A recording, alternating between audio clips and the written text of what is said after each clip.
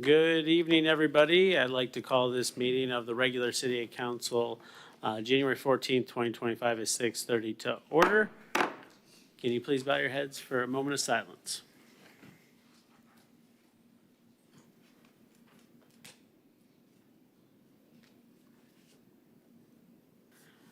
And please stand for the Pledge of Allegiance.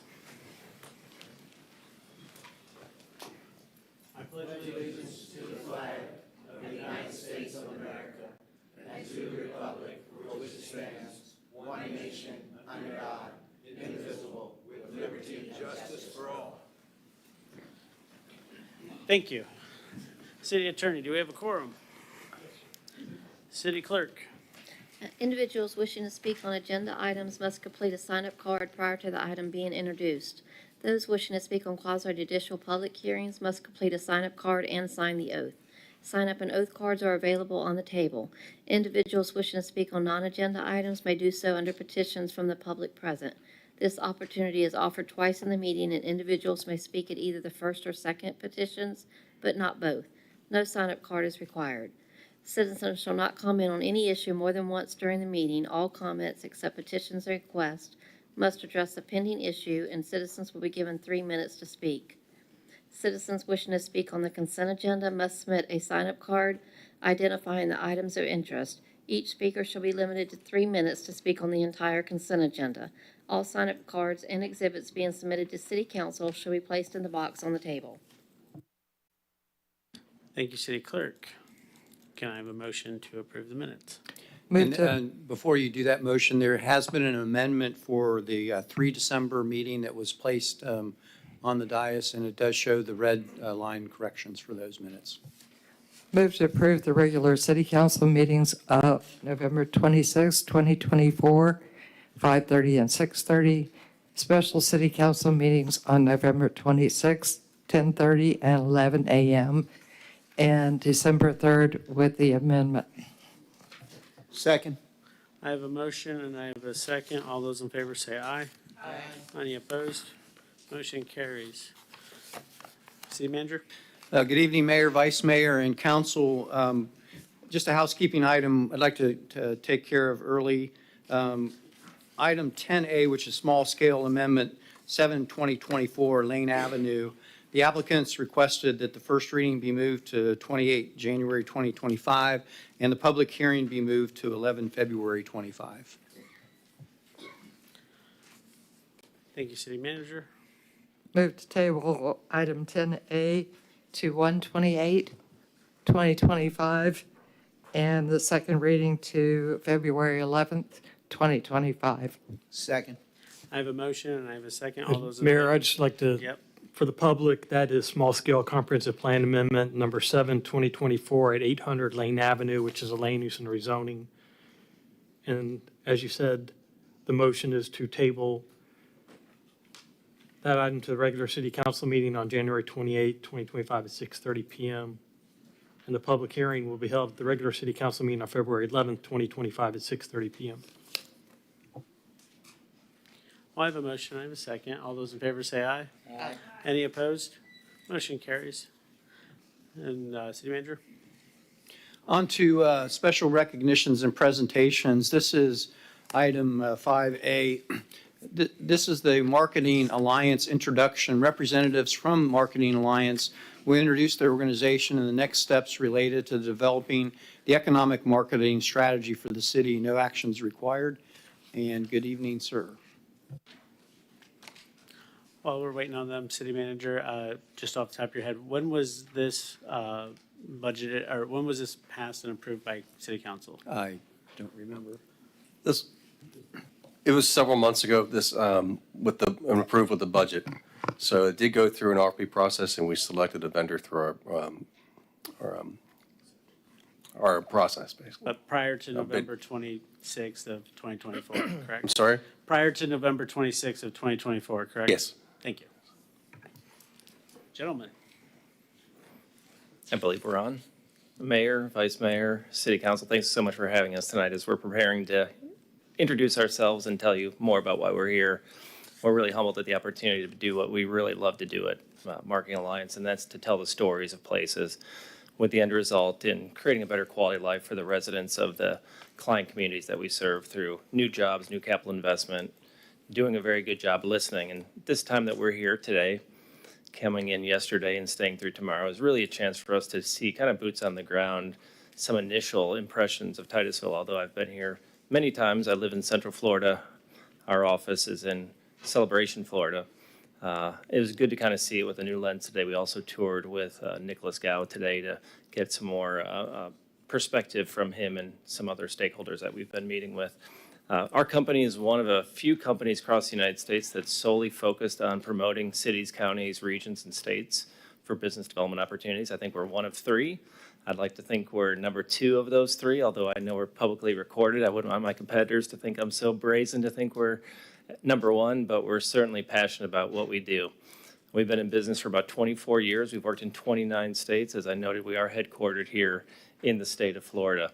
And what we do is we work to understand the value proposition of places. And for the city of Titusville, we're looking at really a variety of audiences. One is that external business that wants to come here for the first time and expand or start their company here, creating new jobs and new capital investment. It's residents and talent that wants to come here and stay here and work here. It's tourism opportunities, and it's companies that want to stay and expand here. So we have not a complicated, but a complex opportunity to define the value proposition based on those 4 different audiences, the reasons why someone would be compelled to do some of those things. And as I shared in our early pitch time that I was standing here a few months ago with the selection committee, it's really about storytelling. It's really about having the story of Titusville be told by the people of Titusville. It's not the David Petter story, which I'd introduce my name, but Petter. It's a unique Czechoslovakian name, and John Maynard. It's not a John and David story or a team, any one of our 9 team members. It's really a story of the people of the community. So we look to do really compelling, authentic marketing, video, digital marketing, business collateral, events, anything related to allowing that story to come to life.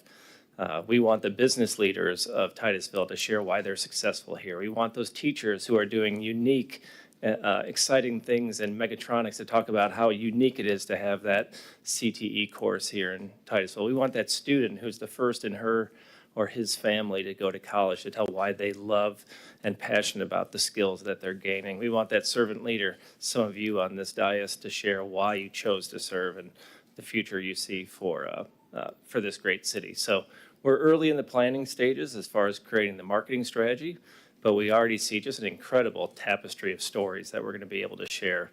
We've seen some previews of your strategic planning work, and compared to many of our other client communities, you just have a wealth of incredible things to market and bring to life. So I appreciate the chance for us to have this work and to meet with you tonight. I requested to meet with you tonight because I wanted to hear briefly a little bit about each of your visions for the future for the city. We had a chance to meet with the mayor yesterday. He was kind to share some of his time with us. And I think this is part of us, and John's heard me say this too many times, but it's us like layering the onion back together. We're not peeling the onion apart, but we're building the story back together. So part of that is getting some of your feedback tonight. I know you have a long agenda, but would love to hear just kind of in brief from each member of council what your vision is for the community and what success looks like from a marketing standpoint.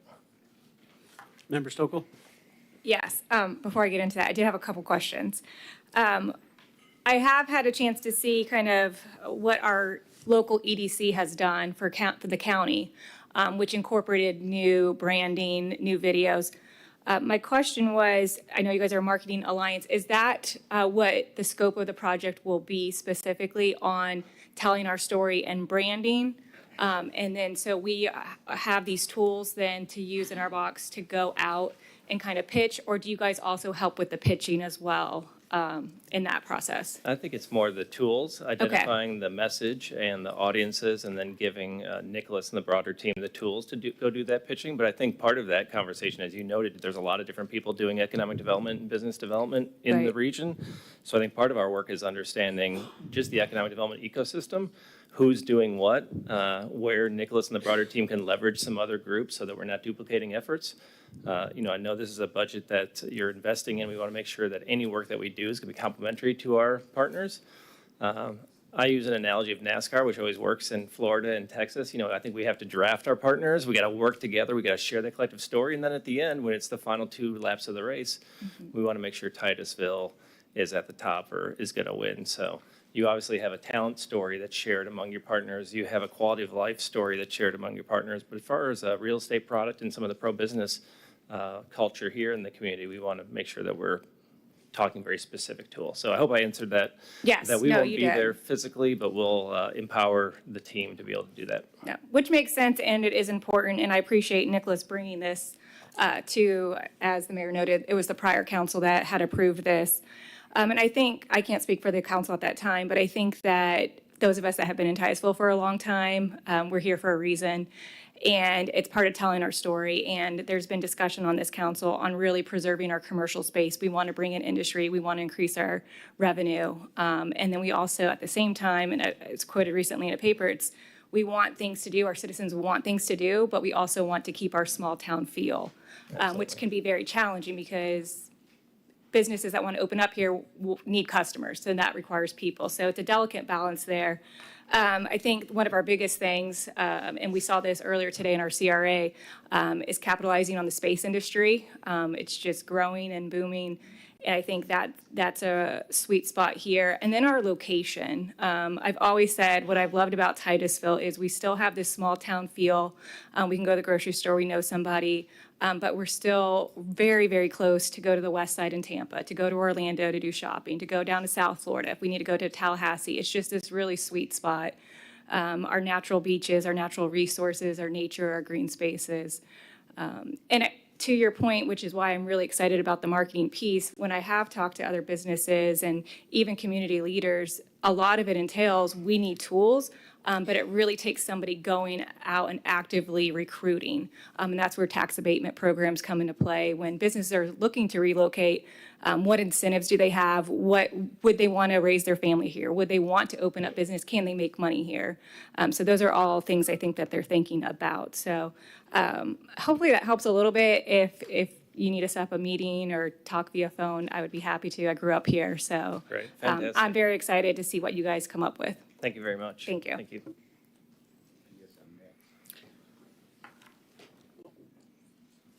Vice Mayor Cole. Okay, you asked for a vision, and I think I look at it in the terms of growth in Titusville is inevitable because of the space program and the way the space program is going.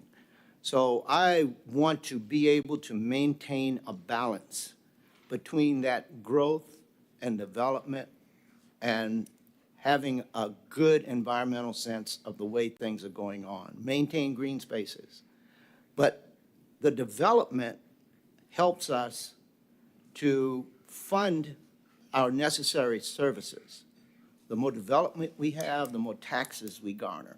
And I think through that, we will make our city grow.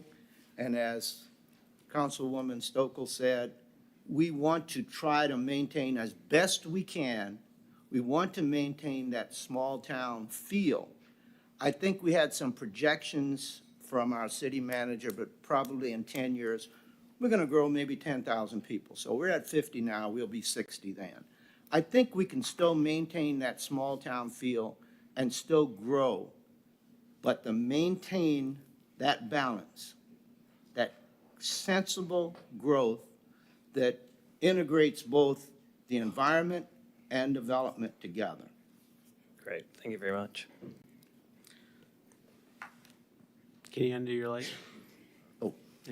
Anybody else? Member Nelson? Okay, so I sort of have Sarah's perspective, but I'm older than Sarah. You are? Just a couple of years. And I was raised over on Merritt Island across from the VAB, where SpaceX is now. So I know a lot of the history, and this lady over here who's being very quiet, she knows a lot of history. And to me, I think our history is interesting, going from the people who came in and started fishing to Joinerville, to all the places over on the island. and I will say this for people who don't know it, this was an area that belonged to gangsters, Al Capone, a guy named John Toohey, and I met Al Capone's grandson and John Toohey's grandson, who said, you guys still have my grandfather's gun. It's in the sheriff's office. So, and then we go to the space race. And as a kid, I'm watching, rockets go up. And as kids, we thought those were fireworks because they would go up, X amount of distance and they blow them up because they were not on course. So I look at this area as just unique and interesting. Nothing like it. I would like to see us grow in such a way where we are preserving certain areas as, I'm going to call them stormwater parks, because that's basically what it is. So areas where people can go and enjoy the green space. And we also protect the city from some flooding. I would love to see us do the mixed use where we have commercial on the bottom, residents on the top, bike paths, places for people to go, things for kids to do. And of course, our nature being preserved, protected, healthy. Great, So that is my vision. great, thank you. Thank you, Member Nelson. Member Stokel. Yep, sorry, I'll be remiss since Member Nelson brought up age. I did forget to say this, representing some of the younger people. As we are getting more young people in and families, I think we're still seeing a desire for things for them to do where they can bring their families, nightlife, so they don't have to go down to the south end of the county.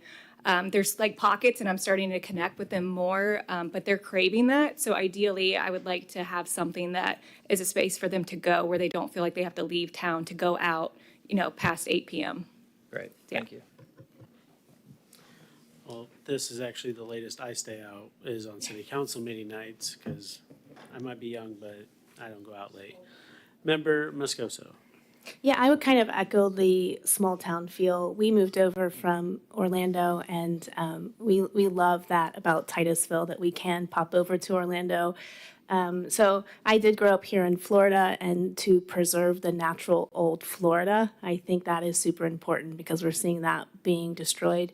As for the stories, I think we need to incorporate stories from all different voices. We just did a project on Joinerville, and so I don't know if you've received that information, but it's an amazing story of the history of that area. I would definitely look into that, and we've kind of done I don't know the scope of your project, but definitely look into that. Great. And then people who have been here, I mean, Jolene has a lot of the history here. I think that's a great idea. My question is, I know this is going to cost $89,000, something along those lines. This is kind of new to me. What is the city going to do with this information? Because you can give us a great package, but it's going to be up to us to get it out. And so that's one thing I want to make sure that we're looking at is how we're going to get this information out, because I'm sure it's going to be great, but we want to make sure that we're actually utilizing and spending that money wisely. Great, thank you. All right. Thank you, gentlemen. Thank you. Thank you very much. Appreciate the opportunity. Thank you. Yep. City Manager. On to boards and commission. The first item is the Space Coast Transportation Organization Bicycle Pedestrian Trails Advisory Committee. The current regular member representing the city is the Economic and Redevelopment Coordinator, Nicholas Gow. We are requesting that you appoint the Sustainability Program Coordinator, Lily Galeno, as the alternate member to the Space Coast Transportation Planning Organization Bicycle, Pedestrian, and Trails Advisory Committee. City Clerk, are there any cards on this issue? One card, it's Dwight Severs.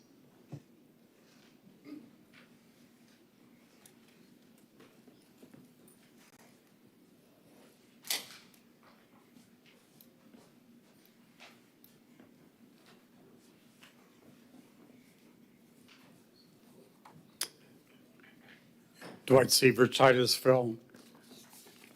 My comments apply to all boards and commissions. I think it's a very important responsibility of the city council to an appointment of your boards and commissions. I handed out to you my comments. There's extra copies for the city attorney and city manager that I provided. Pursuant to Florida statutes 112.311, it's the legislative intent and policy of the state of Florida that it is essential for the proper conduct and operation of government that public officials be independent, that applies to your boards and commissions, and in addition, not have any conflicts of interest. The statute further says it is declared the policy of the state that the public officers, employees hold their position for the benefit of the public. In addition, officers and employees are bound to observe the highest standards of ethics and promote the public interest and maintain the respect of the people in their government, and that must be their foremost concern. That is, earning the respect of the people. Having observed and watched this process as a former city attorney, and desiring to make sure you maintain the respect of the people, I would recommend your application forms be modified. Number one, require the disclosure of any existing or potential reoccurring conflicts of interest. I think that's essential just to comply with the statute. Number two, require disclosure of all real properties owned by the applicant other than personal residence and all property jointly owned with any other person. Again, trying to avoid conflicts of interest. Require the applicant to disclose if there are any, if they are a lobbyist or consultant or have a business relationship with a lobbyist consultant. That's maintaining the statute of the state of Florida. Authorize a background check. For example, your police department can do that, or you can have an authorized agency do it. The county does that in applicants for positions on boards and commissions. In addition, I know this may be controversial, but in the interest of transparency, I think the applicant should disclose whether they've made campaign contributions to any council candidate over the last 4 years. I mean, that's already a public record if somebody wants to really look it up, so why shouldn't you disclose that? In addition, I would respectfully recommend that you have a board with a diverse background and perspective, which in the long run is beneficial to the city. Longevity is a good thing. From my observation, it takes years to learn the ordinances, the comprehensive plan, and education is important. You can see what I've said. I think this disclosure is important for the process in ensuring the respect of the people. Thank you, Dwight. Thank you. Alrighty, so we are on 6A, TPO. Sorry, excuse me, Mayor. I know, I'm just reminding everybody where we are in the agenda. We are talking 6A, Space Coast Transportation Organization Bicycle, Pedestrian, Trails, and Advisory Committee. As the item before us, Member Moscoso. Yes, thank you, Mr. Severs, for this. I think this is a good discussion for us to have. I'm not sure when we would have that discussion. Is this something we could put on for an agenda item? But I don't want us to forget about this. I think it's really important. So how do we go about having that discussion, if we have it now or if it's put on the agenda for a future meeting? Certainly, you can put that on the agenda for a future meeting, and at that point, you would have your application forms in front of you. You could have the discussion with council on how you'd like to see those modified. You could create that agenda item, yes. Do I need to make a motion for that? Member Nelson. Oh, I'm sorry. I was going to say, that's something that we would usually discuss at the end of the meeting. But if we want to discuss it now, I think we probably do need a motion to make it as an agenda item. Do you want to make the motion? Member Stokel. Oh. I'm not sure if I want it an agenda item. I think I would rather us discuss it as council either now or at our council reports to kind of go through it before I'm ready to vote on it to be an agenda item. Alrighty, well, let's talk about it at the end of the meeting. Let's get through the boards, because obviously it's not going to make any difference for tonight. Let's get these folks appointed to their respective boards. All right, so item 6A, Space Coast Transportation Planning Organization, Bicycle, Pedestrian, and Trails Advisory Committee. There's no other comments, City Clerk? Thank you.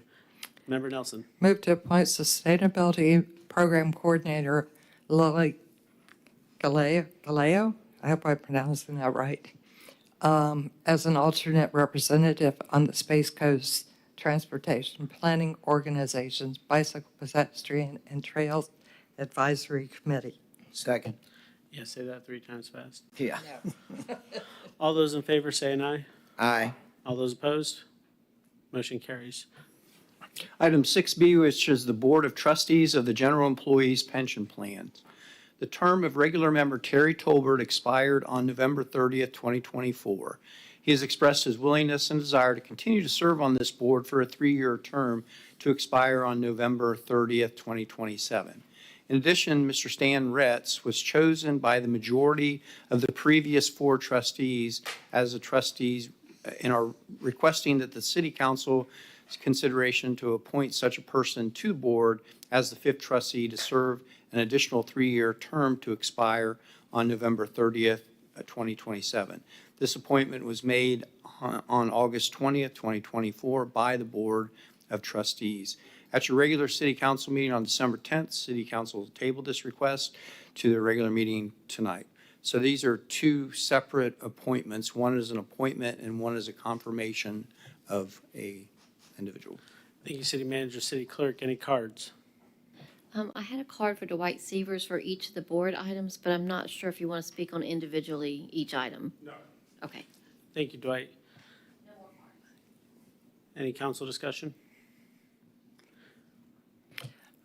Member Nelson? I'll make the motion, but I just wanted to point out that most of these, well, all these people have a financial background. And I know some of the people who are financial planners are not allowed by their company to do this kind of work because I've had that discussion with them. I actually tried to get Kerry Kennedy to be on this board, and Ameriprise will not let him be on the board. So that sort of limits what the pool of people who are available. So I think we need to keep that in mind. But my motion would be to reappoint Terry Tolbert to the Board of Trustees of the General Employees Pension Plan for a 3-year term to expire November 30th, 2027, and confirm Stan Retz, who has been chosen by the majority of the 4 remaining trustees of the General Employees Pension Plan for a term to expire on November 30th, 2027. Thank you, Member Nelson. Second. Thank you, Vice Mayor Cole. I have a motion, I have a second. All those in favor say aye. Aye. Any opposed? Motion carries. City Manager. On to item 6C, which is the Titusville Environmental Commission. Appoint 4 regular members and 1 alternate to the Titusville Environmental Commission for a 3-year term to expire on November 30th, 2027. In addition, appoint 1 regular member to the Titusville Environmental Commission with an unexpired term to expire on 30 November 2025. This appointment will be filled with the regular member vacancy on the TEC. This item was tabled at your regular City Council meeting on December 10th, 2024 at 6:30 p.m. Regular members Laura Lee Thompson, non-resident, Beth Ann Tucker, resident, Thomas Perez, resident, and Yvette Fleece, resident, have expressed their willingness and desire to continue to serve on this board as regular members for another 3-year term expiring November 30th, 2027. Alternate member William Young, resident, has expressed his willingness and desire to serve on this board as an alternate member for another 3-year term to expire on November 30th, 2027. Staff contacted members William Young and Joshua Koki, and they do not wish to be considered as a regular member at this time. An additional staff has received the current regular member vacancy on the Titusville Environmental Commission applications for Tanya Hudson, non-resident, Kevin Rosa, resident, Michael Browning, resident, Jonathan Burdette, resident, Janie Galen, resident, Jessica Berry, non-resident, and Robert Walker, resident. They've all expressed their willingness and desire to serve on this board as a regular member with an unexpired term to expire on November 30th, 2025. There are currently no other applications for consideration for these appointments. Thank you, City So Manager. that's correct. We did have one withdrawal. Richard, which one was it? Janae Jelen. Confirm, I believe, did It Janae? was Janey, Janey. Yes. Yes. All right. City Clerk, can you call the cards, please? Yes, sir. Kay St. Ange.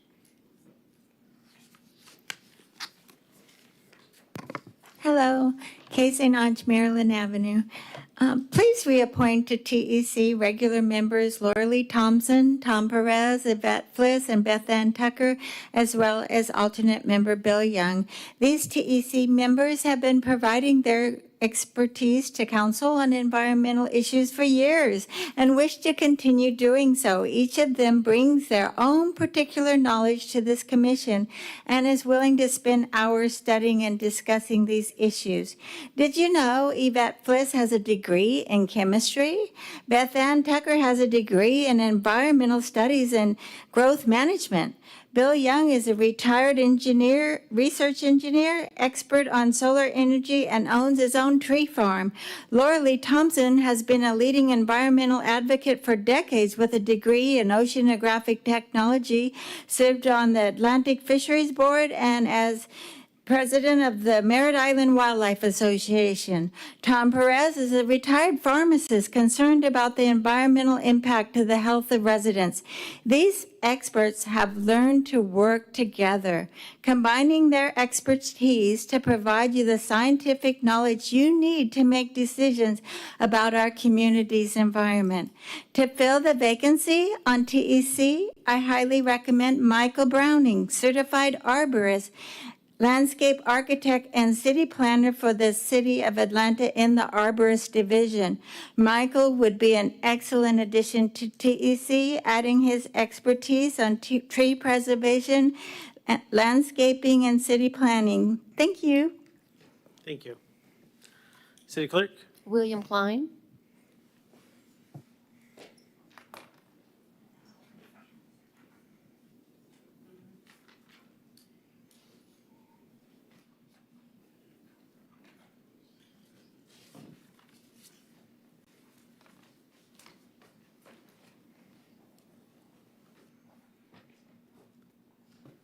I'm Bill Klein, live at 3 Indian River Avenue, Titusville, Florida.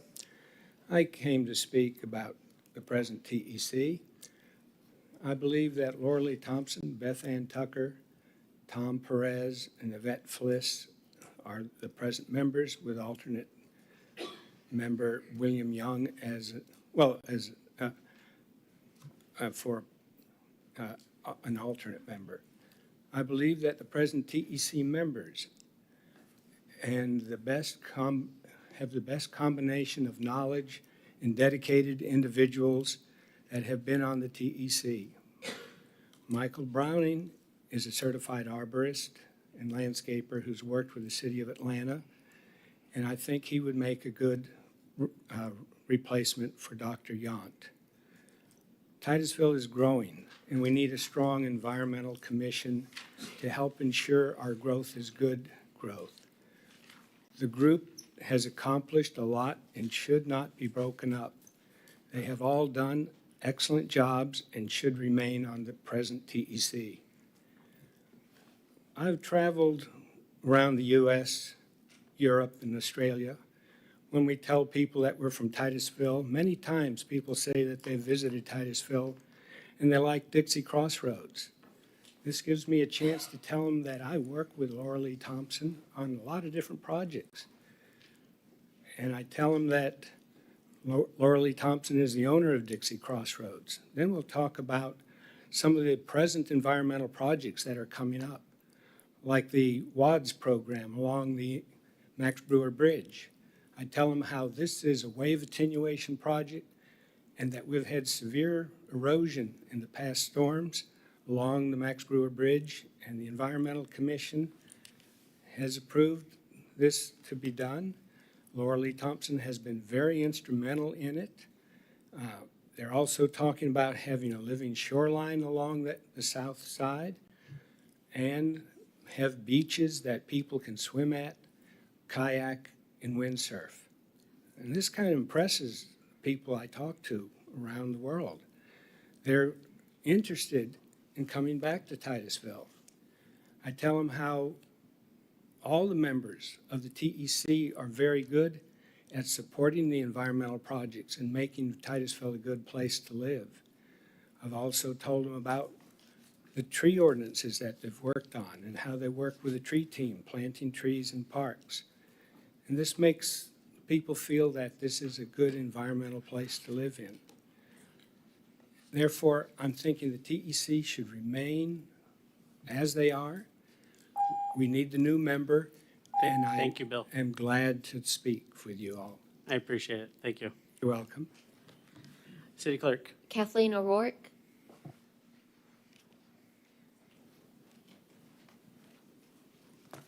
Dr. Kathleen O'Rourke, Titusville resident.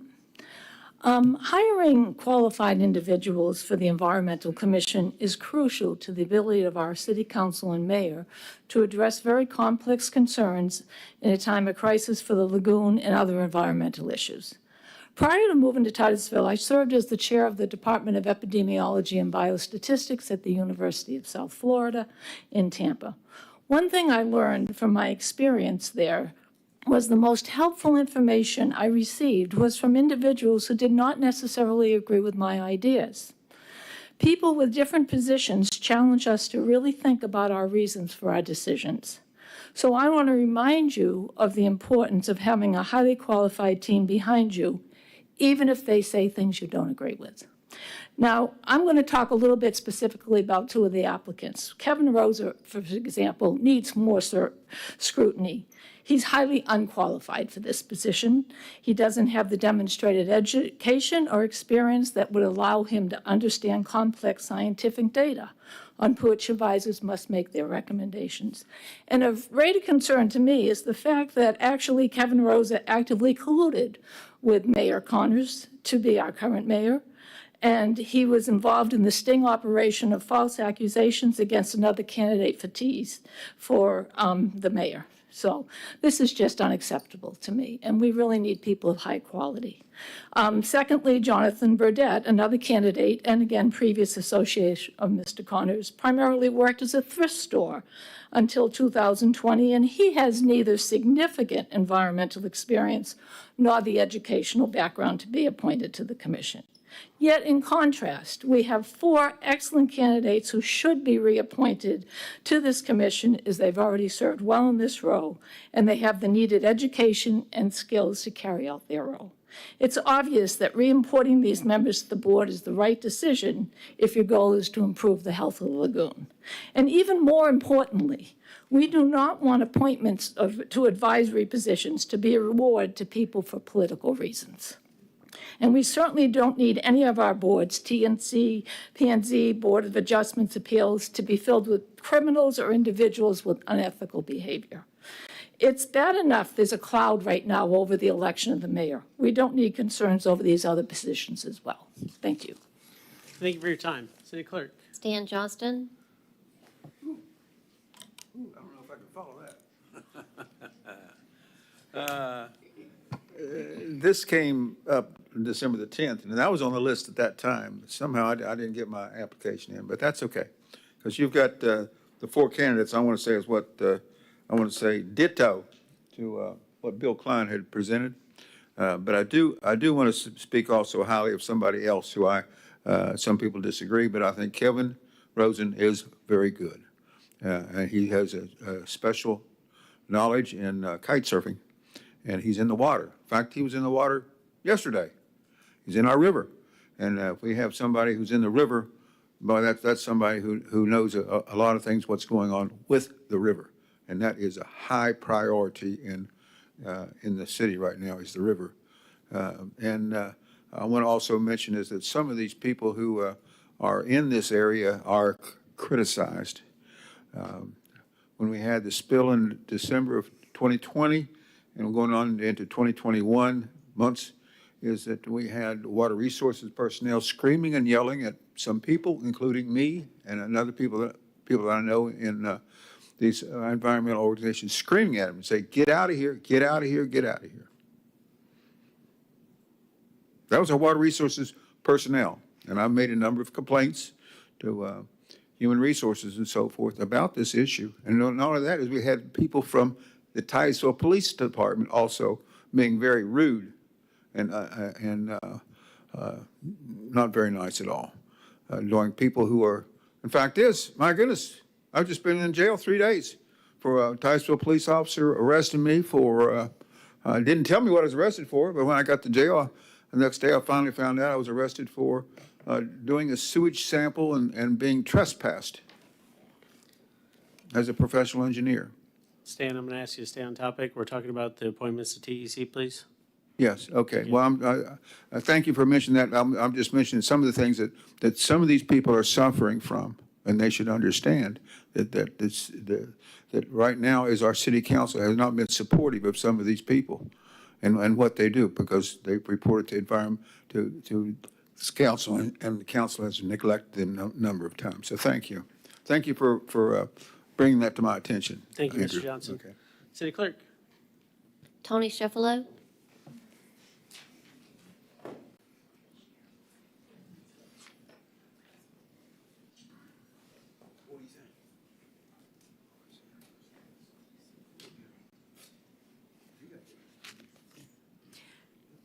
Shipolo, Tropic Street. You know, I'm a cheerleader for your advisory boards. Being on one, I know how important it is to be able to get together once a month in my case, but get together frequently enough that you begin to work as a team. And that was what has happened with the 4 people who are up for reappointment. And I would like to just speak now about the 6 new applicants and tell you that the Titusville Tree Team did ask Michael Browning to step up because of his participation in the past, Ms. Stokel, with the TEC and the council and the Titusville Tree Team. And he's moved here with his really valuable input as a landscape architect. Whereas, you know, we've seen no other activity or interest or involvement by the other 5 recent applicants, all since December 1st, I would like to point out. And I'll mention Kevin Rosa. He's already on another board. And Ms. Stokel, you were looking into the requirements, and it says you can only be on one board at a time. And I would think that his most recent campaign activities as a concerned citizen in the sign gate activities should disqualify him. And I see that these are all recruited candidates, and thus they're showing an artificial interest, Mr. Cole, in a time when it's very important that we work to reclaim and save and stop the degradation of our Indian River Lagoon before it's too late and Elon brings his starship here. Anyway, Burdette doesn't want his application to be standing for future appointments. It's this time only. He's highly interested in politics. That should warn you right there. Robert Walker, who applied on December 2nd, chose TEC or PNC, but you cannot reapply his application either. It's this one timer only. Tanya Hudson is the only one who applied before they were recruited by someone. October 23rd, she put in her application. She's a non-resident, but she lives nearby, and she's got some pretty good credentials. And Ms. Galen, her first choice was not TEC or PNC, and her qualifications really fall in line with economic development and affordable housing, and I suggest that you reach out to that young woman and ask her to serve on that affordable housing. She's got credentials out the wazoo for that. So thank you for letting me speak. Reappoint the 4 that are already working as a team. Thank you, Tony. Simple. City Clerk. Marley Breckel?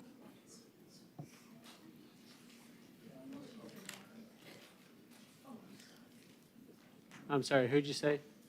Ms. Freckles?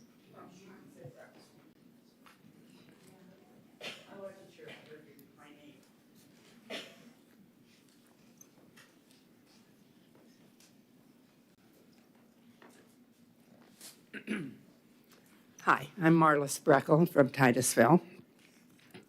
I support the reappointment of the regular members Laura Lee Thompson, Beth Ann Tucker, Thomas Perez, and Yvette Fliss, and alternate member William Young. They have proven to be an excellent team of dedicated citizens who care about the future of Titusville. I also support Michael Browning, the certified arborist and landscaper who worked for the City of Atlanta Planning Department as an arborist. So why do we support the TEC at all? Why do we support the environment at all? The earth is our shared home, and it is our duty to take care of it. Our actions today determine the world we leave for our children and our grandchildren. Every action has a ripple effect. Protecting nature means protecting ourselves. A healthy environment is the foundation for economic and social well-being. Every species plays a unique role in the ecosystem, and preserving biodiversity is essential for the planet's health. On Tuesday afternoons, I Skype with my brother and sister. One lives in Minnesota and one in North Carolina. And I asked them, I said, what should I say to the city council to convince them or to show my support for these people's reappointment? And my brother Ralph said, beg. Well, I'm not really a beggar, but if I need to beg, I'll beg. And my sister said, let them know that you're watching how they vote. And I said, I kind of think they probably already realize that. So I just want to tell you that everyone, when I looked at it and thought about it, I want you to know that everyone is an environmentalist when it becomes personal. When the tree that is shading your Florida room and keeping it cool in the summer dies. When the birds stop coming to your feeder. When it is not safe to swim or kayak in the water. When the shoreline washes away. When you hear that the weed killer they use in the park could cause cancer in the dog you walk there. When your neighborhood floods every time it rains. When your children and grandchildren don't have a safe place to play. Please let the TEC members who are now working so hard for this city because they care continue their good work. Thank you. Thank you. City Clerk? Michael Myjack?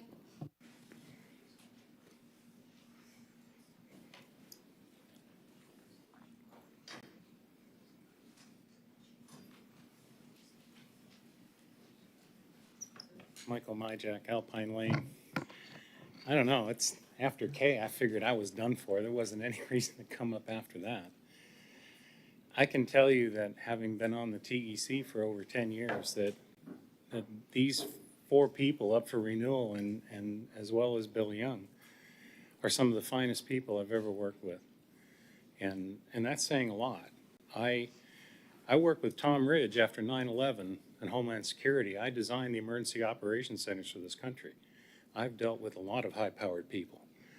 And I can tell you that the character and the people on our TEC right now are of the finest quality. And I don't think you could find any better people. So I would like to see all of them reappointed. And Mr. Browning's background, compared to all of the others, I think stands without concern. So thank you very much. Thank you, Mr. Myjack. City Clerk? Stu Buchanan?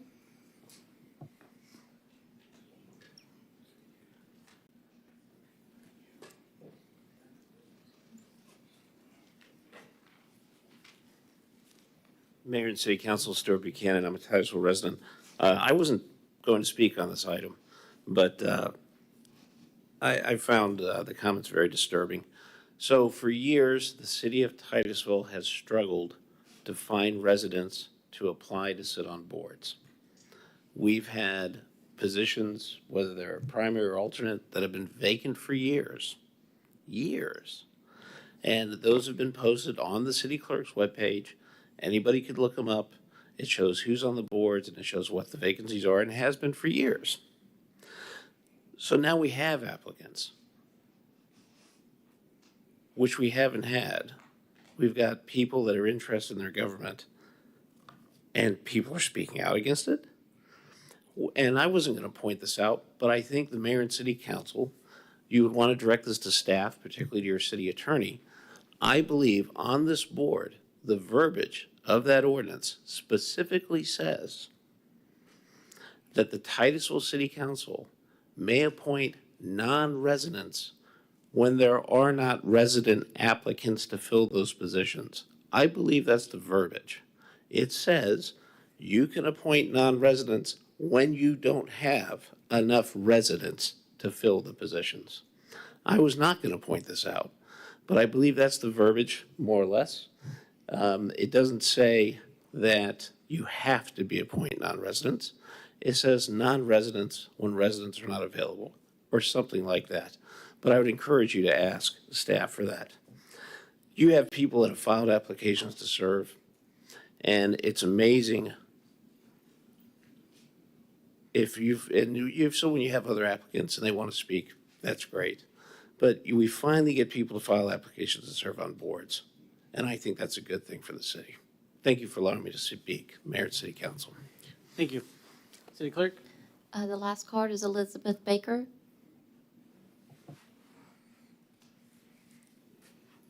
Hi, guys.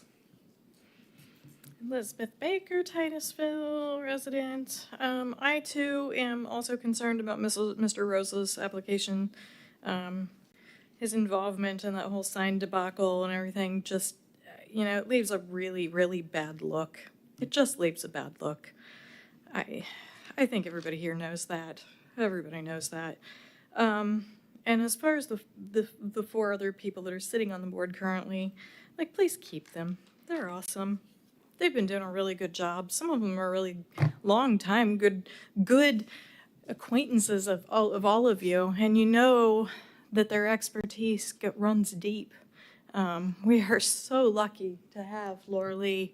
We are so incredibly blessed to have Michael Myjack and Tom Perez sitting on those boards. These people have dedicated so much of their time and effort and have been just stomped on so many times over and over again, coming in here and giving their advice because they are an advisory board and basically ignored. So, I think that the people of Titusville were really looking for a fresh new change. And it's time to give them that in the way that we treat the people that are serving and in the way that we treat each other. Thanks.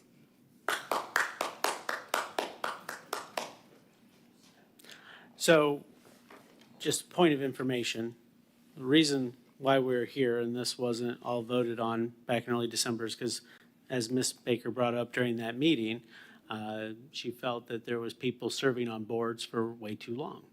And she brought up one board in particular, but City Council at that time voted to keep it open and look for other applicants. We have other applicants. That is exciting. But I'm very disappointed in the fact that people would disparage and berate other people who are sitting in this room who just want to serve their community. That is disheartening, and I really hope that when we leave here tonight, you take a long look at how you treat the folks next to you. We're all in this together. We all want what's best for this community. All right, just because we differ on how we're going to get there doesn't mean we get to,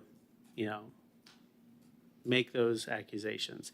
Now, I'm an elected official. You can say whatever you want about me and get away with it. But I'm sure other members that you've said things about here in public presence may have some issues with that. Now, with that being said, public comment is closed. Now we get to discuss as a board.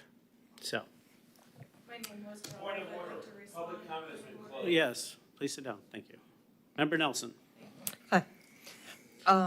Sarah and I were here when we had this discussion last time, and I'm happy to have people applying for boards because I think it's great. And, I mean, to me, it's an honor to serve. I think it's an honor to serve. I appreciate it. Years ago, we changed the requirements for the Titusville Environmental Commission, one, because we didn't have a lot of applicants, and two, because with the issues coming up, we were looking for people with science-type backgrounds, somebody with some kind of expertise.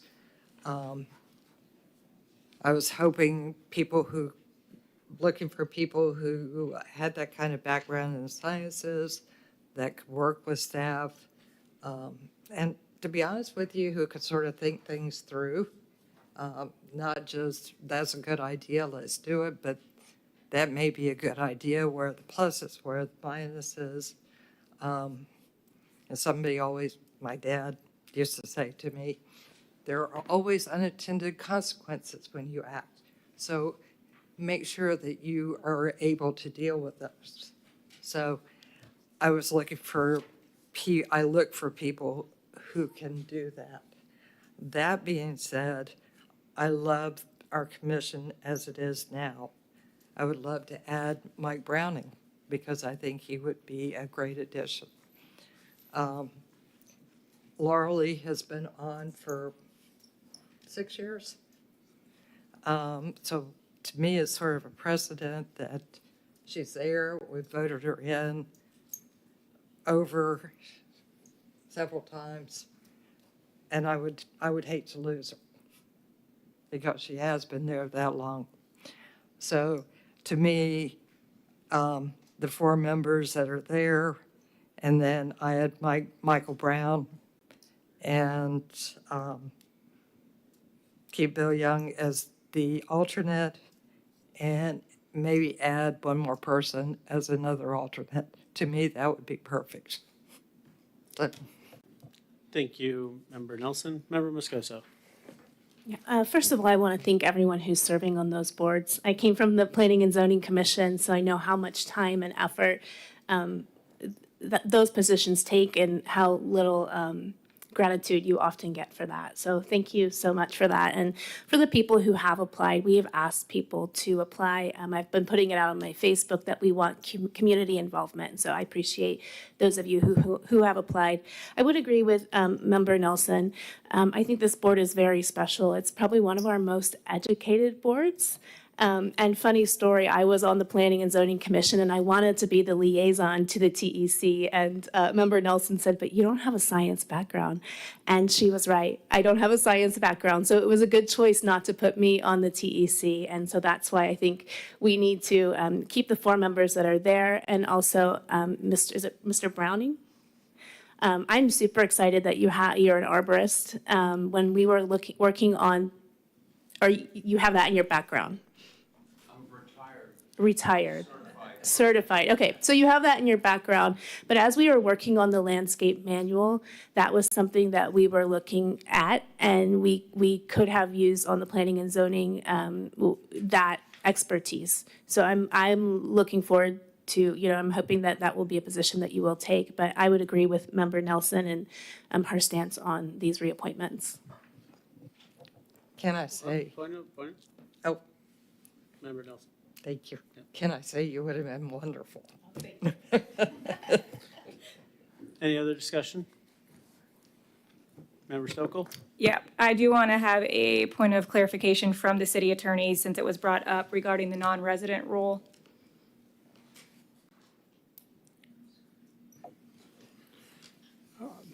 Section 31, 122, appointment in terms of office with regard to TEC. The Titusville Environmental Commission shall be composed of 7 members appointed by City Council. In making appointments, Council will give preference to those residents whose applications demonstrate an educational background or professional experience in environmental or sustainability issues. To be eligible for appointment, each member must be a registered voter and resident of the City of Titusville for a period of 1 year immediately prior to appointment. To the extent City Council is unable to appoint members that meet the above qualifications, the City Council may appoint up to 3 non-residents of the city who reside within the boundaries of North Brevard District 1, who are registered voters and whose application demonstrates an educational background or professional experience in environmental or sustainability issues. If council likes, I do have copies if you would like to have that language in front of you. I'm glad to provide that. So to clarify, from what I'm hearing from that is if we do not have residents that meet the criteria of the educational and experience background, we can appoint up to 3 non-residents. Right. The paragraph begins with council giving preference to those whose applications demonstrate the educational background or professional experience in environmental or sustainability issues. To be eligible, then you have to be a registered voter and a resident for 1 year. To the extent council is unable to appoint members that meet those above qualifications. So it sounds to me, I'd be and glad to again, pass I it out. want you to be very direct in your answer, city attorney, is we have to go with Titusville residents first. And I did not ask for the peanut gallery. I said Titusville residents first. And if no Titusville resident, we don't have enough Titusville residents, then we can look elsewhere. Right, Because it you are says to the look at extent that residents they- who have the above qualifications we've read in that paragraph. To the extent you do not have residents that have those qualifications, then you can go to the non-resident. Okay, I'd be glad to so pass it on. Titusville residenthood is the first priority, right? Or first bullet point we have to meet, right? The Again, I know language, you want it to, what you want it to sound like, but I'm asking the city attorney for very direct clarification. all I can tell you is that it says to the extent council is unable to appoint members that meet the above qualifications. The 5 lines above that discuss in making appointments, you do give preference to residents whose applications demonstrate an educational background or experience in environmental and sustainable issues. To be eligible, you must be a registered voter and resident for 1 year immediately prior to appointment. Those are the qualifications that are discussed immediately preceding the line that says, to the extent city council is unable to appoint members that meet the above qualifications. I can tell you, it was council intent to include one of the qualifications, the preference to those residents with applications. I mean, I'll leave that to you. It says the above qualifications. All right, any other discussion? Oh, Member Scosa. Yeah, I mean, just to make sure that I understand, the new applicants would have to meet the experience in environmental and sustainability issues. And if they don't, then we can look at a non-resident. I personally think that it would be a shame to not have Laura Lee on our environmental commission. The environment affects the entire area, not just Titusville. It doesn't stop at the border of Titusville. And so it would be my recommendation to have Laura Lee on our environmental commission. I think she has the experience, and I'm not saying that just as I didn't have the experience to be on the TEC, I'm not saying that with the other applicants. Any other discussion? All right, I'm going to open up to the vacancy section. So if you have your looking off, I'm going to start at the vacant slot, and I'm going to go right up the list, but I'm going to ask for nominations from council. For the vacancy, Michael Brown. Is there a second for Michael Brown? A second. All right, now we move into vote. I have a motion and I have a second. City Clerk, can I have a roll call vote, please? Yes, sir. Member Moscoso? Yes. Member Nelson? Yes. Mayor Connors? No. Vice Mayor Cole? Yes. Member Stokel? Yes. Motion carries. So Michael Browning is that 5th slot. Now we'll move one up, and can I have a nomination from the council to nominate somebody? Mayor, can I ask, I want to say that there's some other applicants in here that, can we ask if they would like to speak? Just because, especially since their names were brought up.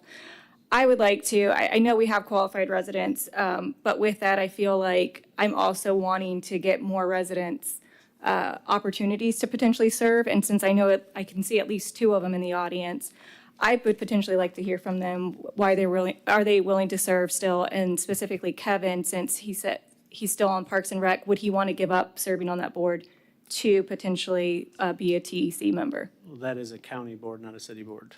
Okay, so he could potentially serve on both of those boards, since that's county. Okay, that is good to know. They don't have to speak, but I did want to see if they wanted to have the opportunity. Yes. So what I would do is I put it before council. If I have a motion and a second to pause the voting and then open it back up for discussion. So moved. Second.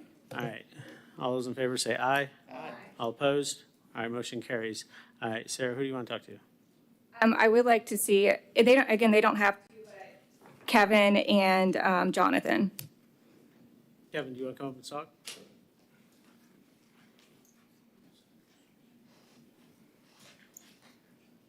And, sorry, Robert, if he is in the audience as well. Kevin Rose at 1500 Hardy Street.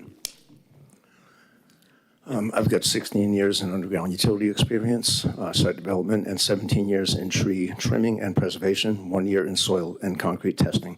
And I think I can be an asset to the TEC for those reasons, for that experience that I have. That dates back to the late 70s when I started that. Anything else? Thank you, sir. Yep. Jonathan?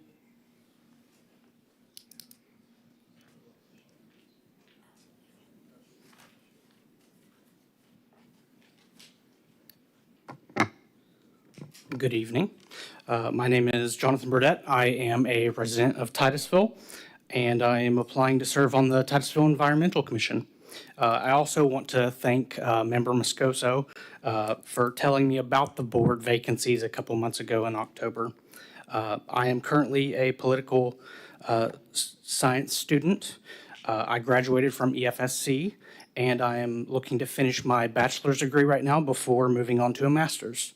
I am employed by the Brevard County Property Appraiser's Office as a field appraiser. I am a strong supporter of local businesses, and as a foodie, I like to think that I keep all the local businesses running. In addition, two of the most important things in my life are my relationship with Jesus Christ and my wife. You might ask, what kind of experience do I have or what qualifies me for this position? And while I don't have any formal experience in environmental work, I bring transferable skills, critical thinking, an unyielding ability to adapt, and a strong commitment to learning, as proven by my academic record. As a field appraiser, I have the pleasure of driving around the entire county and talking to homeowners. This has also allowed me to see firsthand how development can impact various communities. More so, I am deeply committed to civic engagement and believe it's my responsibility as a citizen to contribute to efforts that preserve and improve our community. I approach challenges with an open mind, a willingness to learn, and a dedication to making informed decisions that benefit Titusville's residents and future generations. Several key environmental issues in Titusville I'm particularly concerned about. One that is most obvious, the Indian River Lagoon, is an obvious top priority as its health directly impacts our environment, marine life, and community. Shore erosion is another pressing issue as it threatens both our environment and property near waterways. I'm also interested in encouraging developers to plant native trees and plants which support local biodiversity and reduce the need for maintenance.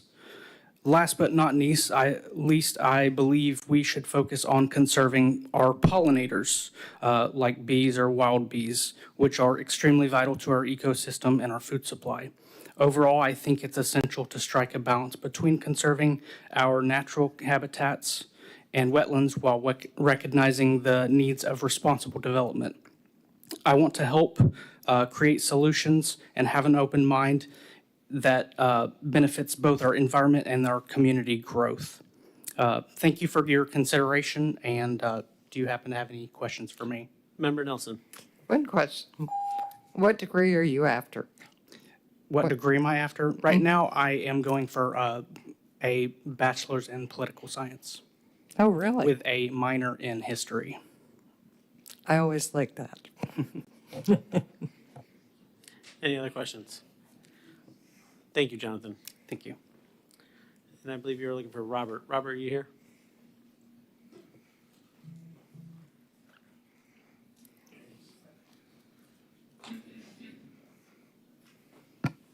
Good evening, Mayor and council members. I kind of agree with you. You know, I'm kind of insulted sitting there listening to this. If you're outside the city limits of Titusville, then get on the Brevard County Board, okay? This is a city board.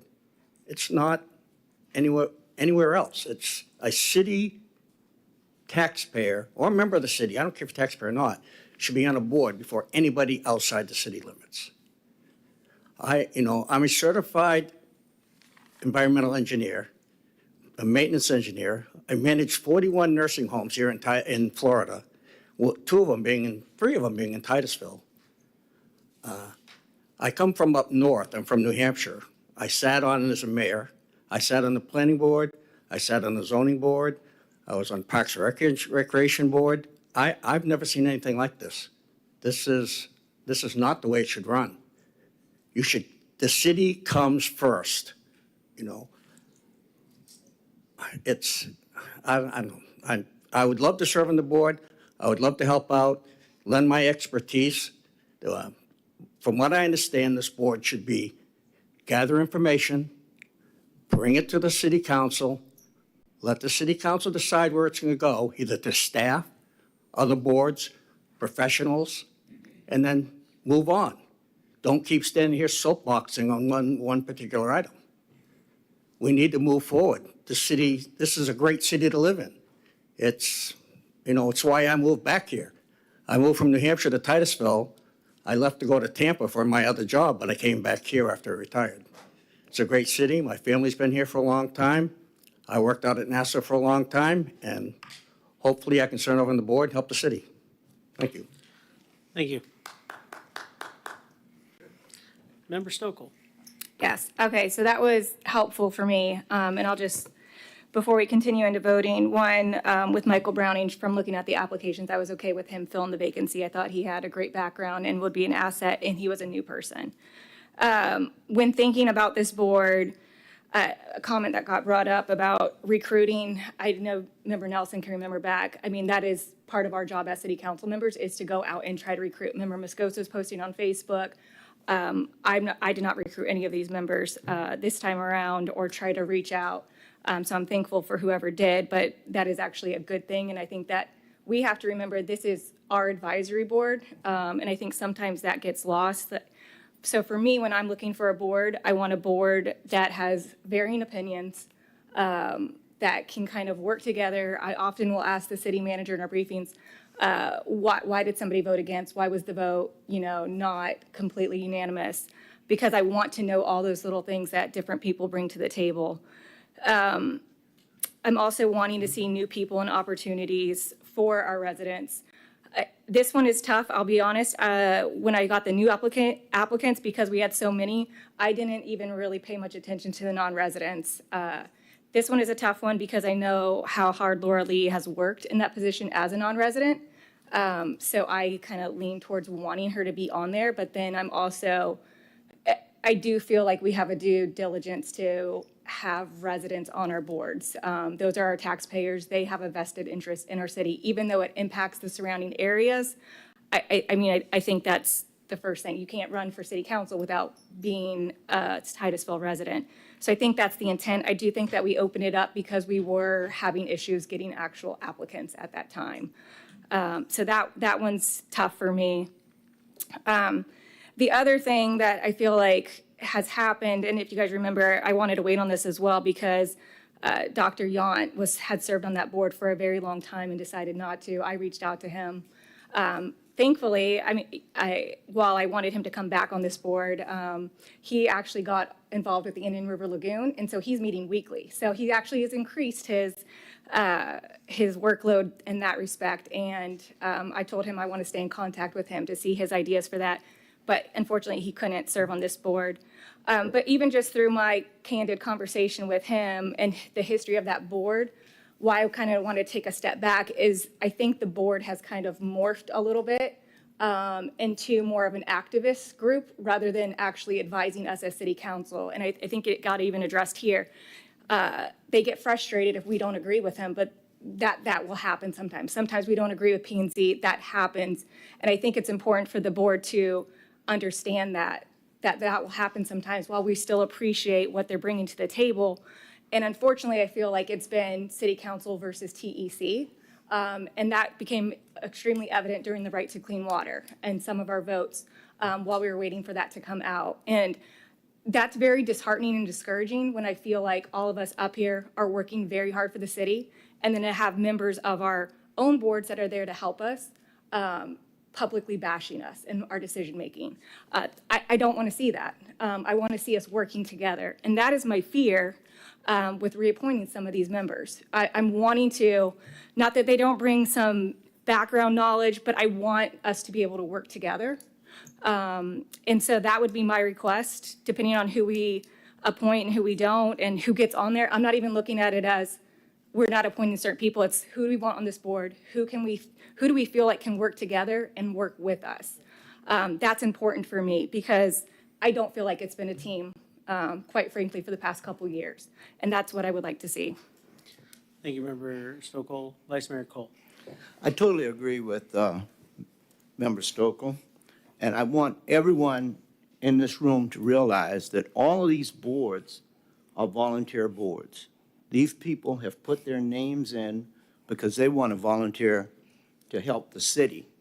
And it bothers me to hear disparaging remarks about the individual. The individuals have presented their resumes to us, and it's up to us to make the determination as to who we want.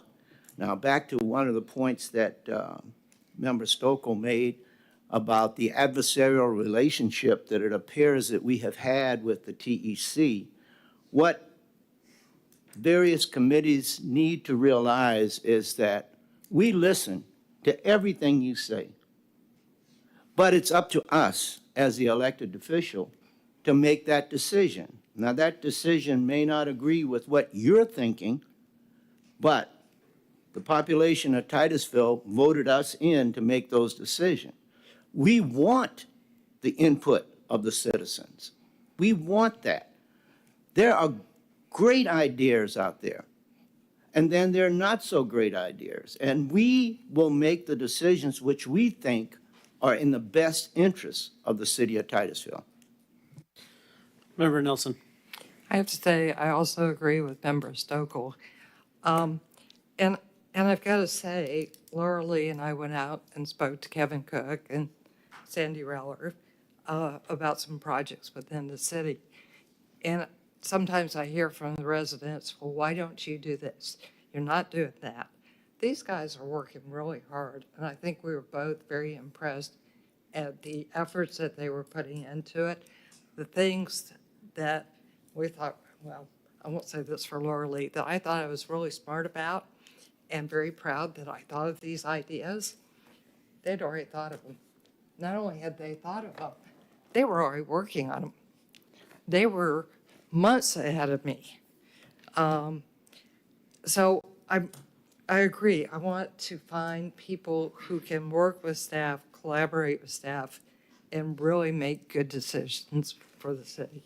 So that would be my goal. All right. Looking for a nomination. Member Stokel. Yes, I would move to recommend Robert Walter as one of the members to the TEC. I'm starting at the bottom and working my way up, so it'll be that slot right there. I'll second. I have a motion and I have a second. When you say that slot right there, I'm trying to understand what. So the slot that Tom Perez is in our sheet, that's not to say that Tom Perez is not going to be appointed. I'm just working my way up and nominating per slot. I'm looking at this as we have 4 spots, and so we're just going to go down and try to get 4 members. Yeah. So I'm just. I'm trying to recall, did we address the alternate at the bottom yet? Not yet. No. And I think all 4 spots expire at the same time, so I don't think it matters. Okay. I have a motion and I have a second. City Clerk, can I have a roll call vote, please? Yes, sir. Member Nelson, Yes. Mayor Connors, Yes. Vice Mayor Cole, Yes. Member Stokel, Yes. Member Moscosa. No. Motion carries. Can I have a nomination for another? Yeah, I make the nomination to appoint Laura Lee Thompson. I to would the TEC. second it. There's a motion and there's a second. City Clerk, can I have a roll call vote? Mayor Connors, Yes. Vice Mayor Cole, Yes. Member Stokel, Yes. Member Moscosa, Yes. Member Nelson. Yes. Motion carries. I would like to nominate Beth Ann Tucker. I have a motion. Do I have a second? Second. I have a motion and I have a second. Can I have a roll call vote, please? Vice Mayor Cole, Yes. Member Stokel, Yes. Member Moscosa, Yes. Member Nelson, Yes. Mayor Connors. Yes. Sorry, I got distracted by what I was writing down. All right, we have one more slot, correct? I was trying to write down, take notes here. Laura Lee, Beth Ann Tucker. Yeah, we have one more slot. Have a nomination? Nominate Tom Perez. Do I have a second? Seeing no second, the nomination fails. Can I have another nomination? Tanya Hudson. I have a motion for Tanya Hudson. Do I have a second?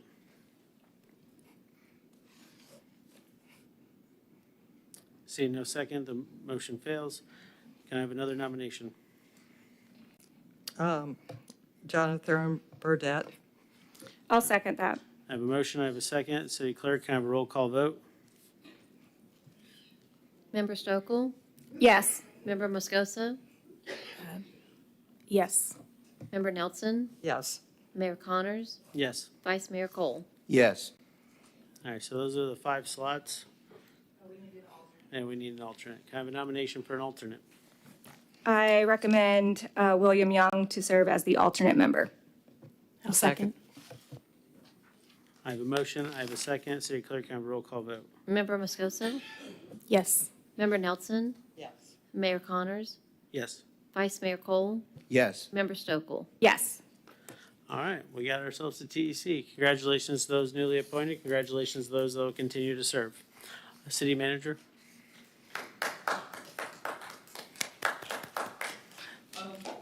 Next is the item 6D, which is appoint one regular member to the Board of Adjustments and Appeals for an unexpired term to expire on July 31st, 2026.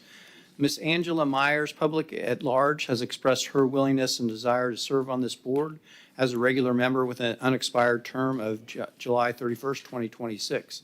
Mr. James Troutman, Public at Large, has expressed his willingness and desire to serve on this board as a regular member with an unexpired term to expire on July 31st, 2026. Mr. Stuart Buchanan, a person with a minimum of 10 years' experience in land development and a person with 10 years' experience in urban planning, has expressed his willingness and desire to serve on this board as a regular member with an unexpired term to expire on July 31st, 2026. Alternate member Kashana Wright, Public at Large, has expressed her willingness and desire to serve on this board as a regular member with an unexpired term to expire on July 31st, 2026. If she is not appointed as a regular member, she wishes to continue to serve as an alternate member. And last, alternate member John Green, general contractor, has expressed his willingness and desire to serve on this board as a regular member with an unexpired term to expire on July 31st, 2026. If he is not appointed as a regular member, he wishes to continue to serve as an alternate member. And just procedurally, if you do appoint one of the alternate members to the regular opening, the vacancy that you have, you may also appoint that alternate fill or request further applications for that position. Thank you, City Manager. City Clerk? Sir. Kathleen O'Rourke. Mayor, can I ask City Manager a question real quick to clarify? Yes. Do we know if we were to appoint an alternate member, do the other applicants that put in for the regular member, are they willing to serve as an alternate? I don't know that they have requested to be an alternate. Okay, that's good to know. Thank you. Okay, Kathleen O'Rourke, Titusville resident. I have 2 issues I wanted to bring up. The first is, why is it that the applications for these boards do not include background checks or criminal investigations? Okay, well, you can think about that. Because these are important positions that we're putting people in, and we not only need highly qualified people, we need ethical people. Which brings me to Mr. Buchanan, who has a long history of serious criminal activity, being convicted and serving jail time in 1998 for the theft of $18,000 of military items, including weapons, when he was in the Army. Now, you could argue he served his time and he can move on, but there's also been questionable activity surrounding a bribery case in 2020 in Daytona Beach. But for me, more recently was his role as the treasurer of Brevard First Political Action Committee. There are numerous allegations that in his role there, they spread with deceptive information regarding the right to clean water and former mayoral candidate Vicki Conklin. Having viewed one of the videos produced by this group, I was actually appalled by the blatant lies, the foul nastiness of this video, and total disregard for truth or any facts. So before you consider Mr. Buchanan, I would strongly recommend that you look at that video. And you need to ask yourself, is this really the best we can do in recruiting experienced and ethical people to the city? Thank you. City Clerk. Stan Johnston.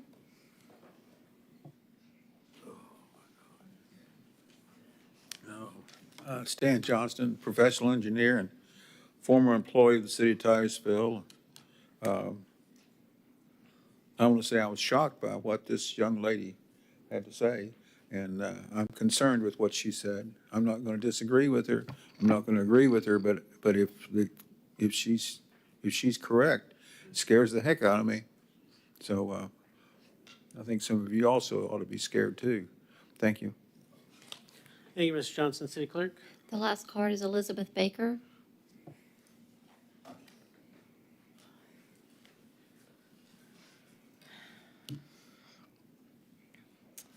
So the city does struggle to find board applications, and I'm encouraged to see that there have been multiple people apply, and hopefully next round there are more and more and more. It's not that hard of a struggle to reach out to the public. I think that we've all talked about that and how we can utilize already existing ways of speaking to the public. Mr. Connors, you're really good at doing that. So are you, Ms. Stokel, using social media to reach out to get a message out to the people? One Google search in this after me, because I never really paid attention to boards either. I was just a regular person out here doing my thing too, and never paid any attention to how this works until the last year or so.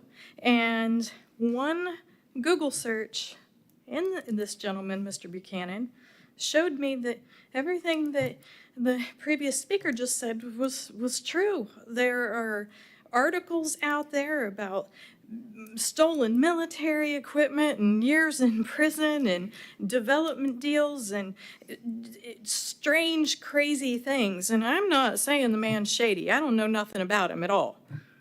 But it sure looks weird. It sure looks weird to have people involved in PACs, people involved in political campaigns, people that are, seemingly close with people that have gotten elected here and in other places, being appointed to these boards.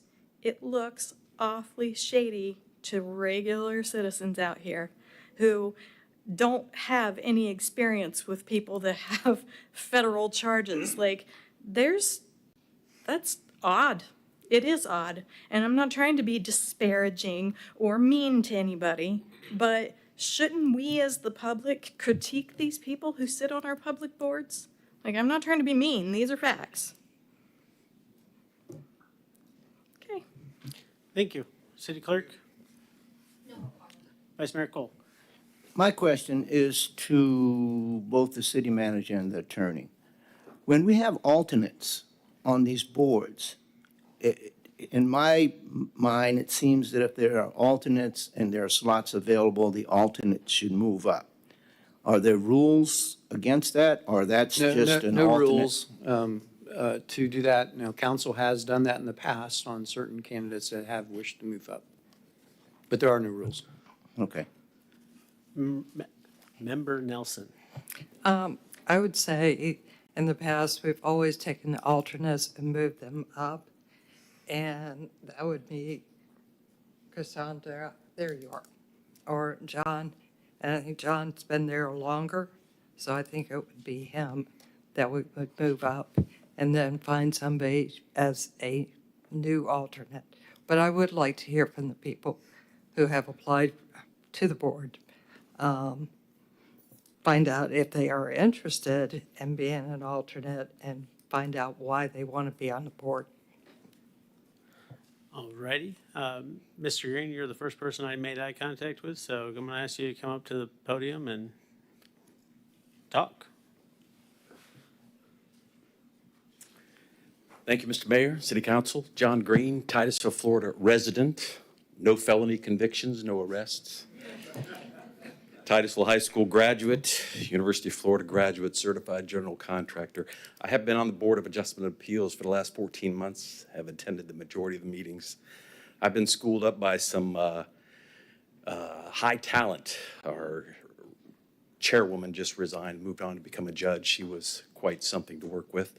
And there's some other people that have been on there for 10 years, so I've garnered a good bit of knowledge and education about the process. The other side of it was I became familiar with the Board of Adjustment and Appeals as I was an applicant and went through a complicated procedure and was successful in it. So that tweaked the interest, and Kristen talked me into becoming an alternate. They couldn't find anybody, and I had no idea there was others involved or had the willingness to serve in that capacity. But nonetheless, I've been there for 14 months.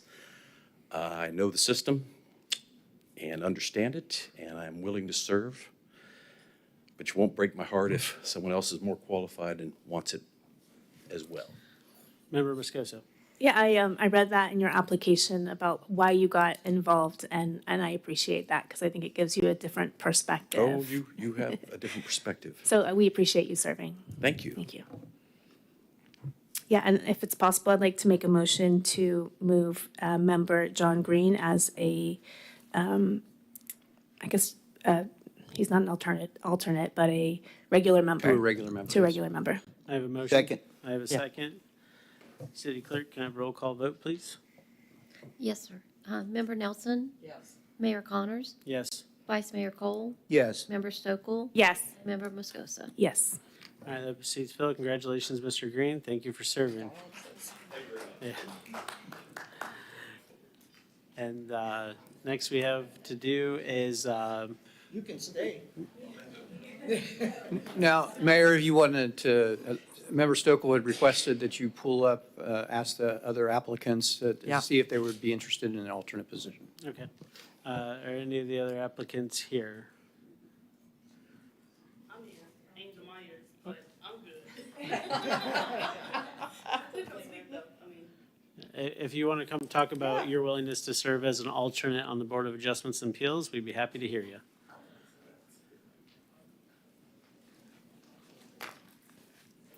Good evening, Mayor, Vice Mayor, and council members. My name is Angel Myers. I'm the People's Realtor of Titusville, and I've been a real estate agent for 19 years, but I was approached by Dr. Gina Bickles. And at that time, there wasn't a lot of applicants, and she was like, I think you'll be a good fit. But I actually was interested in the Affordable Housing Board. But then when I came to the council meeting, everybody there was like, no, you should try for this board. So I put in my application for that. And I was happy, but man, oh my, the way they, I'm good. But thank you, I just wanted to share that. But I'm very involved in my community. I just want to continue serving my community as well. I'm big on education, I do webinars and all that. So I think I'm gonna just stay in my lane and go for the Affordable Housing Board. Well, thank you very much. Thank And, you. always keep your application in there. You never know what might come available. Thank you. Anybody else that was applying, Ms. Wright? She's an alternate. I know.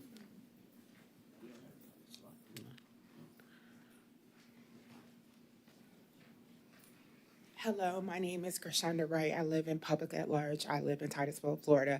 And I applied for this because I just wanted to serve.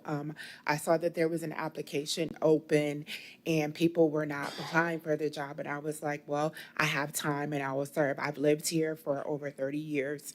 I do work for the county. I work at the Harry T. Moore Center, and I just like to be involved and know what's going on. I watch the town hall meetings while I'm doing housework. So my daughter was, yeah, so, no. Well, it's just interesting to be aware of what's going on, what's coming next in your town, and also what can you contribute? Because the whole idea is if you're going to live somewhere, you're going to contribute to it, you're going to do something to help it. Either you're going to be doing and making it better or you're going to make it worse. But if you're not doing anything, then you're not contributing. So I would like to stay in my position. But if there's someone else that would like to be in the position and you feel, I'm good with whatever you choose. I'm not trying to rock the boat. I just want to make sure that people understand that Titusville has always been a small town feel community. I'm from Jacksonville. I'm not originally from here.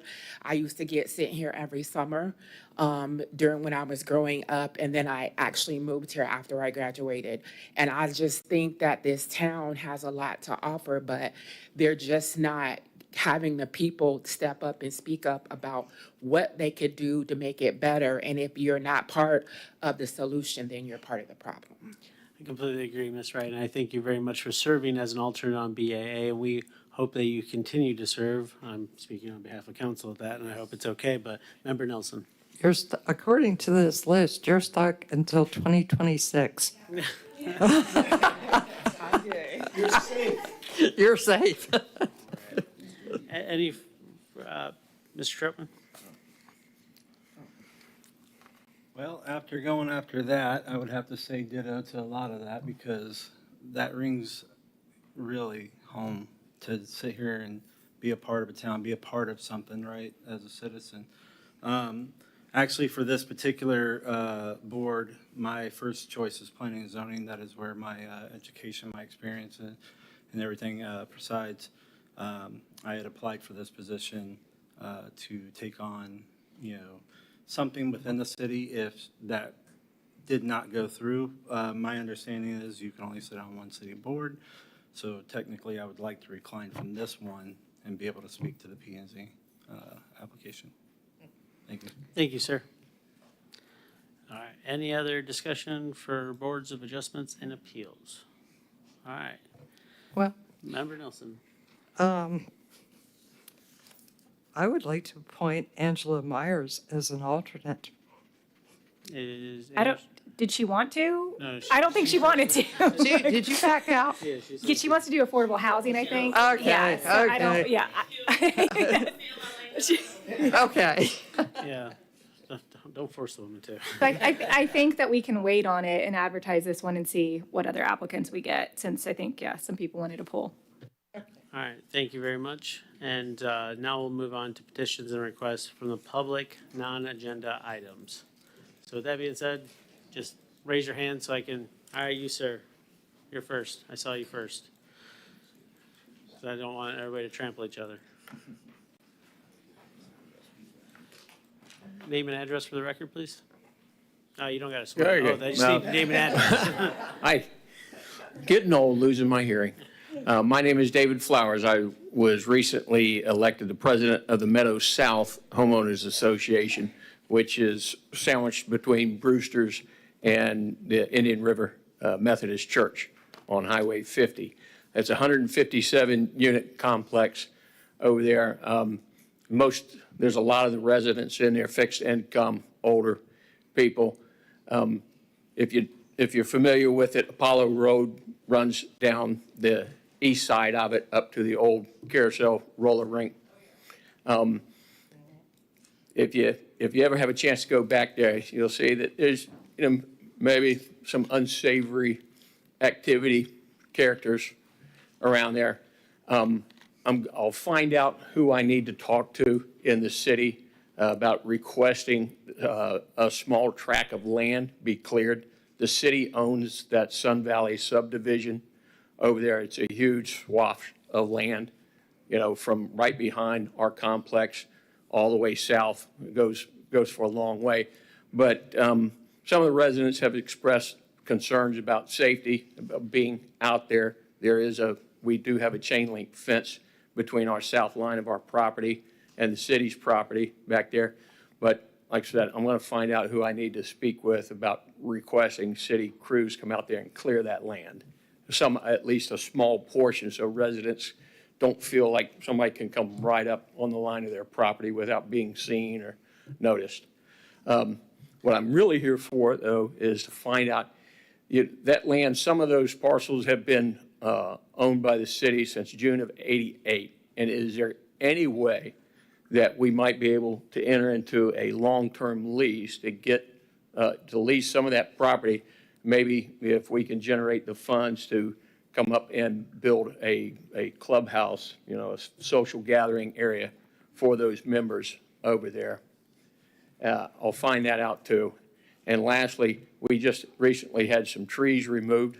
My misunderstanding of state statute, we took 4 of them out before we got the permit. I'm here to promise that we'll work with Jacob Begley, the city arborist. We'll get the mitigation plans to get the new trees put in there. So I apologize for doing that. Thank you very much, sir. All right. Jesse Wright.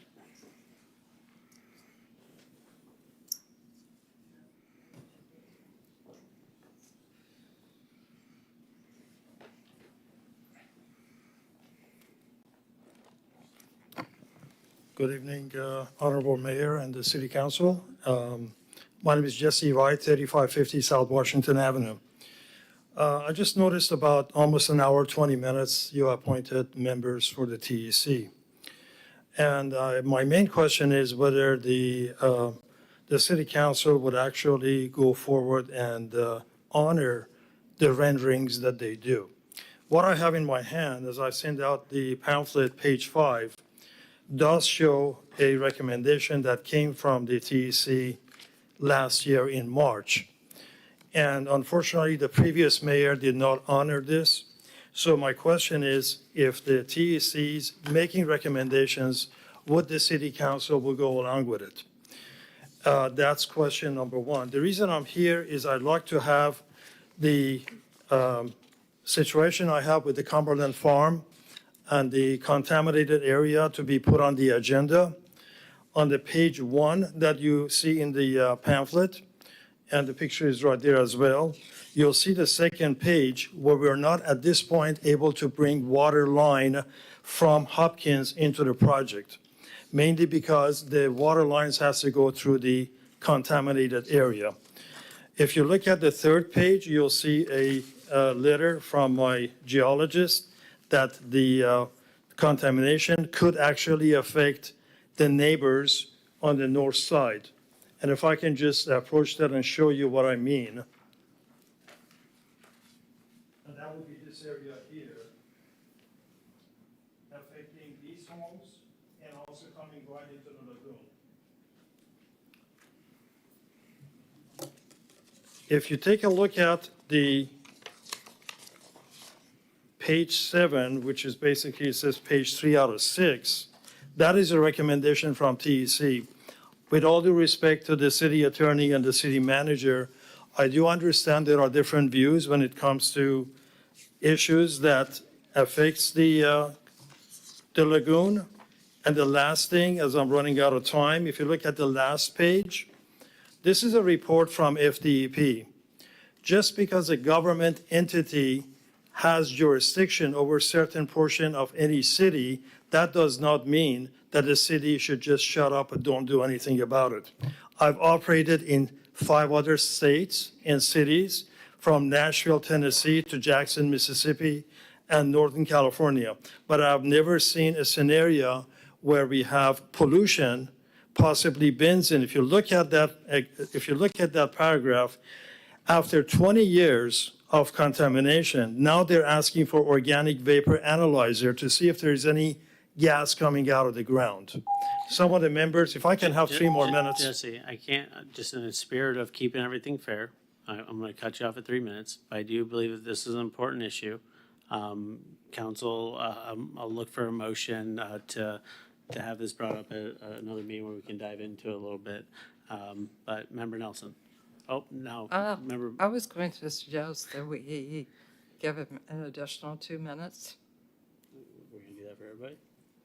No, but if he can finish in a minute or two, rather than bringing it up at another meeting. All right. Can you guys, Can you finish? I need a motion in a second and a vote. Just need 1 more minute, maybe. I need a 1 motion. minute. 1 minute, motion. I have a motion and a second. All in favor? Aye. All opposed? All right, Jesse. Thank you. I'm just going to read basically what it says. After 20 years, now they're asking for soil samples. They're asking for organic vapor analyzer to see if there's any gas. I have one of my tenants that has been there for over 30 years, Jazz and Ballet. The kids that go there. This should have been done some 20 years ago, not now. The city should be concerned, not just for my project, because my project is stopped now, because I can't get water into the phase 1. But the city should be concerned about the residents as well, and the lagoon. I'm done. I can answer any questions. Thank you, Jesse. I appreciate that. I'm just Member requesting that Moscoso. this to be put on the agenda for the 28th of this month. Member Moscoso. Thank you. Thank you, Mr. Wright. I would like to learn more about this. So perhaps I can set up a meeting with you and with city staff to understand, because I do understand the frustration of you've got a project, but you can't get water. I just don't know what we're going to do with how you're going to build if you can't get water there. So I definitely think it's a huge issue. Water from California, maybe they're having some shortage over there. So I will set up a meeting with you and with some city staff so that I can review it and understand it a little bit more in depth. Thank you. Anything else from council? Seeing none? Thank you, Jesse. All right. Who's next? Laura Lee, I saw you. I'm not picking favorites. I'm literally just randomly, and then he said Laura Lee, so that's how.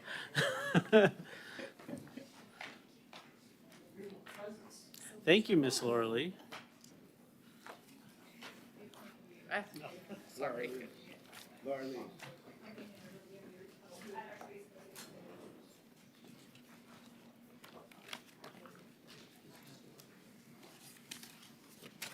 I thought you were going to bring rock shrimp.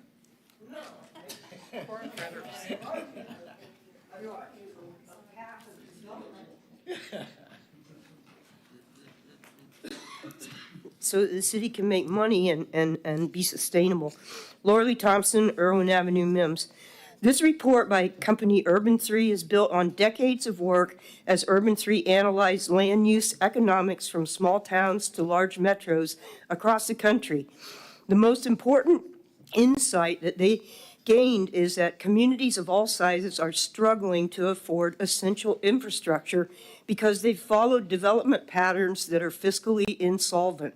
Suburban-type development does not produce enough tax revenue to pay for its infrastructure liabilities. The second most important insight is that dense, walkable, mixed-use development patterns produce far more tax revenue per acre that is needed than they need to pay for their infrastructure. So it's often the most dense, walkable areas, such as downtowns, that subsidize areas that aren't as tax productive. Good urban planning makes efficient use of land, and it maximizes social and financial returns on investment. Sustainable and livable communities consume fewer acres of land, lessening the need to exploit undeveloped countryside. This helps avoid fragmentation of the terrain, which plays a major role in maintaining functioning natural systems.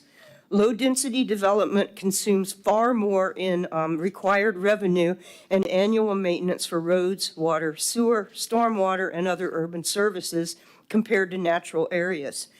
Replacing natural lands exclusively with low-density suburban development generates long-term economic and environmental challenges for communities, including increased tax burden, increased infrastructure maintenance and costs, reduced services per capita, degradation of water quality, and loss of green space and wildlife habitat. Maintaining natural areas within urban environments can generate a direct financial surplus and improve the long-term fiscal health of a community. Titusville is growing. This is a good position to be in, guys. Titusville hasn't experienced the explosive growth that Brevard's southern communities have, and we've had a chance to learn from their growth spurts and can avoid the inefficiencies of poor land use practices. We have a choice in how we grow. We can continue to sprawl, increasing our fiscal liabilities and decreasing our environmental sustainability, or we can grow using good principles of good urbanism, increasing tax productivity, and minimizing our environmental impacts. To quote naturalist Aldo Leopold, when we see land as a community to which we belong, we may begin to use it with love and respect. Thank you, Ms. Thompson. Member Nelson. Laura Lee, do you have an extra maybe to share with Brad? Brad has one. I gave 10 copies to the planning department last week. Of course. And the TEC will get them tomorrow. So. Okay. You should have known better than that. I know. Thank you. Mr. Johnson. Next.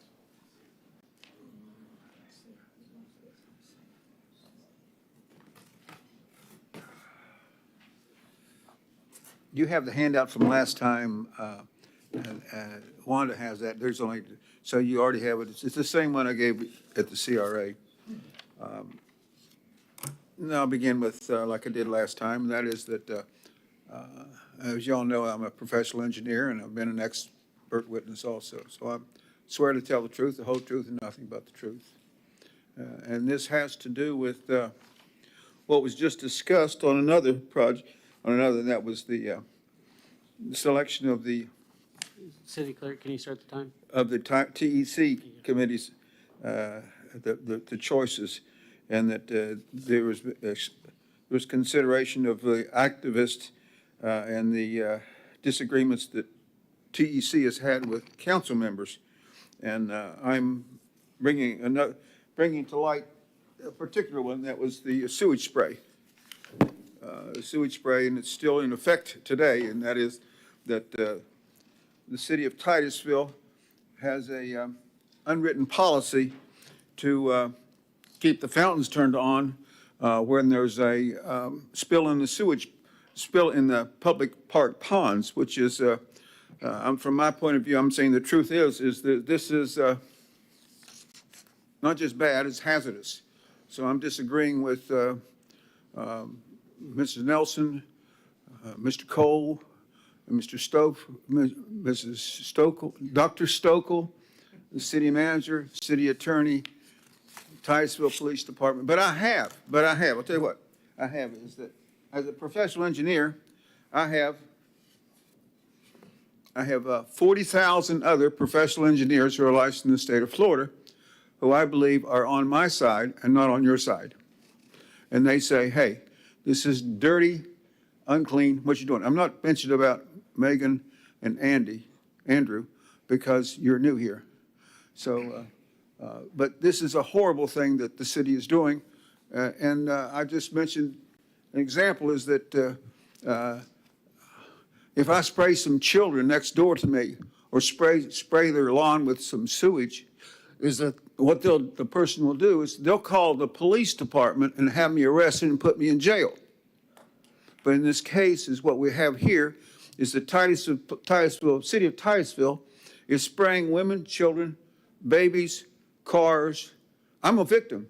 I'm a witness and a victim of this. And they did it for months. And as far as I'm concerned, they've done it again. And they'll do it again because Mrs. Nelson said just recently at 2 different council meetings is that the city is doing it because some unknown person in FDAP said it's okay to leave the fountains on and aerate the sewage. Well, I'm going to disagree with that big time, because what about the children and the babies and everything that gets the sewage?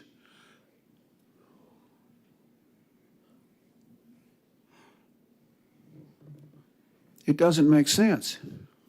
I can't bid it. And then there is, I mentioned to you about God. God has this thing, universal law. It says, do unto others as you would have done unto you. Now, if I were Mr. Cole and I had, Thank you, Mr. Johnson. And okay, matter may I of have form extra of- time? I don't see a motion. I'm sorry, Mr. Johnson. Mr. Buchanan. I was calling the next person.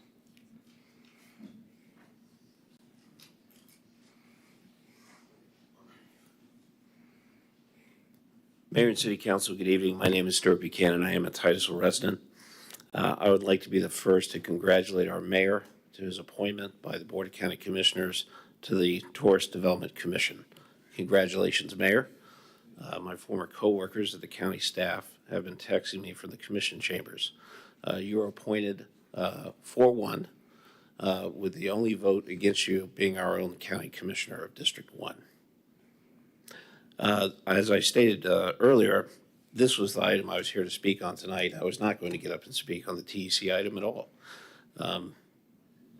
This was the only reason I was here, was this public comments, but I'm glad that I did, because it initiated conversation among the mayor and city council, which in turn initiated conversation with legal counsel, and perhaps affected how we have new membership on the TEC board.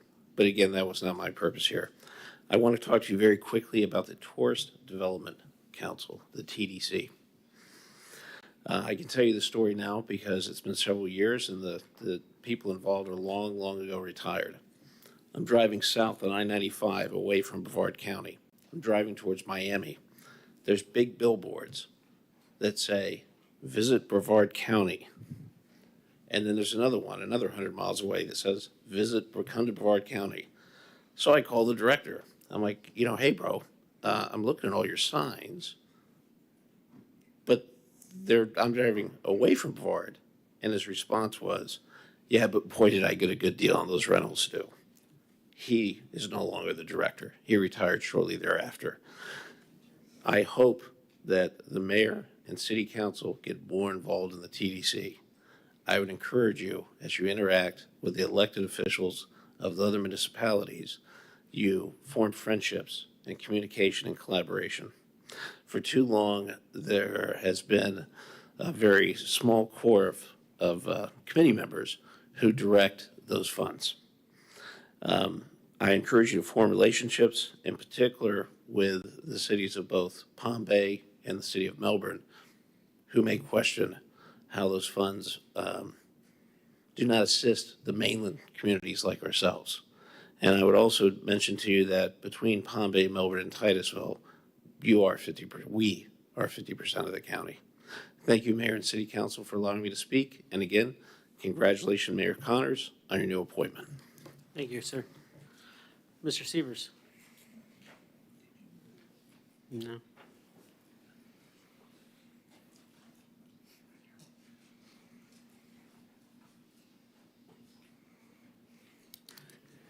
For the record, my name is Dwight Severs, living on Riverside Drive. First, I would like to say a word of praise and thank you to the Titusville Fire Department and Police Department for their quick response to putting out a fire and saving my neighbor's home on January 4th about 9 p.m. And she had suffered significant loss within the last month, and I want to praise them for the quick response in saving the home. At the October 22nd meeting, my wife and I appeared before the council at that time. And Member Nelson, you talked about the improvement in the condition of the Indian River Lagoon. My wife indicated that you may have been talking about the Mosquito Lagoon, east side of the river, but not in Titusville. She described the river's previous and current condition and gave all of you and asked all of you on the council at that time, and certainly new council are welcome to come to our talk and see for yourself the seagrass. Since no one took up our invitation and came, one of my grandsons provided on November the 28th a drone shot showing the seagrass. And as you can see, there isn't any. It looks like a dead sea. It's a brown, yellow sea, sand. And that's the condition in Titusville. And if any of you want to come and see it, I have planted pursuant to Brevard Zoo and the St. John's Water District seagrass. Guess what? It's not surviving.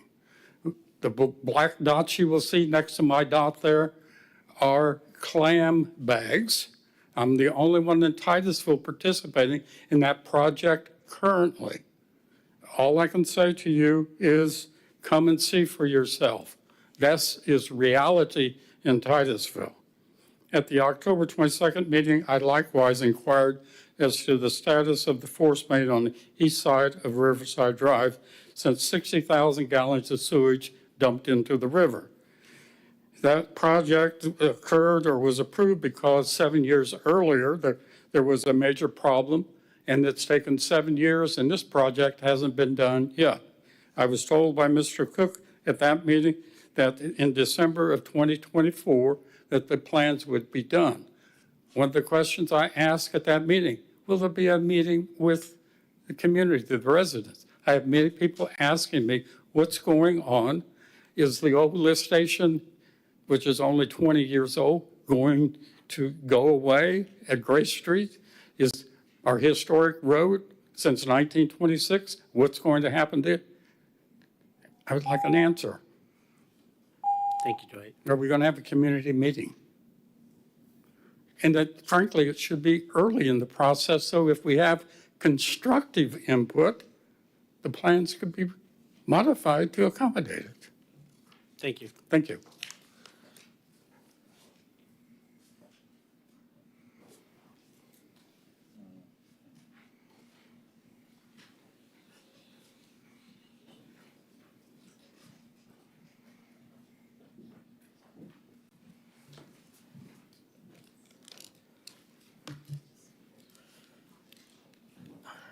Good evening. Good evening and Happy New Year, by the way. I got cut off. Can I have your name and address for the record, please? Ray, Titusville. I got cut off at the last meeting, and I've seen you tonight give other people more time. So here I am again. And one of the things Ms. Nelson said at the last meeting concerning the group of people that were concerned about the traffic noise, some new construction going on, I think, near Mims. She said, yeah, 6 o'clock. Mr. Ray, can I stop you for a second? Sure, I'm going to give you your full 3 minutes. Thank you. I'm going to recess and allow the council members to rejoin us as they have left without my permission. So we're going to take a 5-minute recess and we'll get back to you. Okay. I'll give you a full 3 minutes with everybody's undivided attention. Give me like 5, like a couple No, other you people get got. 3 like everybody else, but I'll give you everybody's attention. How's that sound? Let's see, we'll negotiate. 5-minute recess.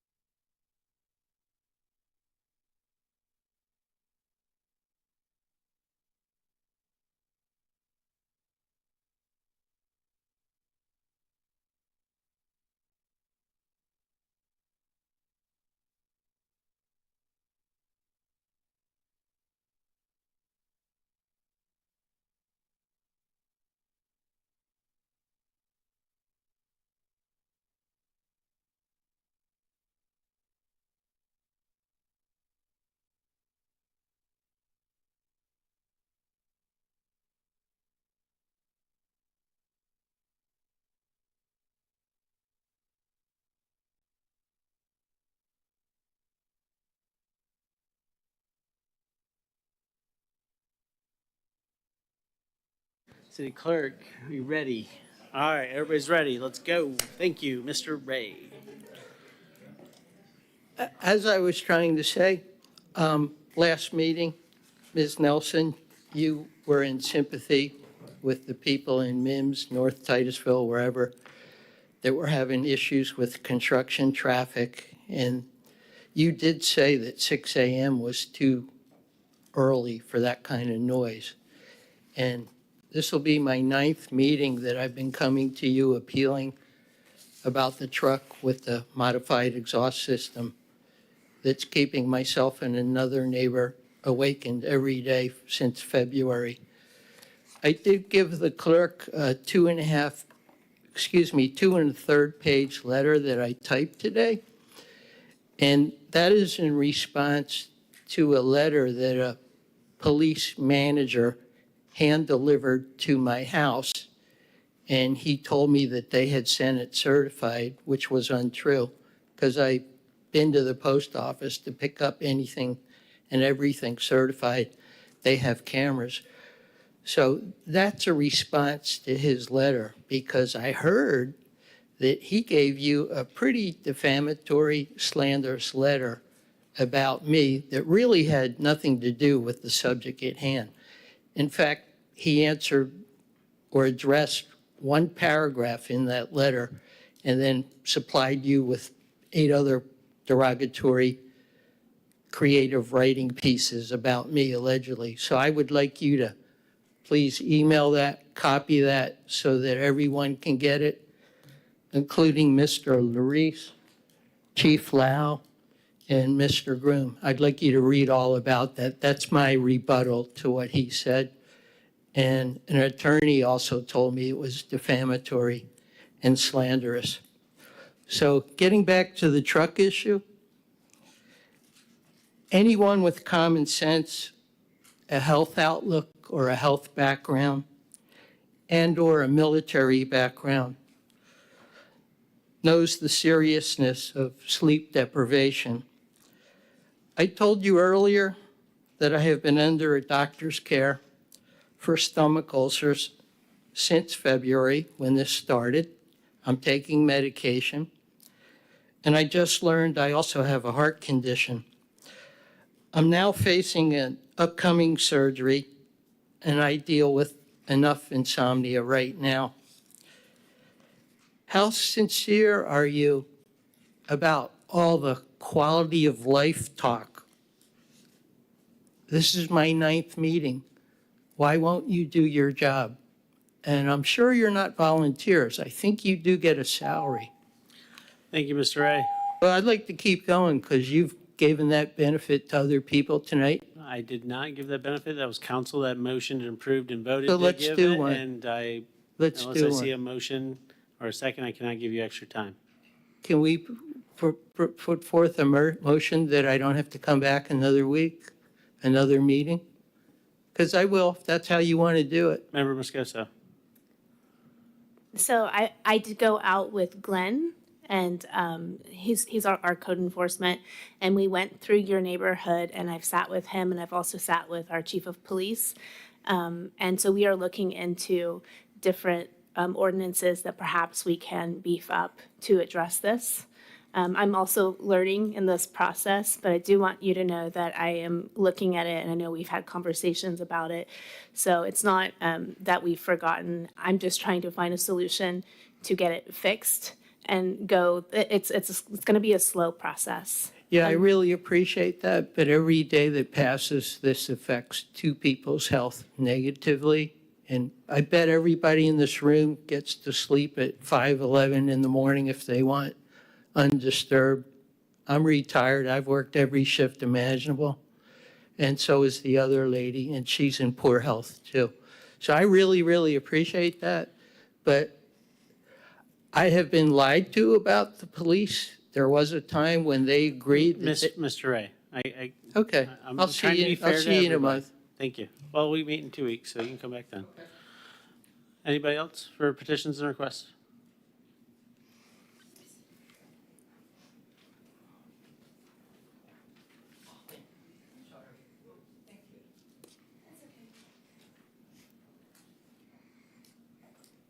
Vicki Conklin, 2920 Royal Oak Drive, Titusville.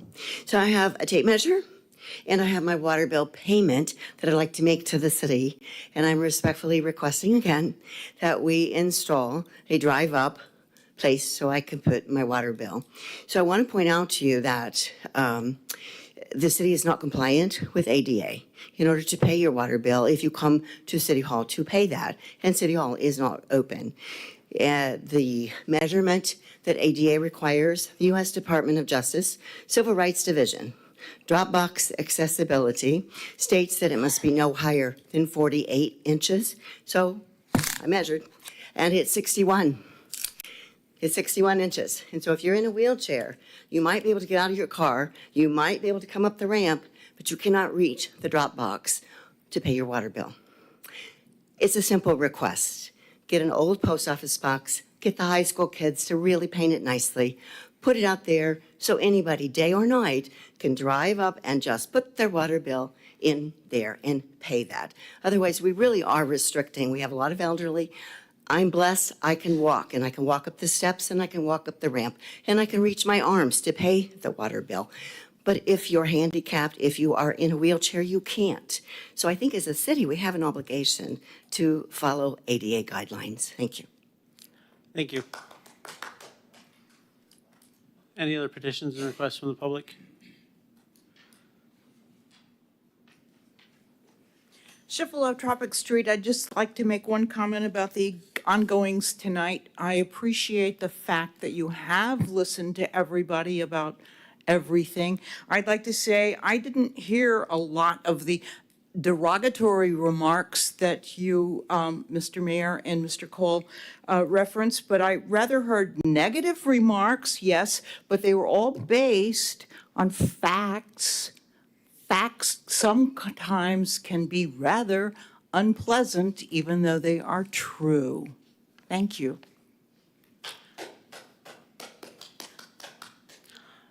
All righty. Any other petitions or requests from the public? Seeing none, City Manager. We're on to consent agenda. Council, do you have any questions of staff on consent agenda items A through F? City Council, do you wish to pull any of the consent agenda items A through F for further discussion? City Clerk, are there any cards for consent? We have 3 cards. Mayor, with your permission, I'd like to read the titles for the record. Thank you. Consent agenda item 8A, approve and authorize Skill Bridge Training Memorandum of Understanding between Florida Veterans Incorporated and the City of Titusville. Consent agenda item 8B, approve the purchase of vehicles and equipment for public works. Consent agenda item 8C, approve the boiler replacement at the police department. Consent agenda item 8D, authorize the water allocation permit for Lockheed Martin. Consent agenda item 8E, approve the continued operations and maintenance for Spaceview Park Alum System. And consent agenda item 8F, renew the ESRI contract. All right. City Clerk, can you call the cards, please? Stan Johnston, you would like to speak on item B and item E. Mr. Johnson? I'm Stan Johnson. I'm a professional engineer. You've heard that enough. And I'm speaking on item number E especially. And I'm thankful that we have Kevin Cook involved in this. I mention that especially because I talked to this at numerous times to Mr. Stauffer, and I got no results. And Mr. Cook has been very helpful. And also someone who has been helpful has been Laura Lee Thompson, because we looked at this especially regarding what the city was doing regarding this 7.6 million gallon sewage spill that we had in December of 2020. It's got a lot to do with what this particular item number E is, that we're not on the ocean. We don't have these lunar tides and other tides associated with the ocean. But we indeed have tides here. And that was shown especially to me by Laura Lee Thompson. And we have, and I've also seen the tides too. I've seen it when I do a ditch not too far from US 1, and then come back maybe a few hours later and the ditch is all wet. And it's got water in it because the tide changed. And that has to do with wind-blown tides. So what we have in this particular situation is that the water level in this pond is can be very much dependent upon wind tides. So it's a very shallow pond, very shallow. And we're mixing it with alum and so forth for treatment and so forth, and we're stirring it around and so forth, and recycling it and so forth back into the pond. And the thing is that there is a significant amount input and output of flow of water to and from the Indian River. This questions whether this particular expensive treatment plant is really going to work effectively or not. Very much questions it. And not only that is that we have fraud, or we can have a big mistake, I explained to you, is that when we had this big sewage spill, the city took tanker after tanker after tanker of that considered to be sewage to our waste treatment plant. Well, guess what? Almost all the water was Indian River water because that thing was shallow and it was supplied for a good part by the ocean. I mean, not by ocean, by the Indian River. So what we did is we filed false reports on this. I'm Thank you, asking Mr. for extra Johnson. time. Pardon? Thank you, Mr. Johnson. Okay, you're welcome.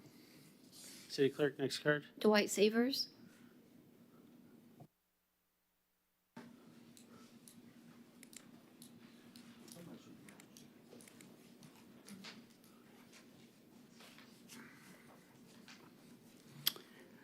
Dwight Severs, Titusville. As a former city attorney, I fully understand the importance of decorum in conducting an orderly meeting. At the last council meeting on December 10th, I signed up for 3 consent agenda items. The first one was Kimley Horn's task order concerning the comprehensive plan. Because of the substantive nature of the request, it took 3 minutes to explain the issue, and council must have felt it was important enough because you directed staff to do something about it. I was not given an opportunity to discuss the other 2 propositions. According to your council chamber guidelines, which I've given a copy of and I've highlighted, each speaker shall be limited to 3 minutes to speak on the entire consent agenda. It says nothing more about in these guidelines other than in other part of your guidelines, you can ask for an extension of time. It doesn't say that for consent agenda. According to Chapter 286.0114, members of the public, and I give you the statute, shall be given a reasonable opportunity to be heard on a proposition before the board or commission. You recognize that statute in your code where it says, quote, the council recognizes the importance of protecting the right of the public to express their opinions on operations of city government, encourages public participation in the government process. As provided by these rules and pursuant to Florida Statute 286.0114, members of the public shall be given a reasonable opportunity to be heard on propositions. Over time, council has amended your consent agenda rule from 3 minutes per item to a total of 6 minutes total for consent agenda, and now apparently amended it so you're given 3 minutes, period, and no extension of time. Read your council guideline rules. I believe this is discriminatory as applied and violates the law, and I do not think it's fair or reasonable that a member of the public cannot be heard on propositions presented before the council. I think you have glitches and mistakes of this, and they should be corrected.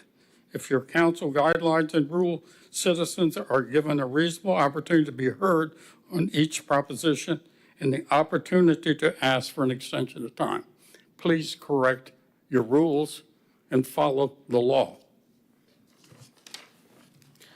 So. Yes, sir. My question was, so you didn't want to speak on the actual consent agenda, but I was just on the consent speaking on agenda consent. itself? Yes, I think that was very clever, so that's awesome. Well, I didn't want to be out of order in saying, well, you need to speak under consent agenda, I know, since I'm talking about the consent agenda. I appreciate that. Well, and it is on my mayor's report to talk about the rules of council. I do want to have that open discussion here tonight, should time permit. But I appreciate you bringing that to our attention.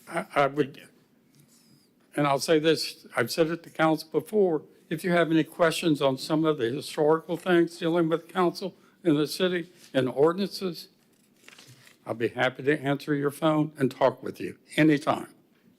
Thank you. Thank you. Member Nelson. Dwight, I'm just going to say, reading this, the way I read it is time limit for addressing council for agenda items. Consent agenda is 3 minutes unless extended by the majority vote of council. The last sentence was each speaker shall be limited to 3 minutes to speak on the entire agenda. Consent agenda. Right. But the first sentence is you have a right to ask for an extension. Well, you need to clean up your rules to state whatever you intend. Either Well- you're allowed it or you're not. Looking at it, I'm not sure why we have that last sentence. In addition, I would respectfully urge, I thought that allowing 6-minute total was a reasonable compromise. There was Right. 9 items on that agenda. Theoretically, if I wanted to talk about all of them in 3 minutes, I had 20 seconds on each item. Does that comply reasonably, attorney, with the law? Which is why we said, if you want to ask for additional time. What we're trying to do, and I'm sure you understand this, is from having people come up, say that we're going to talk on item A, and then just start talking, and not say anything about item A. So that was a way of stopping them, but allowing us to turn around. If you came up and actually were talking on item A and wanted additional time, then that would be fine. Well, when did you change the 6 minutes to 3 minutes total? It was about a year ago. It was before I was my familiar time. with the 6 minutes, and whenever I saw this new Yeah. guideline, I was surprised, Thank you, Dwight. frankly. Thank you. City Clerk, is there another card? Last card is Elizabeth Baker.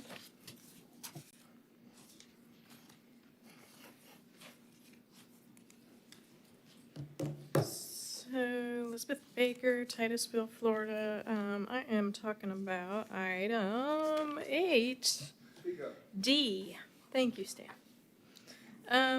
I'm concerned, and I really just have some questions. Authorizing the issuance of a water supply capacity allocation permit in the amount of 42,250 gallons of water per day for the Lockheed Martin development. That comes to over 15 million gallons a year, and I guess I just have questions about it. Is this technically like our drinking water? Are they paying for the water? If so, are they paying the same rate that everybody else does? How much of that water is going to be wastewater? And if so, what type of wastewater? Are we talking about like manufacturing rocket wastewater? Are we talking about sewage water? And how much of that wastewater, if it is wastewater, is going to end up back in the lagoon, whether it's treated or not? It's pretty vague here. I don't really understand. I really just have a lot of questions about it. And I definitely, for the record, feel like this would be a much different conversation had we been given our constitutional right to clean water. So, thank you. Thank you. Member Nelson. Oh, sorry. All right. Any items need to be pulled for discussion? Seeing no lights, can I have a motion? Move to approve consent agenda items A through F. Second. I have a motion, I have a second. Can I have a roll call vote, City Clerk? Yes, sir. Mayor Connors, Yes. Vice Mayor Cole, Yes. Member Stokel, Yes. Member Moscosa, Yes. Member Nelson. Yes. Motion passes. City Manager? On to ordinances and public hearings. This is agenda item 9A, which is ordinance number 1-2025, multifamily infill lots ordinance. The city attorney will read the ordinance for the record. I'd like to confirm with the clerk, the ordinance form I have says ordinance number 1-2024, and the agenda says ordinance number 1-2025.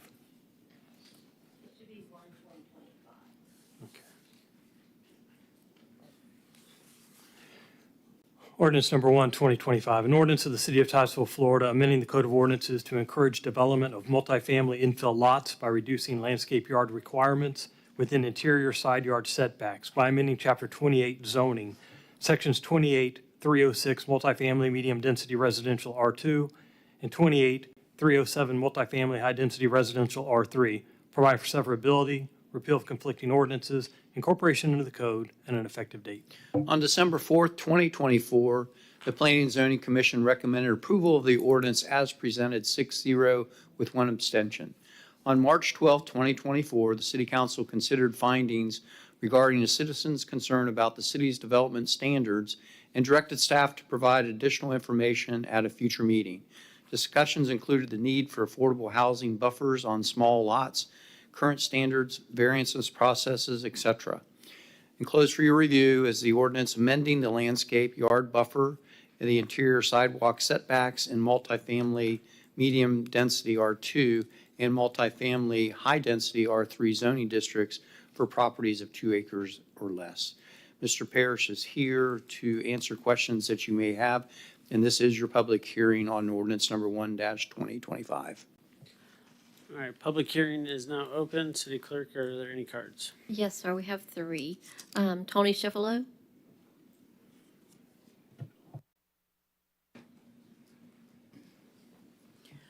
Chevrolet Tropic Street. I told Mr. Parrish I wasn't going to protest this any longer, but I really just can't let it pass, Brad.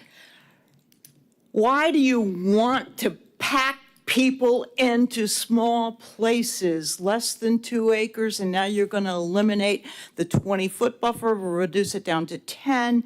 That just means that the developer gets to put more apartments or townhomes into a small area and a well-established, because we're talking infill here, and this is neighborhoods that have been platted and settled for a number of years. I'm thinking 80, but maybe I'm wrong. Maybe it's 20 years, but they've been around a long time to be a single family or a low density community. And now there's infill lands, and this is, you can't fool me, Brad. I know this is directed at West Titusville. Catch up with us, because this is an ongoing thing.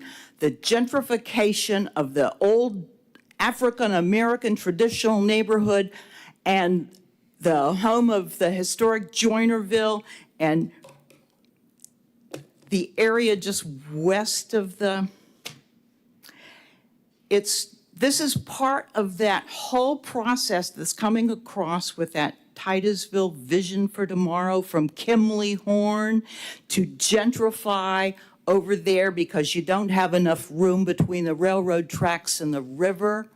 And I don't want to see that happen to a well-established neighborhood just because those people are poor and African-American and have been around for a while. There's no reason to allow this to happen.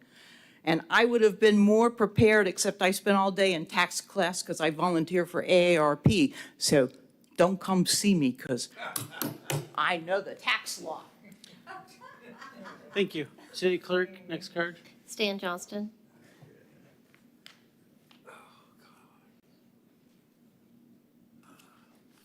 Stan Johnston. I'm a professional engineer who's done a number of site plans in the city and a number of subdivisions. And I'm looking at this, and it says, reducing landscape yard requirements within interior side setbacks by blah, blah, blah, blank, blank, blank, blank, blank, blank. Anyhow, if you look at what happened at this fire we had in California, wow, it just wiped out neighborhoods like that. So when you get the houses closer together, changing the setbacks and so forth, I don't think it's a good idea. And I don't like it because I'm looking at one project right now. It's a 3-acre project called SNJ Oaks. I think I counted about 200 trees on that, or 180 or 200 trees on that before they had the project in there. How many trees do they have left on that? Anybody want to count them? There's no oaks. All the oaks are gone. I think there's one tree left. So that's what you're getting. I can't believe this was a really nice, I used to own the property. I used to own 2 of the 3 acres. And I even did a development plan for that thing that was much better than what they did. But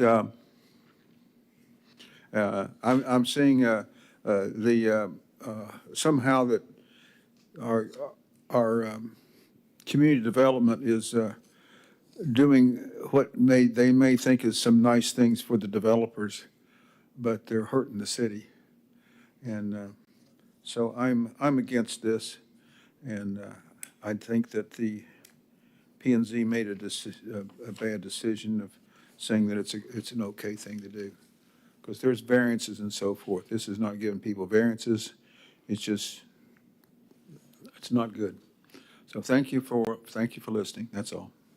Thank you, Mr. Johnson. City Clerk? The last card is Michael Myjack.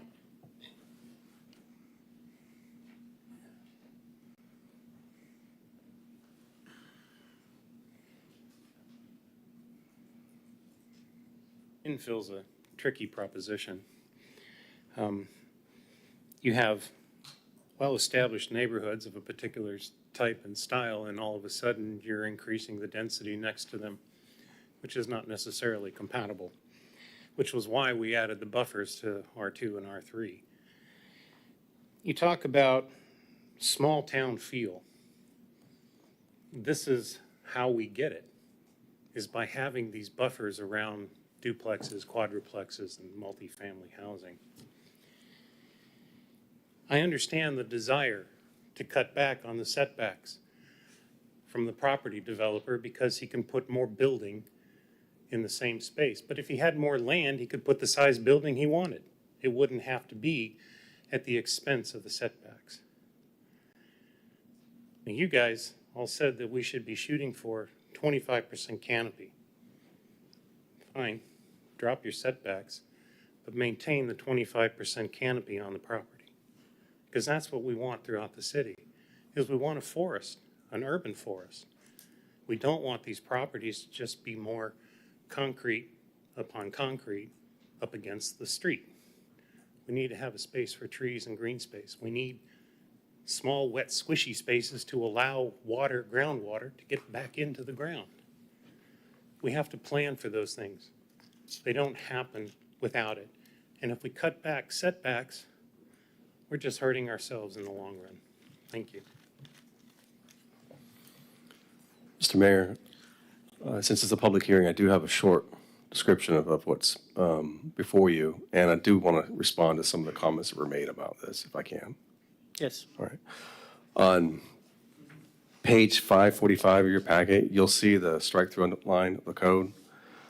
All this is doing is adapting what is currently already allowed in the Kanawha Heights neighborhood. That's got the urban mixed-use zoning. Currently allows buffers, residential buffers, to be reduced down to the setbacks from the buildings, from the property lines. So if you have a 20-foot landscape buffer requirement and a 10-foot side yard requirement for the building has to be from the property line, you can now reduce that landscape buffer to be the same as that setback for the building.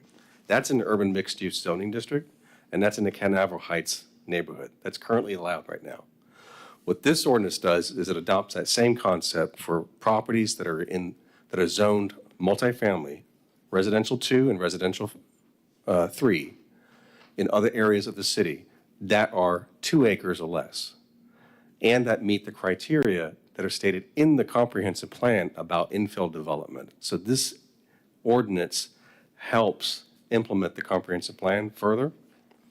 It also helps meet your request for addressing the strict requirements that are put on or imposed onto small properties. On page 556 of your packet, you'll see an illustration of that. This is one particular piece of property as an example where if you had to adhere to the strict requirement of the buffers, you would not be able to put in a 2 or 3 unit multifamily residential development in there, such as a townhome or even a duplex, because of the buffer requirements would require you to get a variance. So in other words, a lot of these small pieces of property cannot be developed until they get a variance, and no matter what they do. So this ordinance provides some relief from that. If you'll see on page 557 of your packet, there's a graph there. What that's supposed to illustrate is that the smaller the lot, the more land is taken away from the buffer requirement. And 2 acres is that threshold. And that's how we came to that justification for this ordinance as well. And it's also stated in the comprehensive plan under the infill policy. So with that, I'll try to answer any questions you have about this, but that was the intent of this ordinance. Member Stokel. Yes, thank you for that, Brad. That's kind of what I was wondering. So a couple clarifying questions. One, I think this got brought up initially when we had, and it's not for this particular situation, but I think that's what brought it to light for me at least, was we had somebody trying to, I think, create a duplex and couldn't do it because of the setback requirements. Is that correct? That's correct. And that was one example, but we address that question on a routine basis every week, several properties, and we routinely have to respond that you're unable to do that. You're unable to build according to code without getting a variance. Okay, and to clarify, these are only for infill lots. We are not changing the setback requirements and the buffers for all of R2 and R3. It's only specifically for infill lots. Correct. Okay, and then I think I had one other question. So is the intent behind this to get the infill lots developed to reduce blight, or you said we're not working in the staff office and you're saying this keeps coming up. What is typically happening, I guess? So the city has, over its history of growth, some properties will be skipped over because they're too challenging. So as properties are developed and carved out, there are remaining pieces that then become harder to build on because either the sizes don't meet the new requirements. Okay. And if you recall, in 1993, the city did a citywide rezoning. That process also created some non-conforming lots as a result as well. So now some of these properties, as defined in the comprehensive plan, that are 20 years or older, have the infrastructure there, but can't be built because of some restrictions in the code, are considered to be infill lots. So the comp plan asks us to try and evaluate that to see where we can make some flexibility, and that's what we have here. So would it be fair to say that there may be like a neighborhood area of townhomes or duplexes that are already established, and then there may be an infill lot? They may want to do a duplex as well, but because the standards are different, the only thing that could go there would be a single-family home. If the zoning allows it. So Yeah. if the zoning does not allow a single-family home, then their only They option is a can't. multifamily, but to do that is to get around. Which they can't do. So, okay, that makes sense. Thank you. Member Moscoso. So my question is, so you did say they are already zoned R2 and R3, but if they are in a single family, like a neighborhood, I would assume that's going to be a local road. How are we going to rectify that with our comprehensive plan that R2, R3 needs to go out to a collector or an arterial road? I don't understand the question. Are you saying properties already zoned? Well, did you say that these properties are already zoned R2, R3, these infill? This ordinance applies to the regulations, the development standards of that zoning district. So properties that are currently zoned, that R2 or R3, or could be rezoned in the future, would benefit from this ordinance if they meet the criteria. So, I mean, we could have an R2.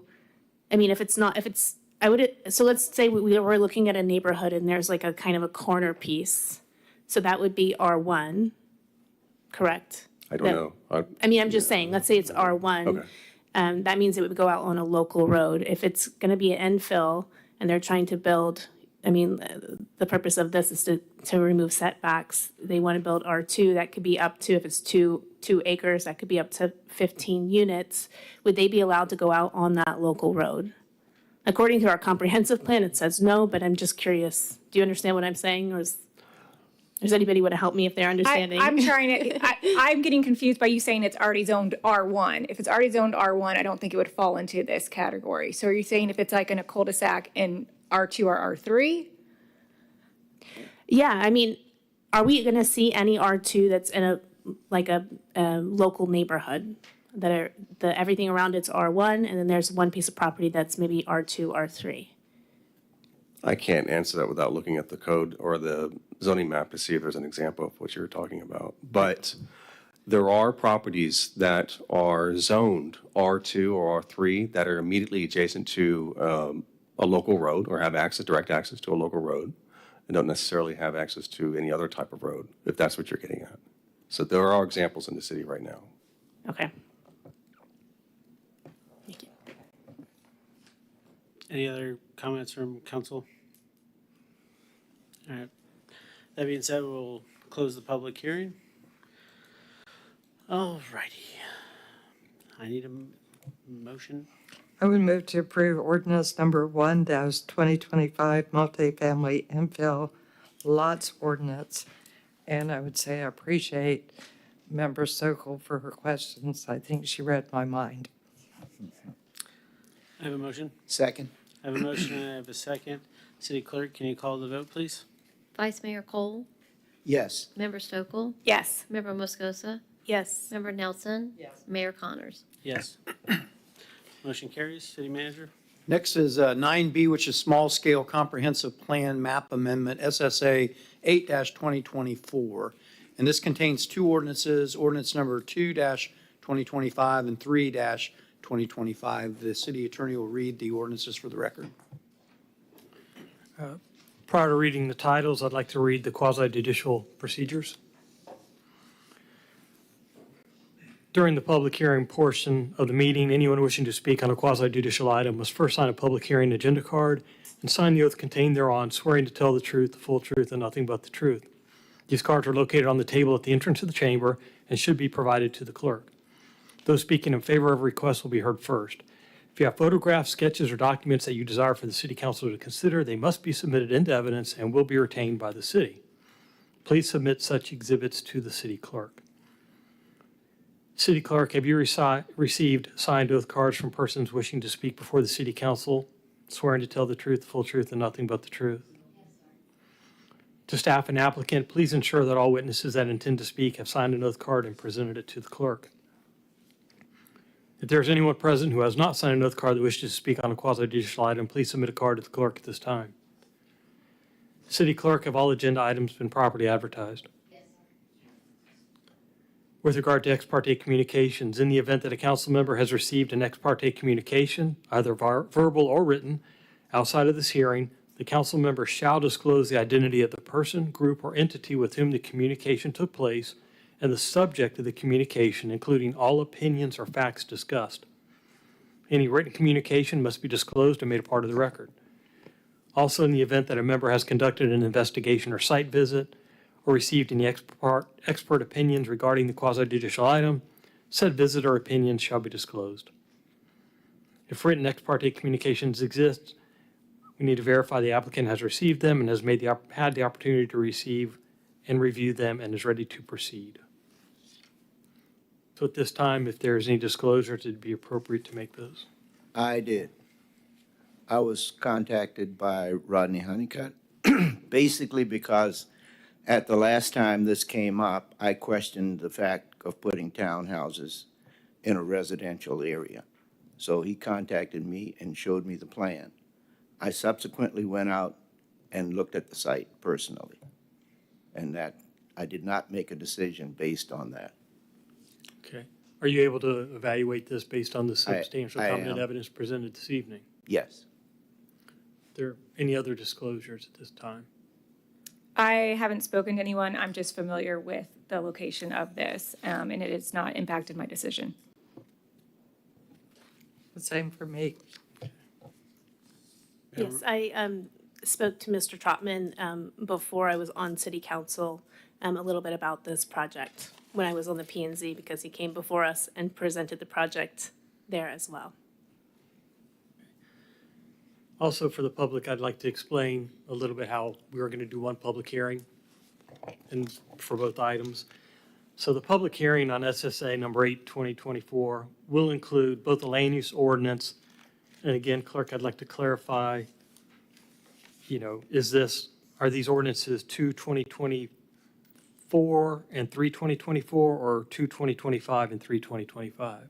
They are 2, 2025 and 3, 2025. Okay. It's just in the package, it's 2024, so before they're signed, I'd make sure that that's corrected. So land use ordinance number 2, 2025, and the rezoning ordinance number 3, 2025 are both going to be included in the public hearing at the same time. Therefore, anyone who desires to speak should address both the land use and rezoning ordinances during your speaking time. At the close of the public hearing, council will consider each ordinance separately. At this time, I'll read the titles. Ordinance number 2, 2025, an ordinance of the City of Titusville, Florida, amending the Code of Ordinances by amending ordinance number 60, 1988, which adopted the comprehensive plan of the City of Titusville, by amending the future land use designation on land located at the northeast corner of the intersection of Barna Avenue and Day Street from low-density residential to medium-density residential on 5.74 plus minus acres of property, having parcel ID numbers 22, 35, 09, 03, 21.02, and 22, 35, 09, 03, 21.03, providing for severability, repeal of conflicting ordinances, and providing for an effective date. Ordinance number 3, 2025, an ordinance amending ordinance number 5, 1993 of the City of Titusville, Florida, by amending the zoning map made a part of said ordinance by reference, by changing the zoning classification on land located at the northeast corner of the intersection of Barna Avenue and Day Street from the single-family medium-density R1B zoning district to the multifamily high-density residential R3 zoning district on 5.74 plus minus acres of property, having parcel ID numbers 22, 35, 09, 03, 21.02, and 22, 35, 09, 03, 21.03, providing for severability, repeal of conflicting ordinances, and providing for an effective date. The applicant, Rodney M. Honeycutt of Honeycutt and Associates Incorporated, on behalf of Ken A. Miller and Charlene Miller, is requesting a small-scale comprehensive plan amendment with rezoning of approximately 5.74 acres of land located near the northeast corner of the intersection of Barna Avenue and Day Street for the purpose of constructing multifamily residential development consisting of 43 townhouses. The request intends to change the current future land use designation from low-density residential to medium-density residential and rezone the property from single-family medium-density R1B to multi-family high-density residential R3 to support the intended multifamily development. On December 4th, 2024, the Planning and Zoning Commission, acting as the land agency, recommended a motion to deny the future land use map. The motion to deny passed 5 yes and 2 no. The denial is based on the future land use element 1.14. The commission also made a motion to deny the rezoning based on that it does not comply with the future land use. The motion to deny was passed 7-0. This is your public hearing and final reading for ordinances number 2-2025 and 3-2025 for SSA 8-2024. Mr. Parrish is here to give you a quick presentation prior to you opening the public hearing.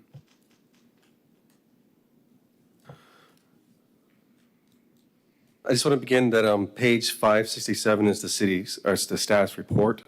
I'm just going to summarize it.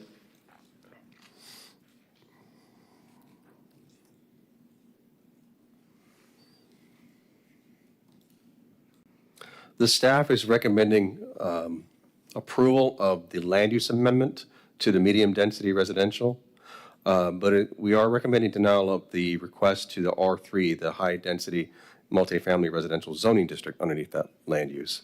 We believe it's not consistent with it. We do recommend a lower multifamily rezoning to the R2 instead. We believe that is more consistent with the requested medium-density residential land use category. On page 574 of your packet, you'll see a matrix there, or a table that we've included in there to kind of give you an idea of the standards relating to both zoning districts. So our evaluation was we evaluated the applicant's request for the land use, and we also the rezoning, but also the alternate rezoning that we're recommending if this goes forward. So the R3 zoning district has a maximum density allowance of 10 residential units per acre, which would allow up to 57 residential units, provided it can meet all the engineering requirements of the code and all the other development standards. The minimum lot width would be 20 feet for any townhome residential. The minimum land area of that townhome lot has to be 2,000 square feet. That's the R3 zoning district, and that is what the applicant was primarily requesting. So I'll show you the concept plan that's in the packet that shows those lots and how they're distributed on the property. The R2 zoning district has a maximum residential density of 9 units per acre. So it could allow up to 51 residential units, provided it meets all the engineering of the code requirements as well. It does require a minimum width of a townhome of 24 feet and a minimum lot size of 3,000 square feet. This is not what the applicant was requesting. They wanted more flexibility with the R3. The concept shows a density of 7.5 dwelling units per acre. So they're only proposing 43 residential units.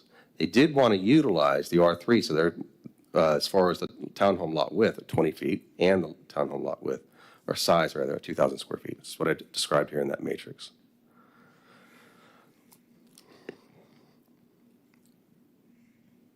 I do want to point you to the next page, on page 575, which begins at the bottom there. Very bottom, it says this is one of the standards we had to review of the rezoning, and the application is consistent with the zoning in the area. And so the analysis is on the page, the next page, 576. I'm just going to summarize what we threw down there.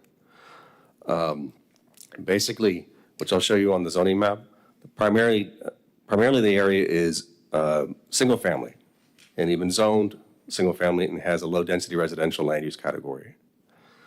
But there are pockets of other different types of zoning in the area. Generally, we thought that the application based on the concept plan of 7.5 dwelling units is really that much of an increase, especially since this property is immediately accessible to a collector road. Our recommendations on page 577 and findings. We believe the comprehensive plan future land use map amendment is consistent with the city's comprehensive plan. The medium density residential land use is compatible with the surrounding residential land uses and is adjacent to a collector road. We did identify that the future land use and zoning consistency matrix in the code, chapter 27, states that the R3 zoning district is really not consistent with the medium density. That's why we're recommending the R2 if this goes forward. Approval of the R3 zoning would effectively have a maximum density of 10 dwelling units per acre. The R3 would allow townhomes up to be 20 feet and 2,000 square feet. R2 is more compatible with the surrounding areas. The R2 would require the concept plan to be redesigned. So what they've submitted to you as a concept plan would have to be resubmitted. And I believe the applicant is prepared to provide a new drawing, which we have reviewed. So we recommend approval of the land use, deny the requested zoning, and recommend the lower scale zoning of R2. I am going to point you to page 595 of your packet. And you'll see the original concept plan that was submitted to us, which was proposing 43 residential units. On page 597 of your packet, you'll see an aerial to give you a perspective of where this property is and what's surrounding it. And again, on the west side of this property is Barnett Avenue. On page 598 and 599, you'll see the existing land use, and on the next page, the proposed land use. You see the colored difference there. I believe this is where the P and Z picked up on policy 1.1.4 of the comprehensive plan, which states, the city shall not introduce, approve, or allow other land uses in an area where single-family land uses are the predominant land use of the area unless the proposed new land use is consistent with the redevelopment plan or formal study adopted by City Council. I believe that was the basis of their recommendation for denial of this. On page 600 of your packet, you'll see the zoning map, the existing zoning, and then the next page after that, 601, the proposed zoning. So it's go from R1B, which is a single-family zoning district, to what they requested, R3, and we're recommending an R2.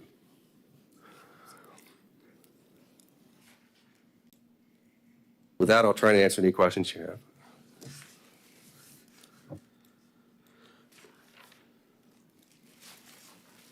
All right, I'm not seeing any lights. Mayor, I need to use the restroom.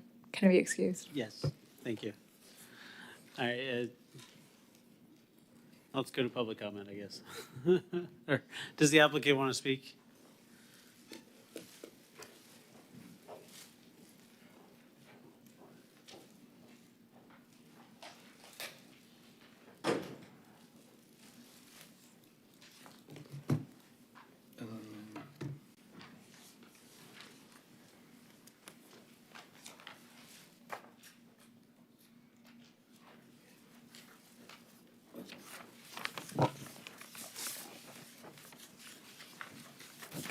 Good evening.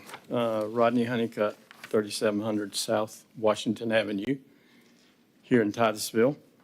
So I'm here tonight representing Ken and Carlene Miller, who started this project probably in 2007, 8, or 9. It was going to be a single-family subdivision.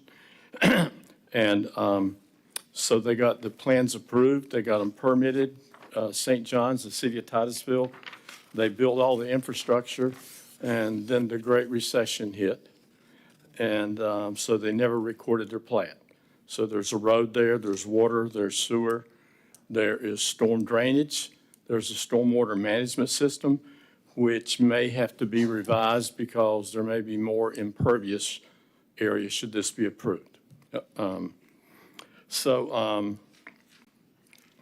More recently, the Millers decided that it would be better to have single-family townhome projects. The reason is that it's more affordable, and they were concerned about the price of the way things were, and that's what they want to do. They actually found townhome units that they liked. They were 20 feet wide, and they loved them. A garage on the front, the door, and then 2 stories. So when we made the application, it was for R3 only for the reason that you can have 20 feet wide. At that time, we did not realize that there was a compatibility section of the code that said if you had medium density, you could not have R3 zoning. And so that's how we got to that situation. We've now revised the concept plan. You have it in front of you. And so what I'd like to point out on the concept plan is that if you look on the north side, which there's a single-family residence that abuts that, they're all duplex. And the duplex units are like 2 garage doors wide. It'll be about anywhere from 40, if they use the 20-foot units that they like, or 24 feet is what the code could allow.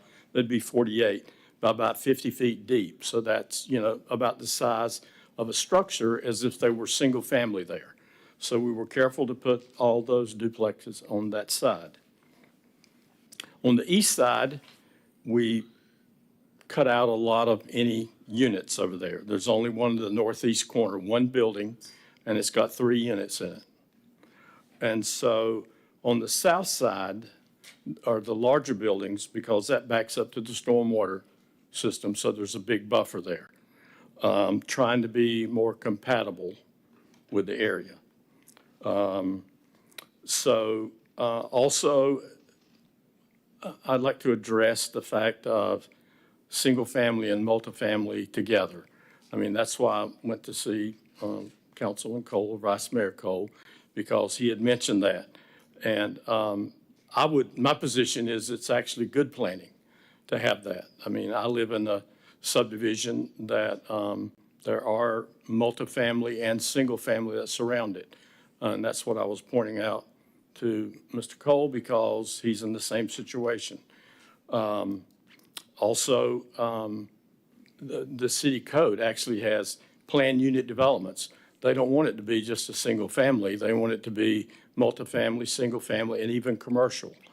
I know Verona out on the, I guess, southwest corner of town, it has commercial up front. The PUD is mostly single family with some possible multifamily in the rear of that. Tranquility is a regional mixed use. It has single family. It's going to have multifamily on it also, and they're going to be next to each other. I say that is good. We tried to make this more compatible for your concerns, but we think that's a positive thing, not a negative thing. I think when I look around, there's one planner in the room, and they've recommended approval.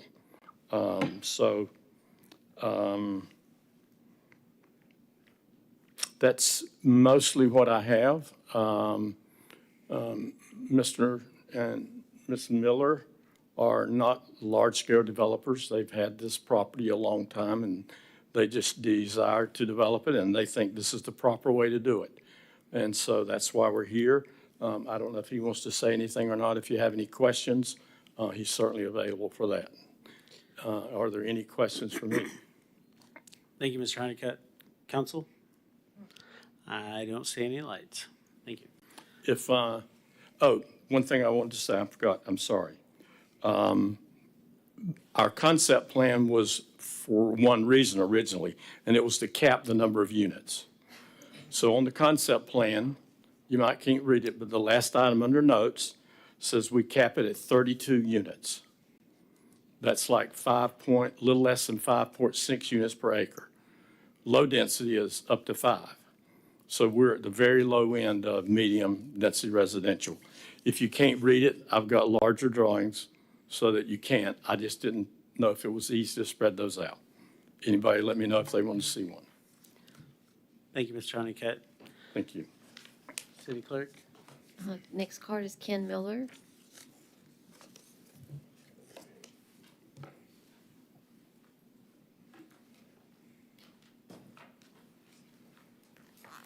Good evening, Council.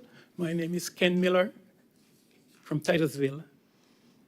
I'm a long-time resident here for 24 years in Titusville, 40 years total in the state of Florida. Not a fly-by-nighter. Unfortunately, my wife is not here with me tonight. A family situation has arisen, and she has to take care of it there. But I'm available for questions if you have any of me. I'm open for questions, please.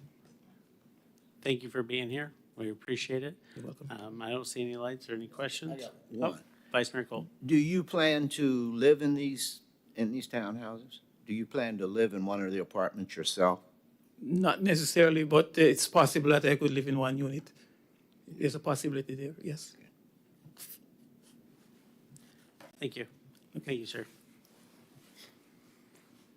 All right, City Clerk. James Troutman.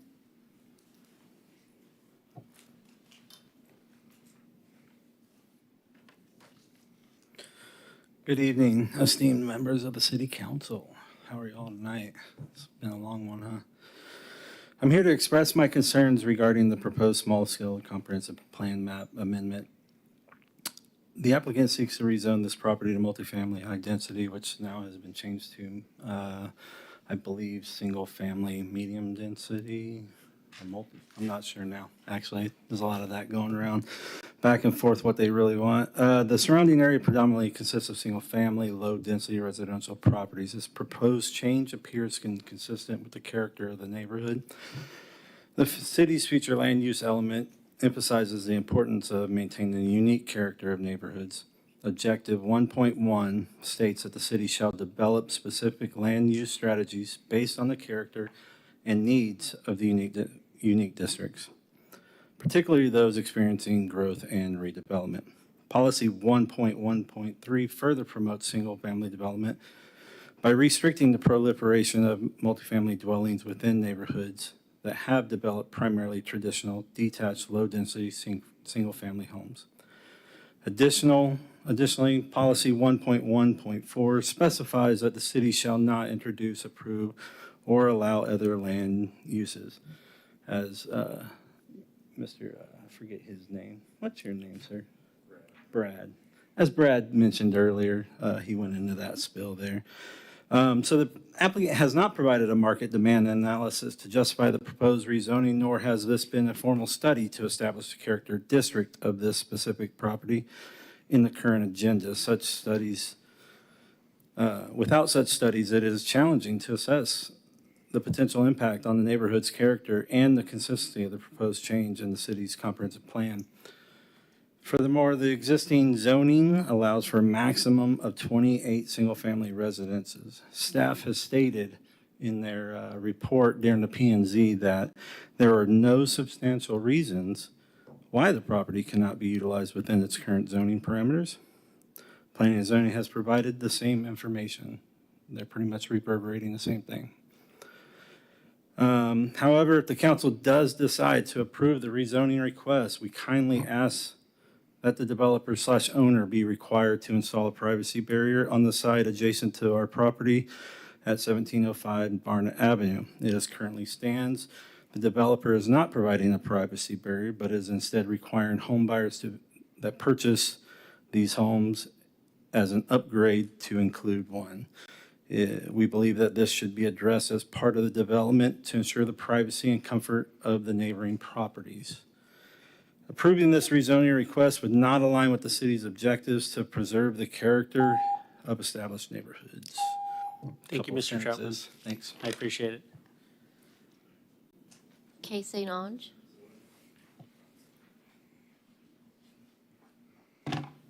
Kay St. Ange, Maryland Avenue. I'm a little bit perplexed by what's going on. I don't quite understand. I have followed this development through the planning and zoning, and they denied it with the plan that was provided them. They recommended denial. And now it's gone through the first hearing of city council and now the second, and now they have another plan. I've been studying this diligently so that I could make a presentation to you tonight. I really couldn't hear much of what Mr. Honeycutt said because the microphone is so low and everybody talks so loud. I have a loud voice and I think you all can hear me, but I couldn't hear Mr. Honeycutt and I didn't get privy to the new concept plan. And so I'm at a loss and I don't understand why this is a public hearing. Mr. Troutman didn't get to see this plan. It was on the agenda packet with what went before P&Z, not what was presented to you tonight. I'm sorry, can I ask the city attorney, is that allowed? My understanding is that P&Z evaluated this based on R3 and R2, is that correct? And a concept, which Concept that's in the packet today with the proposed original 43 units. That's what P&Z reviewed. okay, and now they're asking council to consider an amended concept plan. And of course, council can do that. Council can send it back to P&Z if you're inclined to consider that and you can send it back to P&Z and ask for their comments on that concept plan.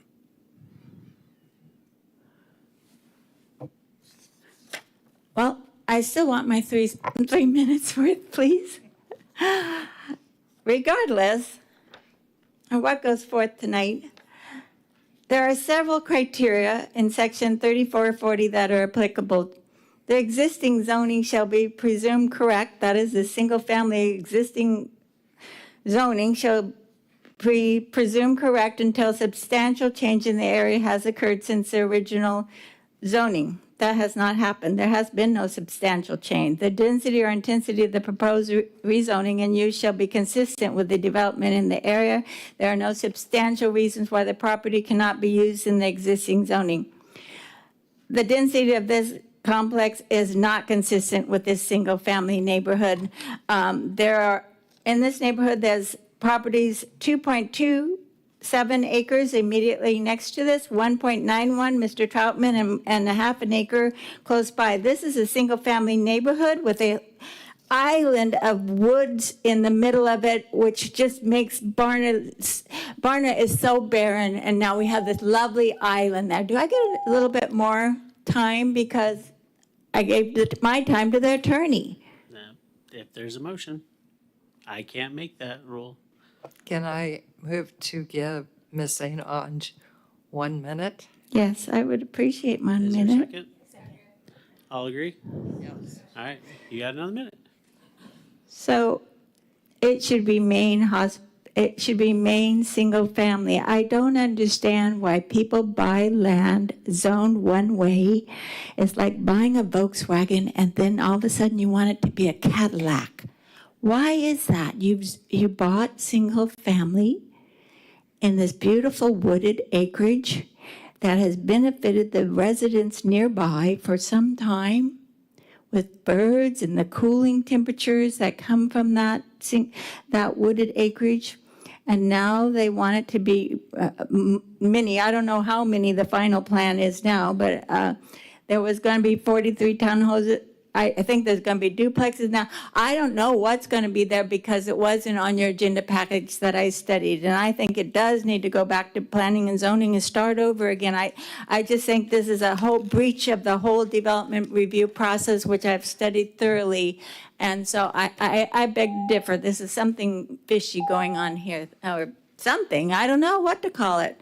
But I think the public should be able to see what is being proposed. Thank you. Thank you, Ms. Kay. City Clerk? The last card is Vicki Conklin.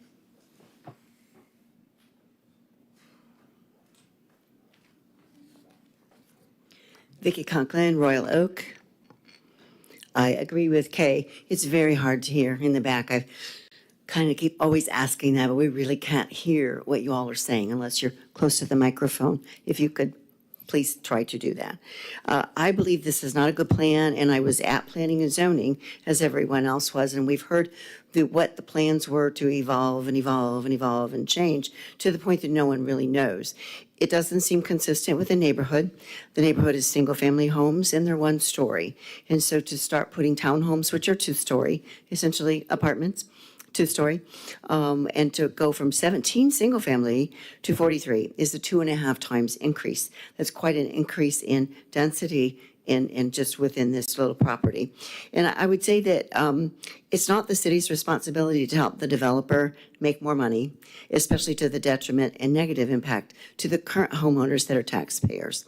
So I would encourage, I think that's a great idea, send this back to P&Z, because this plan, none of us are really sure what this plan is. Thank you. City Clerk? All right. Council Member Nelson. I have to say, I agree with Ms. St. Ange. I can tell you right now, I didn't like the R3. The R2 with the 32 units seemed to be a little more appropriate, but I would like to send it back to planning and zoning and let them weigh in on it and then come back to us. Member Stokel. Yes, before I get into my comments, does the applicant want to do their speaking first before we potentially vote? That's right. I think they get a chance to, just because I probably will end up making a motion. They do have an opportunity for rebuttal if that's what. Oh, Yes, yeah. that's. Sorry, Mr. Honeycutt. So basically, we found out after the P&Z meeting that the R3 was not compatible with the medium density. And so we didn't, until the first reading, we didn't know that. And so that's when we changed the plan. And during the holidays, we didn't get it in time for the January 3rd deadline. So the reason they want to do this is affordability. Townhomes are probably 25% or more or less than single family, and this is a more affordable product at times, and it is single family ownership. It's not apartments. They're townhomes, and that's what the concept, another reason for the concept plan, it shows they are townhomes. And so I think it's a very good plan. I don't know if there's an advantage of going back to P&Z, but to come back to council after the public has reviewed the plan is more acceptable to me. Thank you, Mr. Honeycutt. Any questions for Mr. Honeycutt? Member Stokel? I don't have any questions for him. I'm ready to do my Okay, comments, yeah. so I don't know if somebody else has questions. All right. Okay.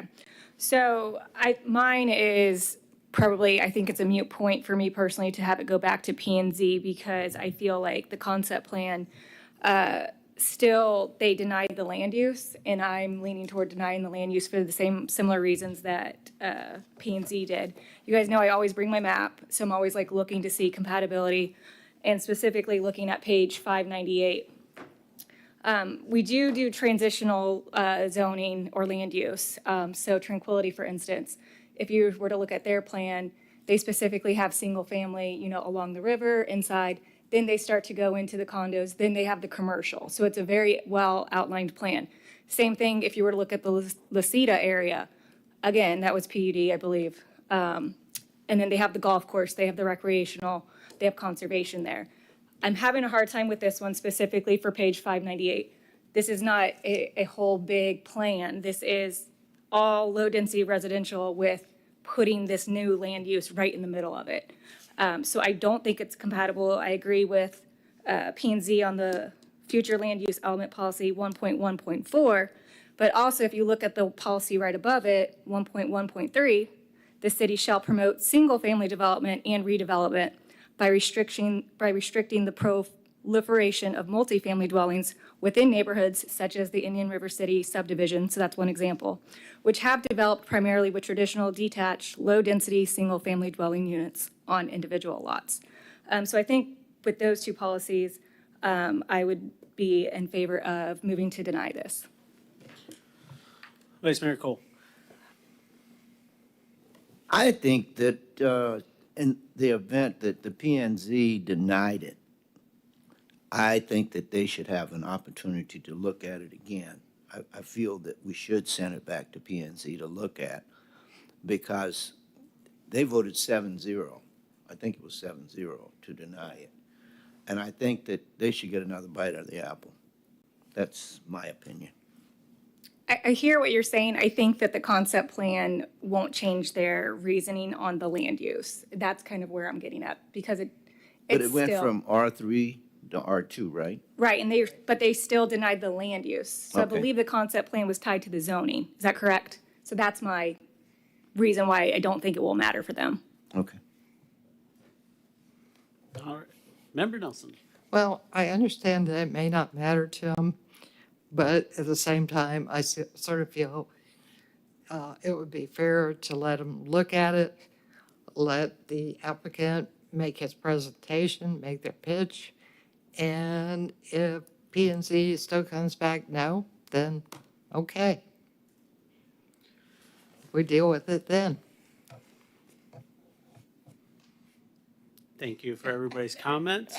I was just waiting for any other lights. Thank you for everybody's comments. At this point, I'm going to close the public hearing. All right. Can I get a motion to approve, deny this ordinance, or send it back to P&Z? My motion would be to send back SSA number 8-2024 and ordinance number 3-2025 back to P&Z for reconsideration. Second.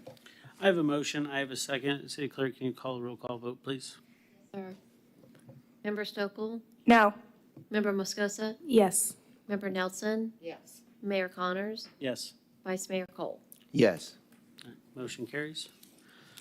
City Manager?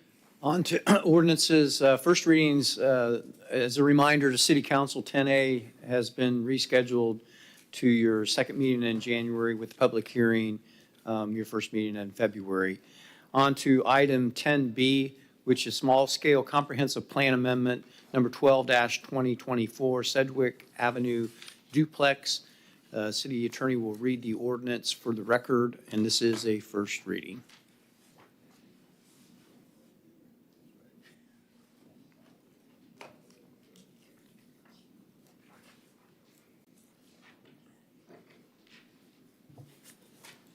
Again, this will involve both the land use and the rezoning ordinances. Ordinance number 6, 2025, an ordinance of the City of Titusville, Florida, amending the Code of Ordinances by amending ordinance number 60, 1988, which adopted the comprehensive plan of the City of Titusville, by amending the future land use designation on .9 plus minus acres of land located on Sedgwick Avenue between North Dixie Avenue and Kell Avenue, generally located east of Arthur Dunn Air Park and identified by Brevard County parcel ID numbers 21, 35, 33, 00, 271, 21, 35, 33, 00, 272, and 21, 35, 33, 00, 319 from low-density residential to medium-density residential, providing for severability, repeal conflicting ordinances, and providing for an effective date.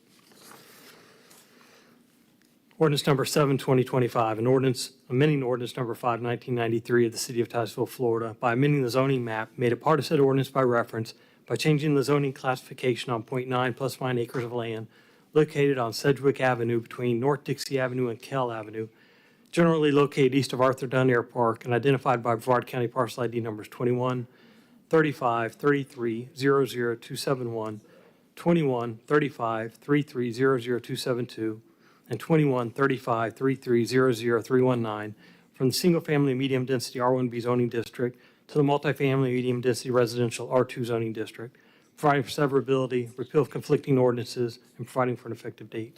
At the Planning and Zoning Commission meeting on January 8, 2025, the commission acting as the local planning agency made a motion to approve the ordinance number 6-2025, the land use change, as presented, the approval of the ordinance 7-2025, which is the rezone change from single-family multi-density residential R1B to multifamily medium-density residential R2. The vote was 6-0. This is your first reading of the ordinance in SSA. Your public hearing is scheduled for the 28th of January, 2025 at 6:30. The city clerk, are there any cards? We have one card. It's Vicki Conklin.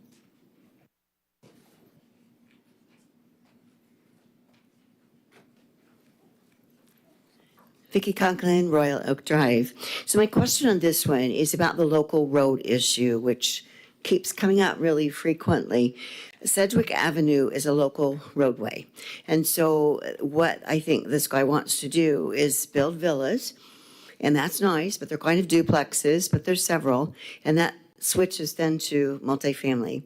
And so is the plan to allow, and I realize this is the first reading and there's no vote, but I need a clarification. So is that plan is that it's okay with our city code for them to allow multifamily to come out to the local road rather than the collector or arterial? Brad?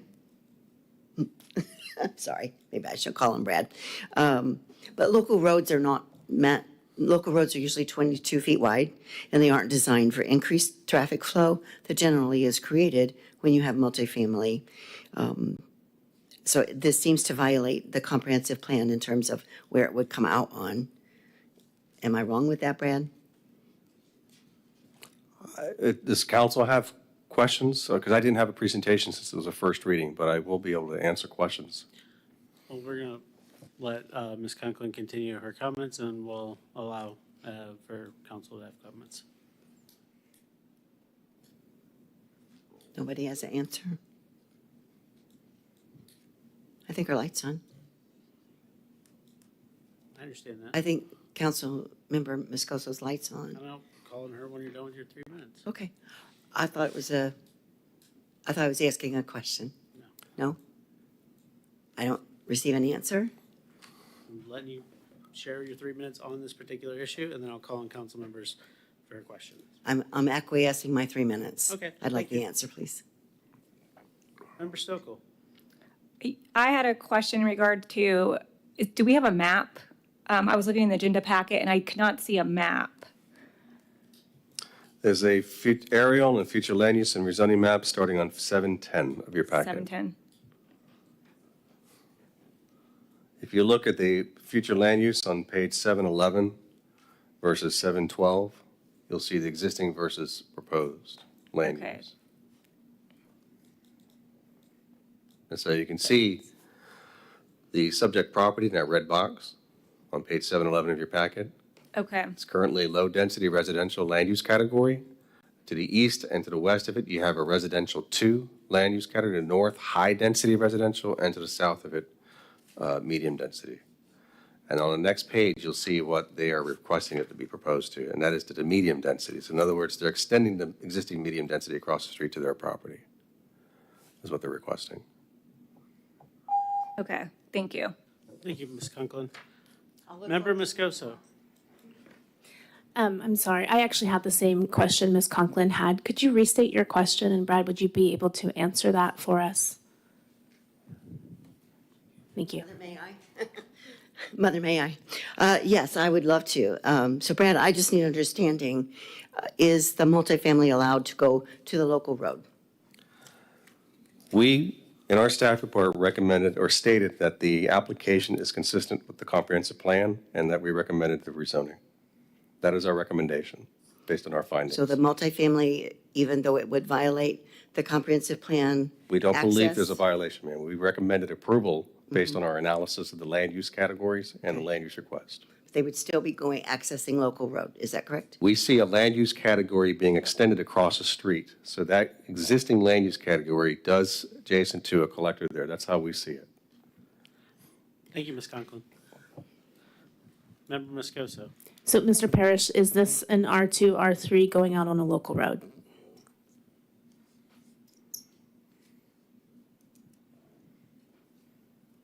If you look at page 714 of your packet, you'll see the rezoning that they're requesting, and that is to R2. And that right there would have direct access to Sedgwick, which is not identified as a collector or arterial. That's what you're asking. So if it's not a collector or an arterial, what is it? It's a local road. So then it would be an R2 on a local road. In this case, yes. Okay, thank you. Any other comments? All right, City Manager. We have no old business under new business 12A, the Affordable Housing Study. On December 3rd, 2024, City Council approved the SHIP plan without the Affordable Housing Advisory Committee's inclusionary zoning recommendation. At the same meeting, City Council requested staff provide background research on inclusionary zoning and an affordable housing study at a future meeting. Mr. Parrish is prepared to provide council the information requested. I've included in your package several pieces of information that were provided to the council, previous council, on several occasions related to this topic. Again, if you recall, the last time this was brought up was during your review of the SHIP plan, and you approved that with the exception of excluding the inclusionary zoning recommendation, and then you asked for us to bring back some information. So I provided on the page 720 of your packet a summary of some background. I'm just going to read through and summarize points of this. I included a statement from HUD. According to the U.S. Department of Housing and Urban Development, housing is considered affordable housing if its monthly cost rent is 30% or less of a household's income, including utilities. And so basically, the 30% threshold is the standard for both rental and owner-occupied housing, and it remains the indicator of affordability for housing in the states. Keeping housing costs below 30% of income is intended to ensure that households have enough money to pay for their non-discretionary costs. So policymakers consider households who spend more than that 30% of income on housing costs to be housing cost burdened.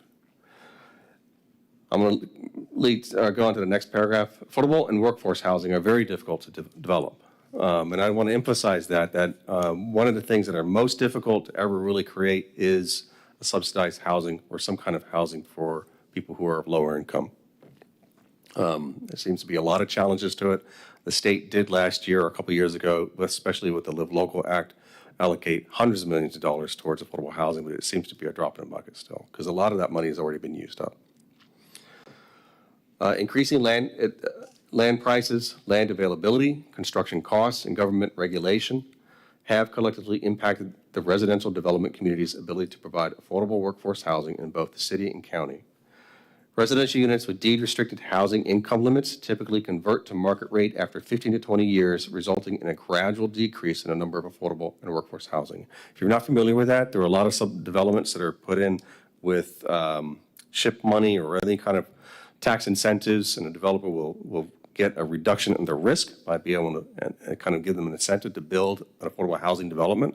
A lot of times you see that for 55 and older populations. We have a few examples of that here in Titusville.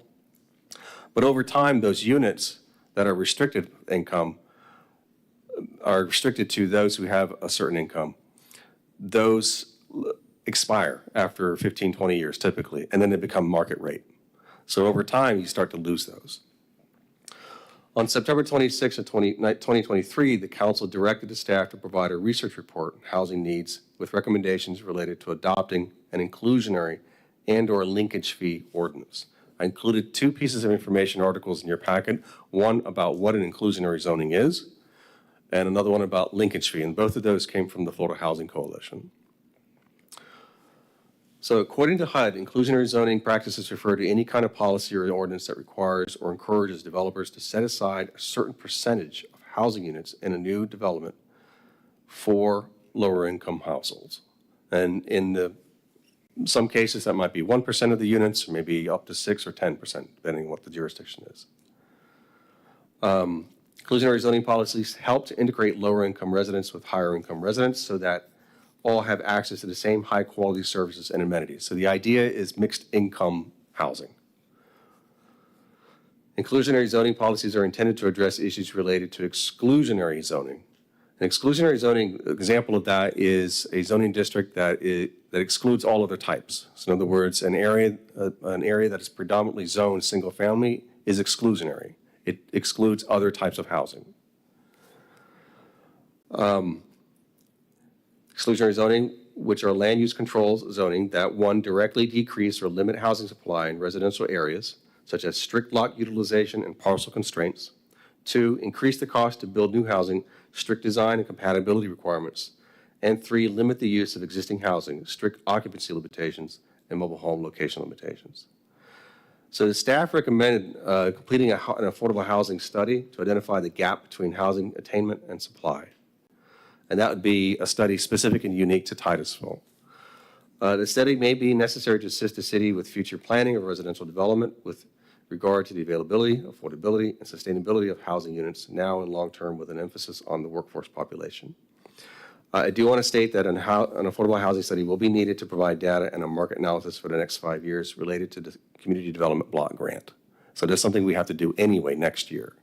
But what this study would do would go above and beyond with additional recommendations that would include an analysis of inclusionary zoning and a linkage fee and to see whether that even could work in Titusville.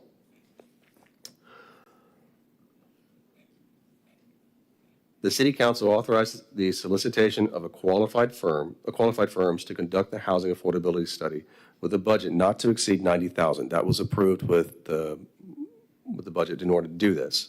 That's what we estimated this cost of this project. Strategic Planning Group Incorporated was selected through our bidding process and approved by City Council with a bid amount of $76,000. So they didn't even ask for the full amount.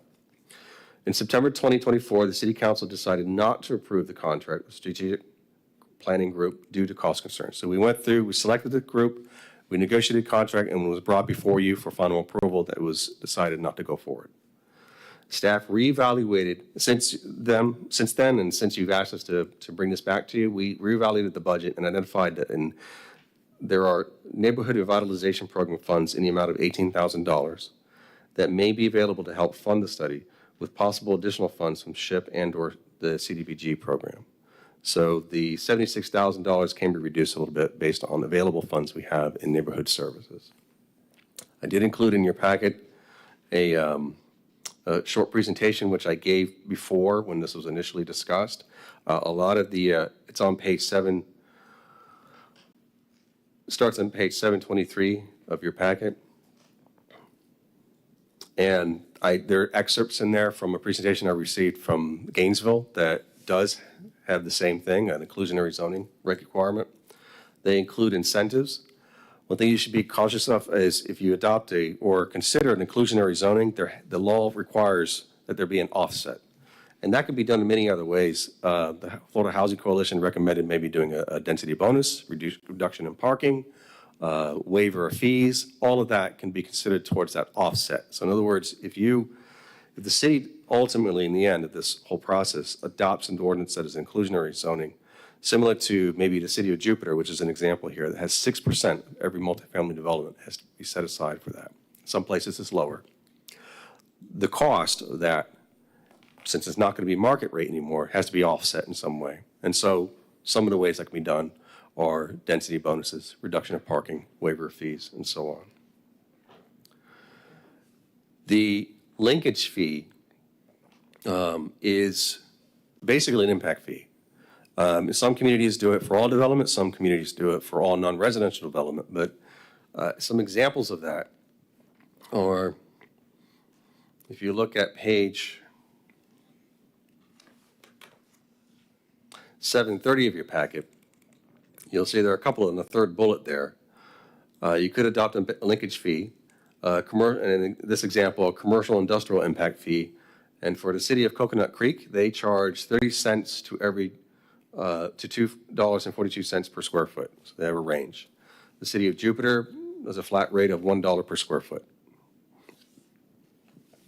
In order to analyze or justify the development and approval and adoption of a linkage fee, you have to do an affordable housing study. There has to be a nexus. So this study will kill two birds with one stone. It will also address the requirement for CDBG, and what the consultant had suggested to us when we selected them is that they were going to look at all options and recommend all that might be relevant to the city of Titusville. So basically, to be a study with recommendations for further action.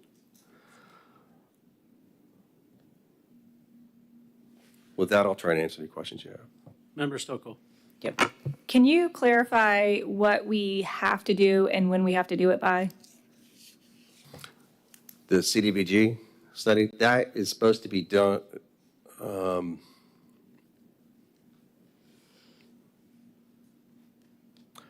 2026 is what I was informed. I was not told as to what particular date. And is it a study specifically on inclusionary zoning, or what does this study have to be? So the CDBG, the affordable housing study for requirements of the CDBG would identify the gap and where that gap is, and it could include some basic recommendations. Okay. And it's something we haven't, the last time it was done was more than 10 years ago. And we have to do that study by 2026 in order to continue receiving CDBG funds. Is that correct? That's my understanding, yes. Okay. Okay. I mean, if we're going to have to do it to receive funds, I guess at that time we'll have to do it.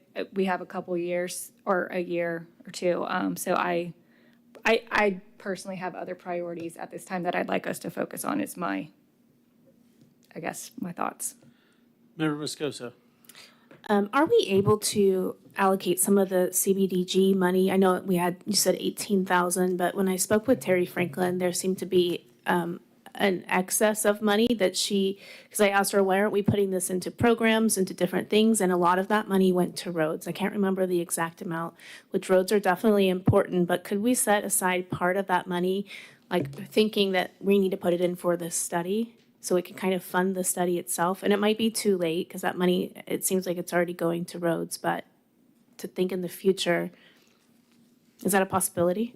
I'll have to look into that, yes, but it's possible. City Manager, I have a question. Is this item budgeted? No. Okay. This item is. Oh, the 18,000 is, yes. The 90,000 is still there. Right. It just hasn't been reallocated, but that's what it was approved with the budget. Yeah, because council disapproved the contract back in September, I believe. Yeah. So it is budgeted for 2025, basically? Yes. That's correct. So it's still there, it's still available. So if we find, I'm sorry. Member Nelson, thank you. So if we find out when we need that study in, we have the money where we could go forward if needed. Yes. Okay. Can the money be used for anything else? With your So call. Yeah, I know you'll see Sarah- we'll have budget amendments throughout the year as So, well. yeah. Sarah, I know you said you had other priorities. Could you maybe share some of those so we can decide which way to go? Yes, this is going back to, I think, what I said probably at one of our first meetings. I mean, our next agenda item is on strategic planning options. I have a vendor recommendation for us to get a survey. I think there were some other things regarding the budget process itself. I think it was Tyler Solutions presented at National League of Cities. They come in and they have software that looks at your budget, AI tools potentially to help with our development process. There's just other things that I'd like to see either our dollars going toward or potentially cutting taxes. This is just not personally for me right now what I would want to spend our funds on. Thank you, Member Moscoso. Member Nell. Member Stokel, Member Moscoso. Have any other cities in Brevard County, because I know we're looking at other cities, adopted this? And is that something, I know you showed us Gainesville and a few other places, but I kind of like to see how this plays out in Brevard County before we spend all of this money on a study. I am not aware of a jurisdiction in Brevard County that has adopted an inclusionary zoning or a linkage fee. Because I imagine it would be somewhat similar. We're dealing with a lot of the same developers and things like that. So I would err on the side of let's see what other cities are doing if they're doing it before we move on and spend this money. Member Nelson. And so to Member Stogel's point, I think the 90,000 is in this budget. And then next year we'll have to budget for the study and use the 90,000 this year. So that would be next year's problem. Question for Brad, is the study that's required for the CDBG, is that fully 90,000 or is that maybe like 10? I can't estimate exactly, but it definitely wouldn't be the full amount of 90,000. Okay, so it'd be most likely cheaper, whatever we gotta do to meet the requirements of that. This was just something above and beyond that council was looking at that time.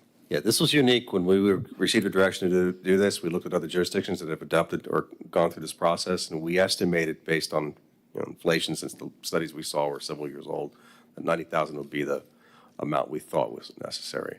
The bid came back to 76,000. Thank you, Brad. Vice Mayor Cole. Let me understand that if we don't do this, we don't get the money, we don't get the CBDG grants, we don't get the money to fulfill that? Am I off base or what is it? No, my understanding is neighborhood services that the CDBG program is going to require an affordable housing study. I don't know to what extent that is, but it's something that's going to be necessary to show in 2026. If we're gonna get the grants, we've got to do the study. I mean, there's no way around doing that. I'd have to check with neighborhood Okay. services specifically. But you can use CBDG money to do it. Okay, okay. There's just less CDBG to help our community. We get more red tape from the federal government, it seems like. Alrighty. So with that being said, anybody want to make a motion or provide any direction to staff? Member Stokel. I don't know if it's necessarily a motion, but I guess my direction would be just to hold off, kind of similar to Member Moscoso.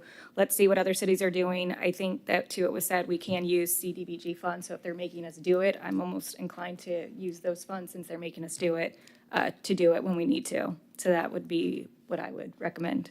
So I'm gonna put words in your mouth, a motion from Member Stokel to hang tight. I'll second.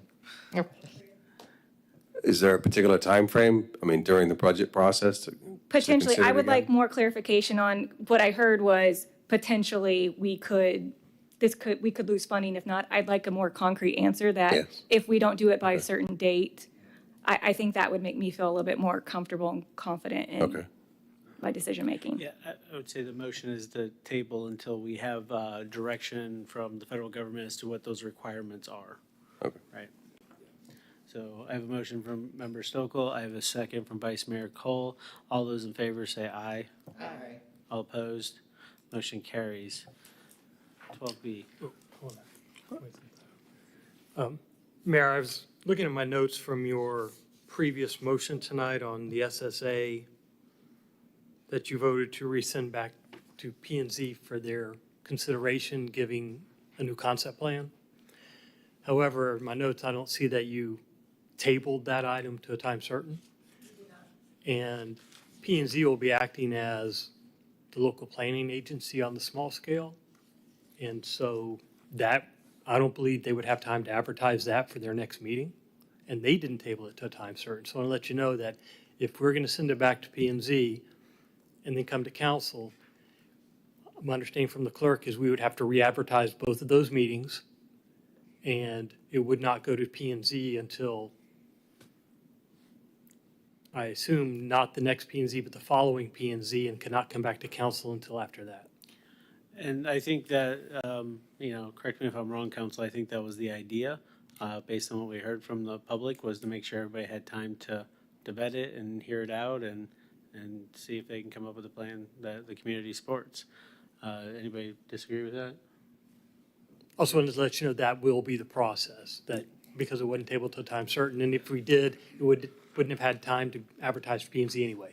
So I just want to let council know that it'll have to be re-advertised, so it won't be coming back to you at the next meeting. It would probably be the following meeting. Okay? Thank you, City Attorney. Before we get to 12B, which is the FY 2026 strategic planning options, we are reaching the golden hour where council will need to extend the meeting. Member Nelson. Okay, so I would move to extend the meeting to 11:15. Second. All those in favor say aye. Aye. All opposed? Motion carries. All right. On item 12B, each year, City Council reviews, revises its strategic planning guidance to city staff. Council has used several approaches of strategic planning. The most common approach has been to utilize a third-party strategic planning leadership facilitator, such as Lead Brevard, UCF Florida Institute of Government, or Florida League of Cities, to conduct a citizen community conversation and staff workshop. A less common approach is to utilize the National Community Survey. We did that twice in 2027 and 2024. Another possible option would be to gather input for council's strategic planning is to have numerous individual member residence meetings. So we're asking you to provide us guidance on what you want to do for this year's budget so that we could get going on getting the dates secured. And if there's a contract to be let, like member Stokel suggested, that will push us a little bit longer. Member Moscoso. Mr. Larice, could you explain a little bit about, you said individual council members meeting with the public. What would that look like? I know you mentioned that other cities are doing that, so if you could give us some more Sure. A couple cities that we've surveyed have set up places where city council members can occupy, maybe your office for certain hours and advertise those hours, do a marketing campaign to say Member Moscoso will be in city council office between the hours of 1 p.m. and 4 p.m. on Tuesday, and again on Thursday between the hours of 6 and 10 p.m. And if you can't make those one-on-ones, their email is available or other ways to correspond with the individual council members. It's been quite effective in the cities that we surveyed. It seems to be a better way to gather information individually. And what we would do that after we would allow that period of time for you to gather information would be to bring you back and you share information on what you'd learned from your individual meetings and allow you to facilitate the strategic workshop from there. Member Stokel? Yep. So I think Member Nelson and I, we've gone through quite a few of these, and we've tried different things. So just for some brief history, when we first, back in 2016, we had partnered with UCF. They had a government office where we had a consultant come in. She led a community conversation that then led to council going through the process of prioritizing different goals. As the years went on, the community conversation was good. My personal findings from it was a lot of the issues that were getting brought up were things that we couldn't even control. My other concern with it was at most we would get 50 people, and it just seemed to be a very small pool. And they also tended to be the same people that we already knew their comments from coming to city council. So I felt already kind of informed, and it was nice to have it in theory, but I didn't feel like I was getting a lot of value out of it. I was very happy when we moved to the survey. If you aren't aware, part of my full-time job at the college is to be in charge of strategic planning, doing assessment plans and helping departments become more effective. So I nerd out about this stuff.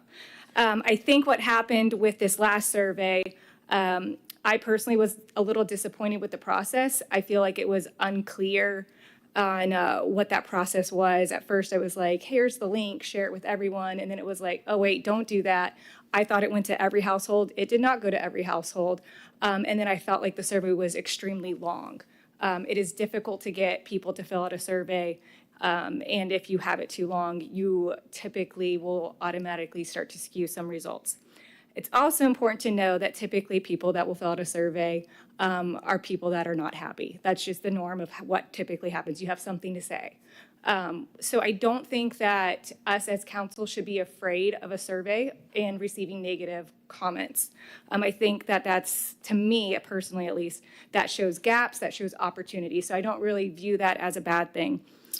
One of the vendors, when I was at the National League of Cities, I kind of went through the different booths, and this one caught my eye on like citizen engagement, because I'm always trying to see what can we do more. And this one is called Flash Vote. And what they do, when I started talking to him, they actually will do very short surveys, I think like 6 questions, and it's not, it's more of like, what do you feel like is the number one priority for a community? What do you feel like? Is it public safety? Is it things to do? Like, what do you feel? It has a more positive spin while getting us to know kind of where our gaps are. So it's like, what do you feel like is most important? And then what do you think the city's doing really well? And so you can see, so maybe they'll rank us really high in one area, but they think another area is important, and we can start to connect those gaps a little bit and say, okay, maybe there's a disconnect here. In addition to that, which I thought was nice, when you pay the fee, and I don't think it was that expensive either, because I asked him, I want to say maybe it was $10,000, but don't quote me on that. He also said that you can also use it for additional surveys throughout the year. I think it paid for like 6. So if we wanted to do something specifically related to maybe the environment, to development, to public safety, that would be another option. So I was very excited about this. Again, granted, some of you have not gone through the process as much as I have, but I feel like for me, I would want to get more input. My other thing, I would suggest, whatever we do, I would like to see a link go into the water bill. That way, I feel like it's going out to every resident. We've done that, I think, advertising for like Red, White, and Boom. So I think that will be an easy thing to potentially do. So we're not leaving out any citizen. Thank you, Member Stokel. Member Moscoso. Yeah, I would agree. I remember when you did put out the survey, and I was super excited because I didn't get it sent to my house. And then I realized it actually wasn't accounted for because it was only, I mean, it was intended for certain people, a certain group. And so maybe we can do a mix of things. Like I do like this idea of a flash vote and the fact that it's 6 questions, 7 questions. But I also do like the idea of face-to-face. I think that builds trust with people as well. And so whether it's all of us or if it's individually, I was talking to Mr. Larice about making sure that if we have these meetings that we're in different areas of the city. So maybe one of us is in the North Titusville, one of us is in the Gibson Center, and in different areas, just to make sure that we're hearing a variety of voices. Another option, because that is actually free. I mean, it takes our time, but if we're spending $10,000 for this the software, and then we're meeting with people. Another option is to do like Zoom calls. I think a lot of cities did that during COVID, and if we could open up our schedules and say, hey, you know, we'll talk to you for 15 minutes, or we want to hear your ideas and your thoughts on this, that could be something we do as well. Because I know there are a lot of people that maybe can't make it out of their homes. We've got a lot of, you know, older people in our community that maybe they could do a Zoom call. I'm not sure. We'd have to work through this, but Sure, I just want we to. have the technology to do that, Do we? and I did fail to mention the one city that's been successful with this, they do set aside different avenues for each council member to communicate. Yeah, so I think we can kind of, if possible, we can touch on different things. And it could just be like, what's the flavor of the council member themselves? Like, some of us like to use social media. Some of us don't. Some of us would rather meet in person. So I don't know if we can combine those things, but I'm open to, and whatever we decide. However we can meet with people and talk with people, it's important. Vice Mayor Cole. You know, I agree with both points that are being made. And because I've attended quite a few of these. I attended them prior to getting on city council, and not sure exactly how much was really accomplished from any of it. The face-to-face and the FaceTime and those kinds of things, I think, are very important for the citizens to actually get a chance and talk one-on-one with a council person. And I like the idea of going around the various locations. I mean, that's what we should do, I think. I agree with that totally. Member Nelson.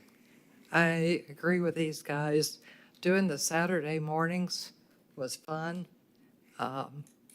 Didn't need the donuts, but it was fun. It was fun talking to the people. But at a certain point, it was like you were hearing the same thing every year and the same people every year. And so that was one of the reasons we went to the survey, was because we were getting the same comments, the same people, and we were hoping that we would get comments from other people. I don't know that we met our expectations, but maybe a hybrid where we meet at different places in the city. We do some Zoom calls. Believe it or not, Herman and I are capable of doing Zoom calls. Yeah, especially Herman. Especially Herman. We do it in the nursing home. Yeah, nursing home. Because I always enjoy talking to people, and talking to them one-on-one, it really gives you the ability to exchange ideas. You know, they may have ideas, they may not know what we're doing. I just really like that. So if I could offer, it seems like y'all are in agreement of doing the individual meetings with the citizens at different locations. What I'd like to suggest to you is that we get going with that in February, and let us work on the survey to see when we can get it. I'm not sure, because if it's going to be, you know, a procurement of 45 days and they're not available and that sort of thing. So I'm not saying we can't do it. I just don't know enough about that. And perhaps we could, if it runs into March or April, we could still begin the survey and then do your facilitation a little later than what we normally do. Is that acceptable to council? So, motion to direct staff to look for. I don't need a motion. I think I Okay. have consensus on that, unless you. But I would like to go ahead and put the plan together for February for your one-to-one individual meetings, and we will work on getting the contract back to you or that and see what that looks like. Sounds good. Thank you. All right, Brad, we can hear from you again.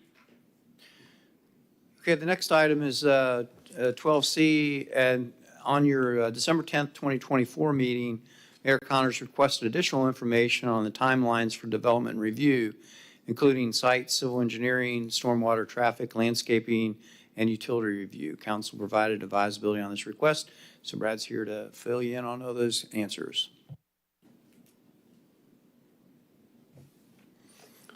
On page 740 of your packet,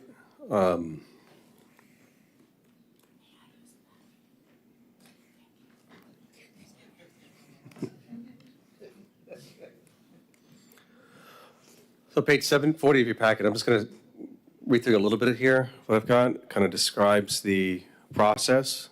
The city's development review process is described in Chapter 34 of the code. Information provided here is specific to subdivision of land and site plans only. So I did not include anything else beyond that, such as anything that's going to require a public hearing, such as a master plan or a rezoning or anything of that sort. This is basically just the two processes that are necessary in order to allow someone to develop actual construction on the property and to split the property into different lots. So I included for your review are diagrams or process diagrams, which I'll point out to you. I also included a list of the required exhibits that are from the code with the submittal of a site plan. I do want to state, so I'll describe the process here. Prior to a site plan submittal, a pre-application meeting is required with a concept plan for preliminary review. Once a site plan is submitted with all applicable fees, the staff has 30 days to do its first review. That's what the code says. The applicant then has 180 days to respond to our comments.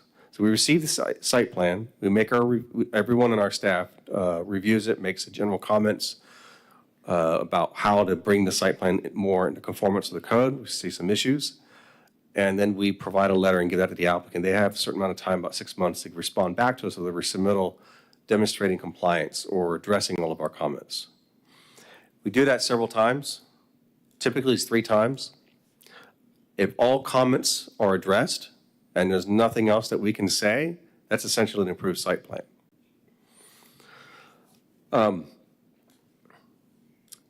So again, the average number is 3, but additional reviews, if it has to go beyond that, there are additional fees. Subsequent to the approval of a site plan, then there's a site development permit that can be issued with the next step, which is a pre-construction meeting, a checklist they have to fill out, complete a list of items such as performance bond, meet with our site inspectors, with their contractors to make sure everybody's on the same page, because our site inspectors are now going to be inspecting the site as it's in construction. And then later on, the building inspectors will be involved as the buildings are constructed. So as long as all that is completed and fees are paid, then we slide the permit over the table to allow them, that authorizes them to go ahead and start construction. That's the basic process. The subdivision of land requires additional steps, including the approval of a sketch plat by City Council and the submittal of a preliminary plat with the site plan. The final step is in the subdivision process is the acceptance of the final plat by City Council. So for a subdivision of property, there's 3 steps. You have the sketch plat, which has to come before Planning and Zoning Commission and City Council. Planning and Zoning provides recommendation to City Council. There could be conditions involved.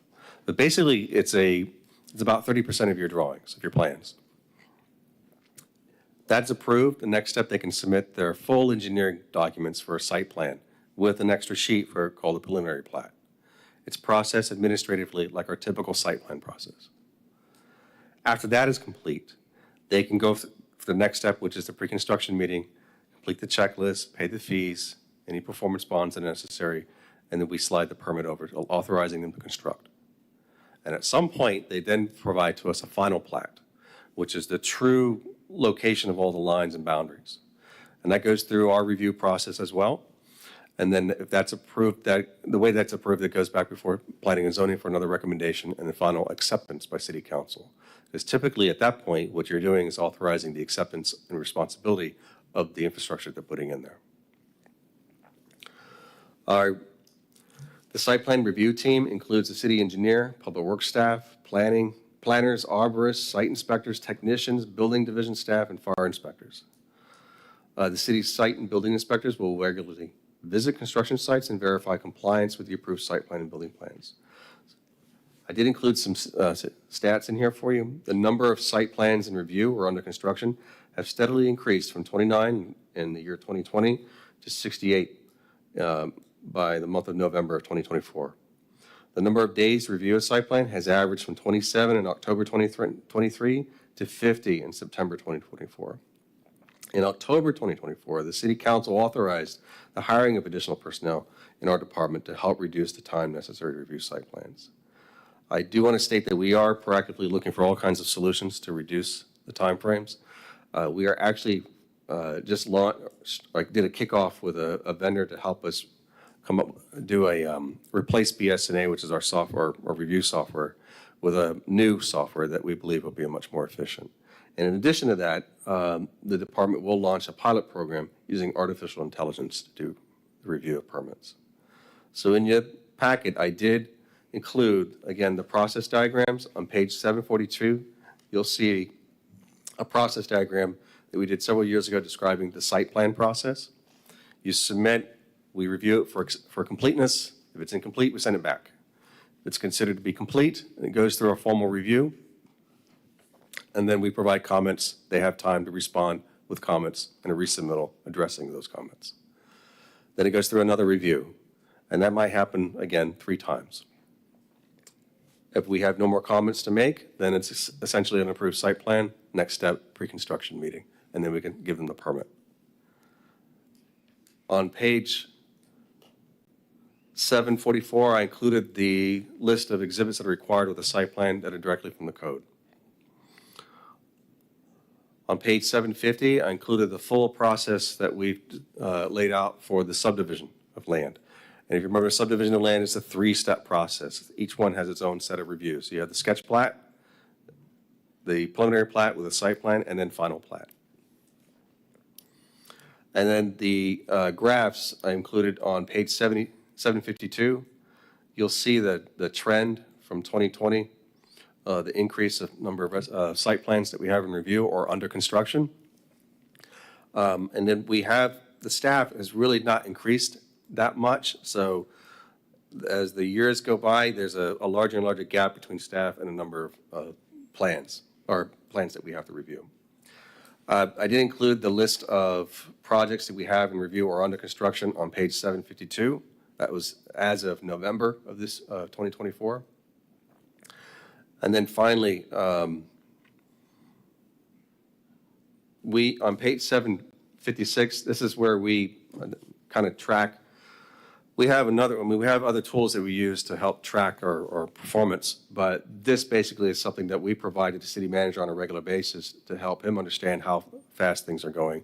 And you can see the trend of reviews goes from 27.25 calendar days to 24.21 calendar days.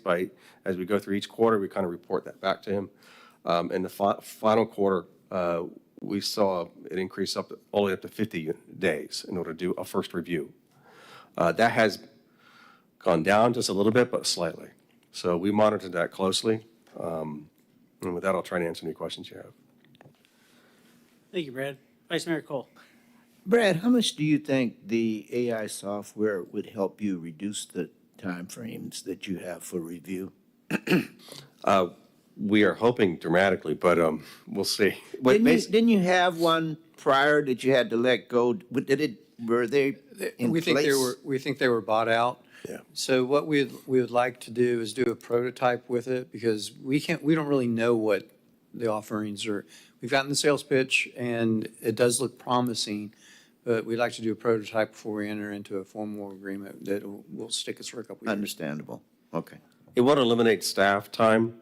We'll reduce staff time, but it won't eliminate the staff member having to review. So basically, it's going to help us quantify things that we don't necessarily have to sit there and count anymore. Understand. It'll do that for us. Yes. And then we'll review it for quality control. And our methodology to pay for this initial prototype is if you're a developer and you would like to use this method, it's going to be a cost to them to do that. Yeah, should be. Okay. Because what it will do is it's going to expedite their time frame. Sure. Mm-hmm. Okay. Member Stokel. Yes. I was mentioning this to the city manager in our briefing. I can't remember who, but somebody said, oh, I inquired about getting a CUP. And so say they're inquiring now, the soonest it would become before council would probably be May. Would that be accurate? We give applicants a tentative date 4 months out from the date of a complete application. So they give us the application. We have a certain amount of time to review it for completeness.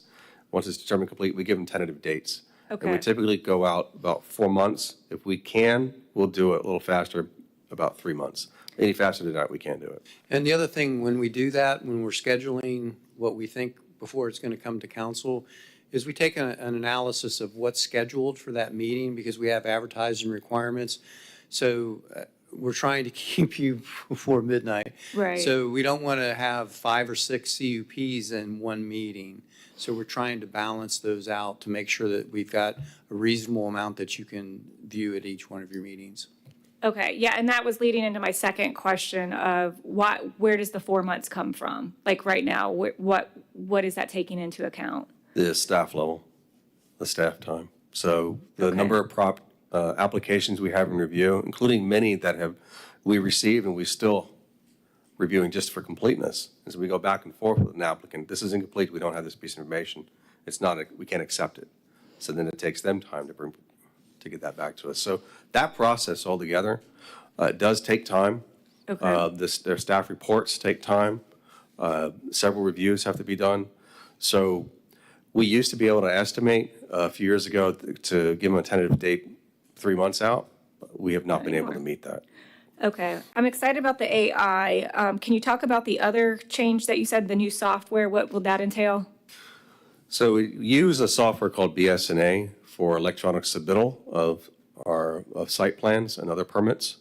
And then it allows us, the staff members who are on the review team, to receive notification that they have an application that they need to review. And so they provide their input or their comments into that software. We would like to go, the current software we have is very cumbersome, and we would like to go with another type of software we believe will give us a lot more flexibility. Okay. Our current, just process-wise, so it'll drop into, if it's ready for Brad to review or ready for somebody else to review, it'll drop in their box, and it'll knock on your door saying, you've got something to review, and your clock begins as soon as it knocks on your door and says it's ready for you to review. Okay. The other thing, have we explored at all, and I've heard this mentioned before, and I think other cities do it, hiring out, so allowing a developer to pay, and we contract that out for someone else to review. Obviously, they don't know the code as much as our staff does, but they can do a big chunk of the work, and then having the developer pay for that. So we currently are using some resources, Peggy Okay. Busaka being one of them, to help us. We have found, and this is under Peggy's watch more than yours, that when we tried to find a company or find an individual that it's just so cumbersome that they don't understand our code that we spend more time with them trying to work with them. I could see that being an issue. And it's not their fault. It's just that, he deals with the code every day as well as our planners. And to lop something on their desk and say, please review the site plan is very, very challenging at best. We're hopeful that the addition of one more staff member will help. We will maybe possibly come back to you at mid-year again and see how we're doing by then. But when we hit 50, we had to do several different things. Yeah, and that's my concern. Seeing 50, I don't want to see it. I don't know if anybody else speaks to developers or applicants for building permits or any applications. There's a lot of frustration. There's still rumors of there's red tape, and I know we're working on it. My other concern is with the Florida League of Cities involvement at the state level. This got brought up, and I don't believe it passed. Brad might remember, they were trying to put time limits on building permits. So there were cities that were literally sitting on things for days and days, months and months. And so the developers and applicants were knocking on doors in Tallahassee. And so the state was trying to address it. I think the first proposal was the city had to get back within 3 calendar days. And everyone's like, that's not even possible when you consider Saturday, Sunday, and a holiday Monday.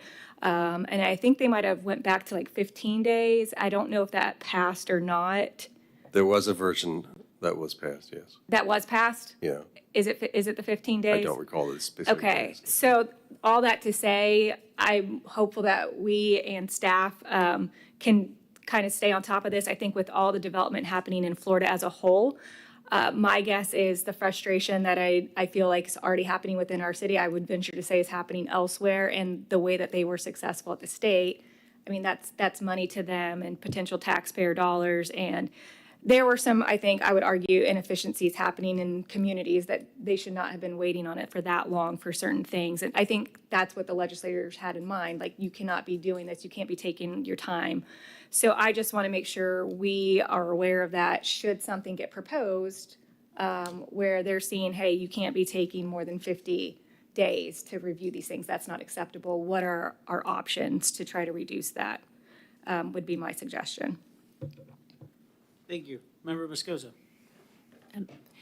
As we continue to grow, are we going, I know we approved to hire a new person for development. Are we looking at the future and how we might hire someone else? Because I think that you guys have a lot on your plate. And Yeah, we're looking at mid-year again. Okay. To see how we're doing. If one employee that we bring on, say, next month, has that made a difference? Or do we need to come back to council for additional staff? Absolutely. And then my other question is, I use BSNA a lot. And so whatever new software we do use, I would love to make sure that the public have access, the same access that they have right now to BSNA. I use it often just to check on a development to see how far it is along. And so that would be my request, is to make sure that the public can continue to have access.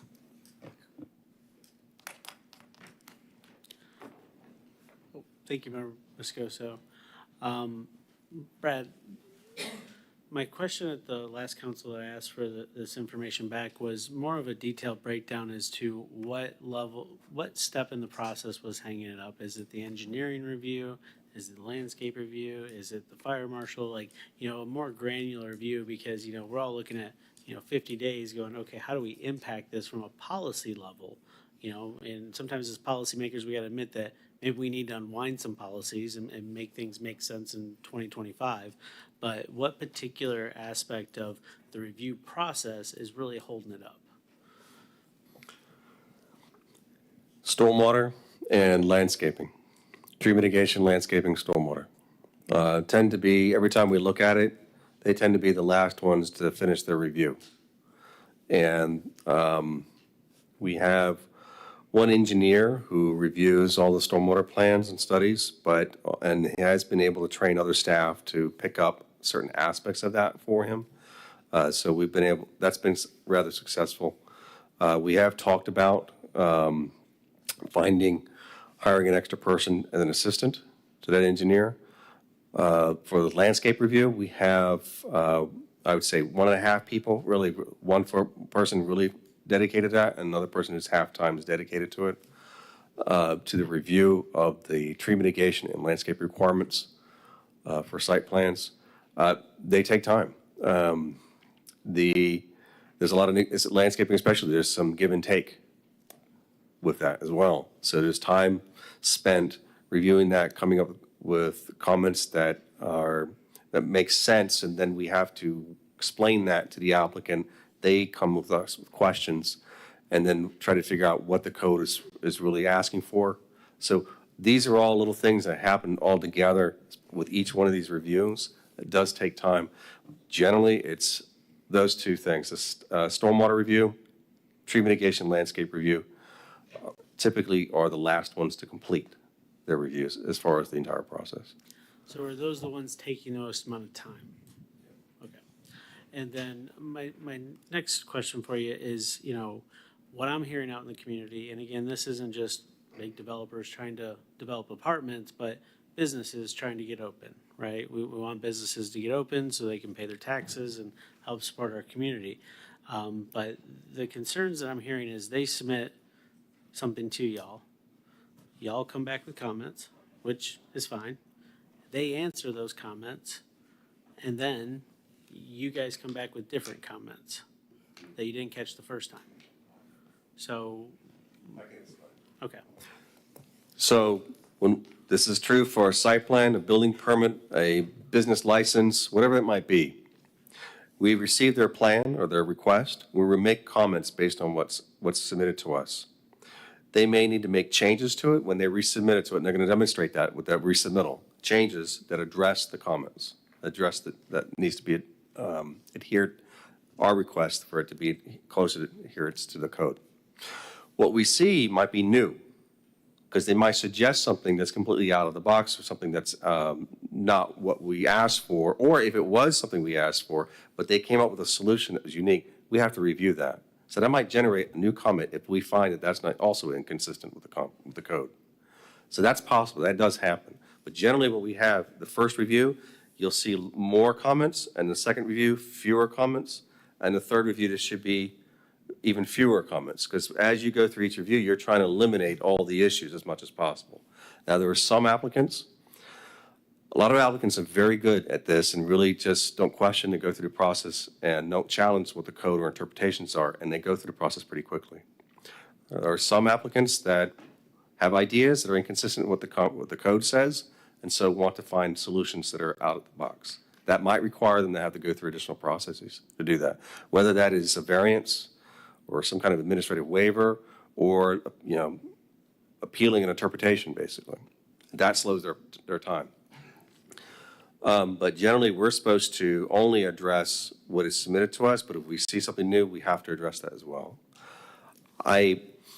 We do discourage, we try to get away from, and we're not supposed to come up with something new so for example, if there is a design that's provided to us and we review it consistent with the code, we make comments on it, but we forgot something.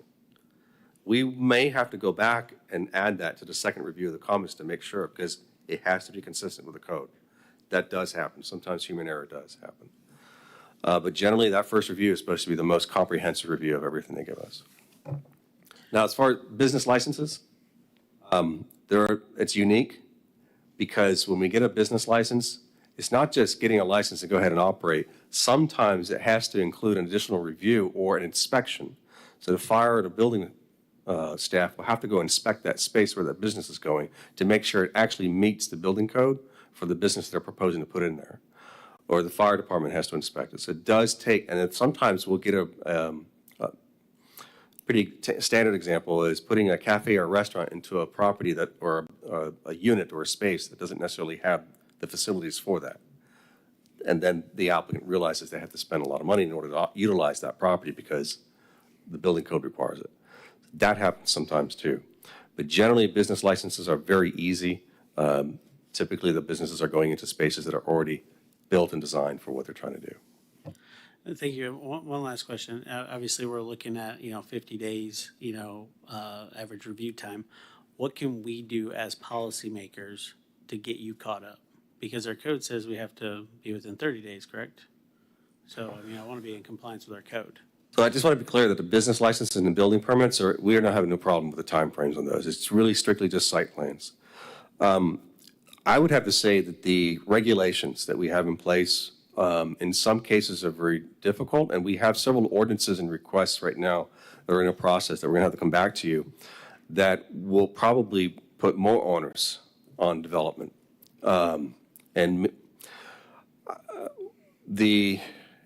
We would be happy to come back to you with some suggestions of what we can do to change the code to make it a little more flexible. Case in point tonight was the infill ordinance that we provided to you. That reduces the time for a developer, or small-time developer especially, to be able to provide some type of small housing without having to go through the extra step of a variance. So we can certainly come back to you with suggestions that we believe will be helpful to help reduce the time on some of these without having to go through all the different extra steps. Because I think a lot of these applications right now, especially site plans that take a really long time, is because they're trying to propose something that's inconsistent with the code and requires them to go through some kind of administrative process or a variance. Any other questions? Any action anybody wants to take? Member Stokel? Yeah, I don't know if it's so much of action, but do we have a time frame on the new software and the AI, the two new things that we're doing? And I know so how I'm looking at this is what are we doing, to the mayor's point, to try to reduce this 50 days? So I'm hearing we are hiring a new person that we already approved. They have not started yet. So they have. They have. Mm-hmm. Okay, so we'll see, the effects of that. Yeah. We may address it in mid-year to see if we need new staff. And then the time frame for the new software and the AI. The AI should start, we should start utilizing it in that pilot program within the next 2 to 3 months. Okay. And the software, we've actually spread out that onboarding into 2 parts. So we'll see a first phase with business licenses and code enforcement records in the next couple of months, hopefully. And then after that, we'll see that with building permits and site plans. Okay, so I guess my suggestion would be, as these things are happening, get an update from staff maybe on the first quarter numbers, and then which probably won't change much, but the second quarter, that gives us, I think, 6 months to hopefully see some changes, and then I think have the conversation again. Yeah, I mean, I don't see things really slowing down. I mean, if you look over the last couple of years, like you had 60 projects in the pipeline last year, you have more this year, it'll probably be more next year, right? So I think while they're working on all these things, it might be behoove of us to help get them caught up and, you know, tell them to hire an outside firm to get caught up.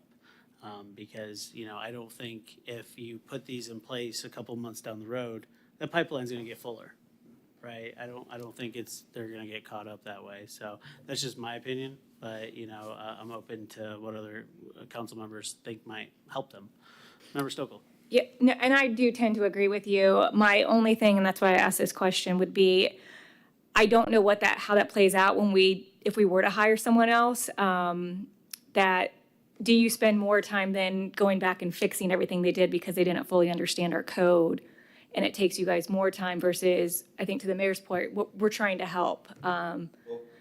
When hiring someone, it does take time to select that person, get them trained, and get them going. So any of the solutions we come up with, right, even the 2 software programs that we're hoping to utilize, that's going to take a few months to really see some results.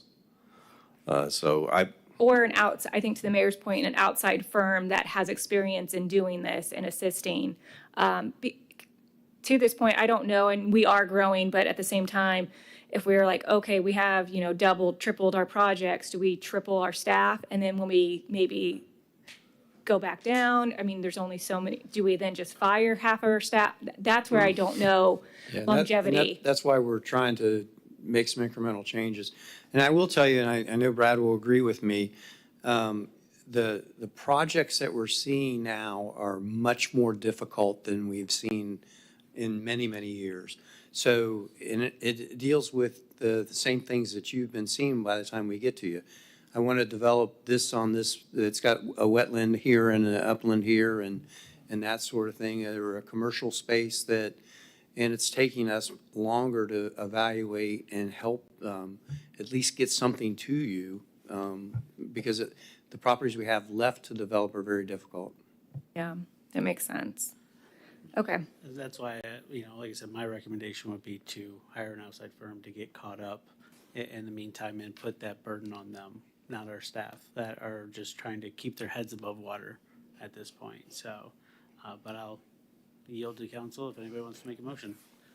Well, I agree with hiring an outside staff consultant. And, you know, if you hire an outside consultant as a part of the RFP, you could say that they have to get themselves familiar with the codes and the ordinances within a certain time frame so that they can do that. The good part about hiring an outside consultant or a reviewer, that you are ramping up your staff, and then when things go down, you have to, you know, push the staff down. I don't know are there contractors out there that are capable of doing this? Because if it is, I think this is the way we should go. The county has done it on several occasions. Okay. Yeah, we have engineers that are on continuing contract with us that we can utilize. We did use one of them for stormwater review, but we found that the cost for that, we weren't getting much in return as far as reduction. Because as stated already, we were spending a lot of time answering questions to them. So it's almost like we had another applicant we were dealing with. If we go out to bid to have someone dedicated to us, that also takes time to get that started. So. Member Nelson. I'm sort of like, I think we need to sort of keep track of what's going on. Like to get into this quarter, we find out, have we been able to reduce it? We're going to look at adding another person. But when you go outside, like Brad said, you're having to babysit that person. And so it's almost better to turn around, hire somebody, train them, and then you're not babysitting. So I think we need to just sort of back up right now and just sort of keep track of what is happening. Can we get the time limit down? Can the new person help? We can't expect the new person to, jump in and solve the crisis immediately, but If I could say that the new person, what that has done for us is it's relieved a lot of the pressure on the people who are dedicated to reviewing these site plans. yeah. So they were, in addition to reviewing site plans, doing additional work that needed to be done. That work has been transferred to this new employees, and now the people who have dedicated site plans have a lot more free time to only deal with site plans, especially landscape review and stormwater review, drainage review. So, and then we have the inspectors also participating as well, because they don't necessarily have to be out in the field all the time. So they're helping out with some of the review of these things. And then from my chair, and Brad will agree with me, we actually have other cities calling our employees wanting to hire them because they're so short on planners and reviewers as well. So it's a very challenging market.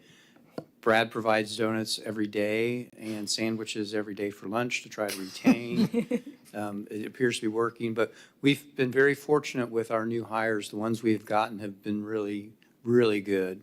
And so we're hopeful that we can start to work the curve the other way. And I understand those challenges in a very particular niche field, and that's why I wanted to try to help alleviate that burden on them, because I'm sure they're getting nasty emails and nasty phone calls on a daily basis.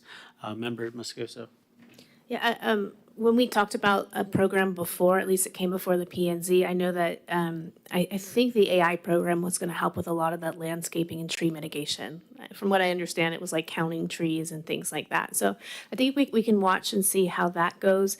But I would love to speak with the staff. I know that you represent a lot of them, but I don't feel comfortable making decisions that they're going to have to follow, whether that's sending this out and then they're going to have to babysit, but what would actually be helpful for them. So I don't know if we can survey them or you can kind of bring their comments back to us so that we would know exactly what do they need and how can we help them do their job easier. It's easier for us to say, like, let's just contract it out, right? But we're not in it day to day. Member Stokel?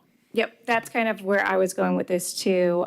This is the first time I think that, at least for me as a council member, that we're actually asking for specific numbers. I think when Member Nelson and I first got on, I think we had like 6 projects on the book. Like, it's just grown. And so I think now because of this, we're taking the time to look at it. And if I were in that office and somebody's coming and telling, I'd want to know what they find helpful. And so I think that's been kind of communicated to us through these 3 different things: getting a new person, new software, AI. And then now we've set our expectation as council we want to see this number reduced from 50. We review it based on what they have kind of already recommended they want to do and feel comfortable doing. And then if it's not down at that point, I think we need to explore other options. Vice Mayor Cole? I think I want to piggyback a little bit on what the mayor said. The mayor said, are there any policies and things that you see that we could change to make your job easier? Okay, that's kind of a open checkbook there. And the other thing is, I'll take it. I asked you about contractors, but then I want to take that back and agree with Member Nelson, because I know that bringing contractors in is going to be way more expensive than bringing a couple of people in, because I know at the hospital, when we have traveling nurses, they cost us twice as much as an in-house nurse. So if we can hire and not get people hired out from under us, if we can hire these people, and at least they'll provide something. So know that we, as a council, we want to do all we can to help that system and find out where those choke points are and try to alleviate that. I will speak for Brad. He's very excited about bringing those policies back to you. And we're excited about trying to get it taken care of because we continually hear, and I hear it before I even got on council, that we don't provide the service. And we are providing the service that the people don't understand the kinds of things that your office has to go through. Like, we just got the presentation on what happens. The average person doesn't understand that, and we get all of these complaints. So we want to try to solve it, and I see you smiling, okay? Mayor, if I could, we're at another Yes, I was gateway. going to finish up this, and I was going to converse with the city attorney. Member Stokel. Yep, and this is my last comment regarding this. If we were to potentially bring someone in, as it was stated, those can typically be very expensive. I would want to look at an expedited process that the applicant could pay an additional fee to supplement that. I wouldn't want taxpayer dollars being spent on potentially someone being able to go through an expedited process. Yeah, and again, my suggestions were mostly just to help get you guys' head above water. You know, especially as you guys look at different process, you're spending time, you know, researching ordinances to bring back to us. Like, that takes a lot of time in of itself, right? And so I just wanted to help alleviate that in any way we can. City attorney, can I legally recess the meeting till tomorrow at 5:30? No, no one would have notice of a meeting tomorrow at Dang 5:30. it. All right. Motion to extend.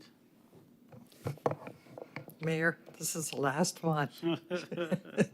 It's past, I'm gonna sound like Robert Jordan. It's past my bedtime. So I would move to extend to 12 o'clock. Do I have a second? I'll second it, but they turned off the lights in the nursing home at 12 o'clock. I know. Yeah. That's why we need to get home. All in favor, say aye. Aye. All opposed? Motion carries. We're going to midnight, guys. Yeah, all right. No, we'll go there. Petitions and requests from the public who have not already done it. All right. Ms. Baker? Sitting all that time. Back's broken.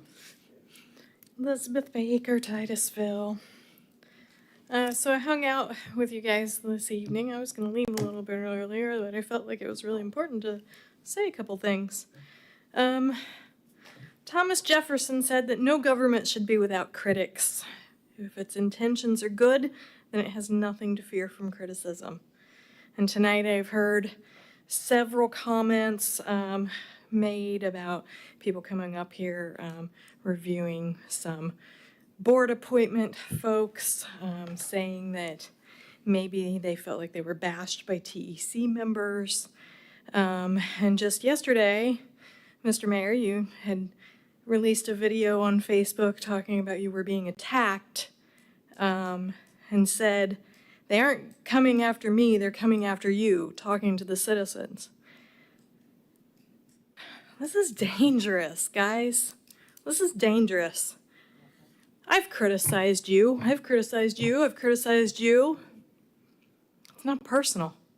I would never make it personal. Ever. I don't attack how you look. I don't attack your families. I don't say things like that. Nobody's doing that. And when you say attack, I think it's really important to make clear what that means. Like, are you being physically threatened? Are you, what are we talking about here? This kind of speech discourages the citizens from engaging with you guys. And I know that's not what you want. It's not what the citizens want. It's hard for us to get up here. Sometimes I get up here and I just shake. I'm scared to death. I'm talking to this governing board and I feel like a nobody. And sometimes I'm treated like one. And I shouldn't be. Nobody in this city should be treated that way. You guys shouldn't take abuse. You should always stand up for yourself, but please understand that sometimes criticism is really good for you. Sometimes people aren't up here just trying to be hateful, and nobody should ever take that. We need to shift our city and our thinking into a way of understanding that, Like, this is a big job. What these guys just explained was incredible. Running this city, what you guys deal with behind the scenes has to be just mind-blowing to somebody that doesn't sit on that dais or go into your offices. But discouraging people from talking because it hurts your feelings or you don't agree with them, that's not okay either. We have to find a balance. Some of us here out in the public probably need to find a balance too, but so do you. And when somebody comes up here and just critiques the way we should as citizens, that's not somebody trying to attack you or hurt you. Thank you. Appreciate it. Yes, sir. How's it going, guys? My name's Josh Wilson. I'm a resident of Orlando. I'm actually one of those small developers that was being mentioned about some of the projects in the area. And we're really trying to, just add value to the communities that we build in. We're doing infill lots, and we understand how challenging the housing dynamic is here in Central Florida especially, and out to the coast. And we just ask for, common sense approach to some of the variance requests that we put forward. Like if there's a project that has a commercial designation behind it and an R3 or R2 designation across from it, why is this remaining single family? We cannot sell a single family home on that parcel. And so when we have the men and women in the planning department who support the work that we're putting forward, we ask that you do the same, because we understand that, as you said, for the hospital, it's very challenging to, hire nurses locally. And a big part of that is because of the shortage in the housing situation that we have nationwide, 4 million or 7 million, depending on who's giving you estimates. And so I would just say thank you so much for the work that you're doing. It seems very thoughtful, and the intention behind not only the text of the land use code and the city code, but also the spirit. And I just want to say that a lot of the individuals at the city planning office definitely embody that, and they work with us to, bring our site plans and the proposed development that we have forward to meet the needs of the community. So I was really impressed with just how thoughtful the conversation was here today, but I also want to just say that negativity does percolate to the top, and there was a whole lot of complaining today. And I just wanted to, give Brad over here a pat on the back, because he's definitely held our hands through some of the development that we've done. We built about 20+ homes in the last 3 years, infill here in Titusville, and we're looking to continue to, honor the character and the intentional design and culture that is here, right? We also offer our properties to the housing authority here, right? So we understand that there's a give and take in the development space, and we want to be partners with you guys in the work that we do. But there are definitely some needed changes for us to be able to do that efficiently and effectively, to meet the considerations of, those who had to speak here today before me, but also to help you guys, bring business, because boilers for the police department, $70,000, that's a lot of money. And we want to help you guys support the public services that are needed to, make your constituents happy. So don't kill all our projects. That's all we're asking. Thank you. Thank you, sir. Any other petitions and requests? All righty. Council reports. Oh, Jesus, that scared me. You got 3 minutes. Yeah. I wish.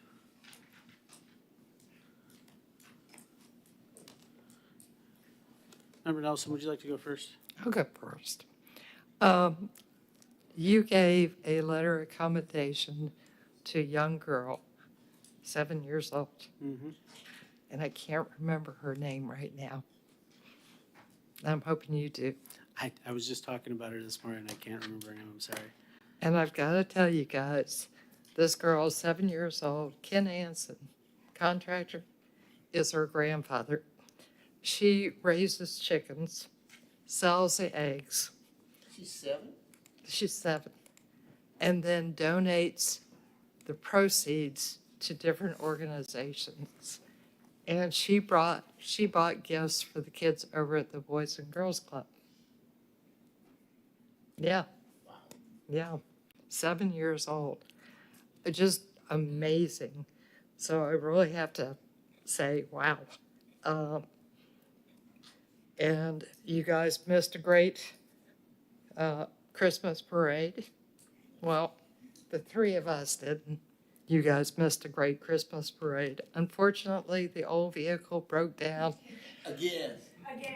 That's not the first time. 1930 beach skater, and it broke down again. And my friends ended up pushing it, bless their souls, to the end. So, at any rate, I appreciate it. I hope everybody had a good Christmas.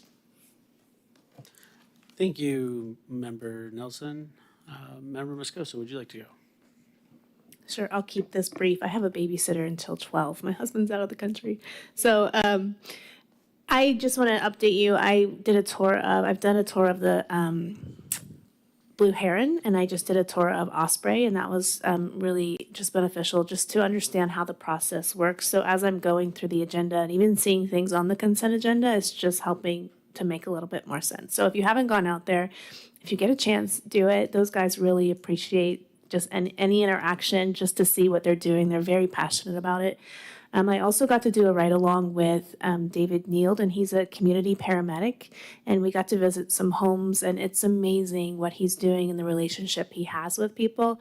And so what he does is they have some people who they consider like high utilizers of the system who call in constantly when maybe they don't need emergency services, they need other resources. So he connects them with different resources, and he does an amazing job. So he's just launching this program, and if you happen to get a chance to go out and visit people in the community, and he's just very, very compassionate. He's also looking for wheelchairs and things like that to help folks. So if I could add to that, David's initiative with this is very successful, and we are looking at adding to a staff too, because it is something that we've already proven it works, and we want to expand it already because it's just helping with the real 911 calls.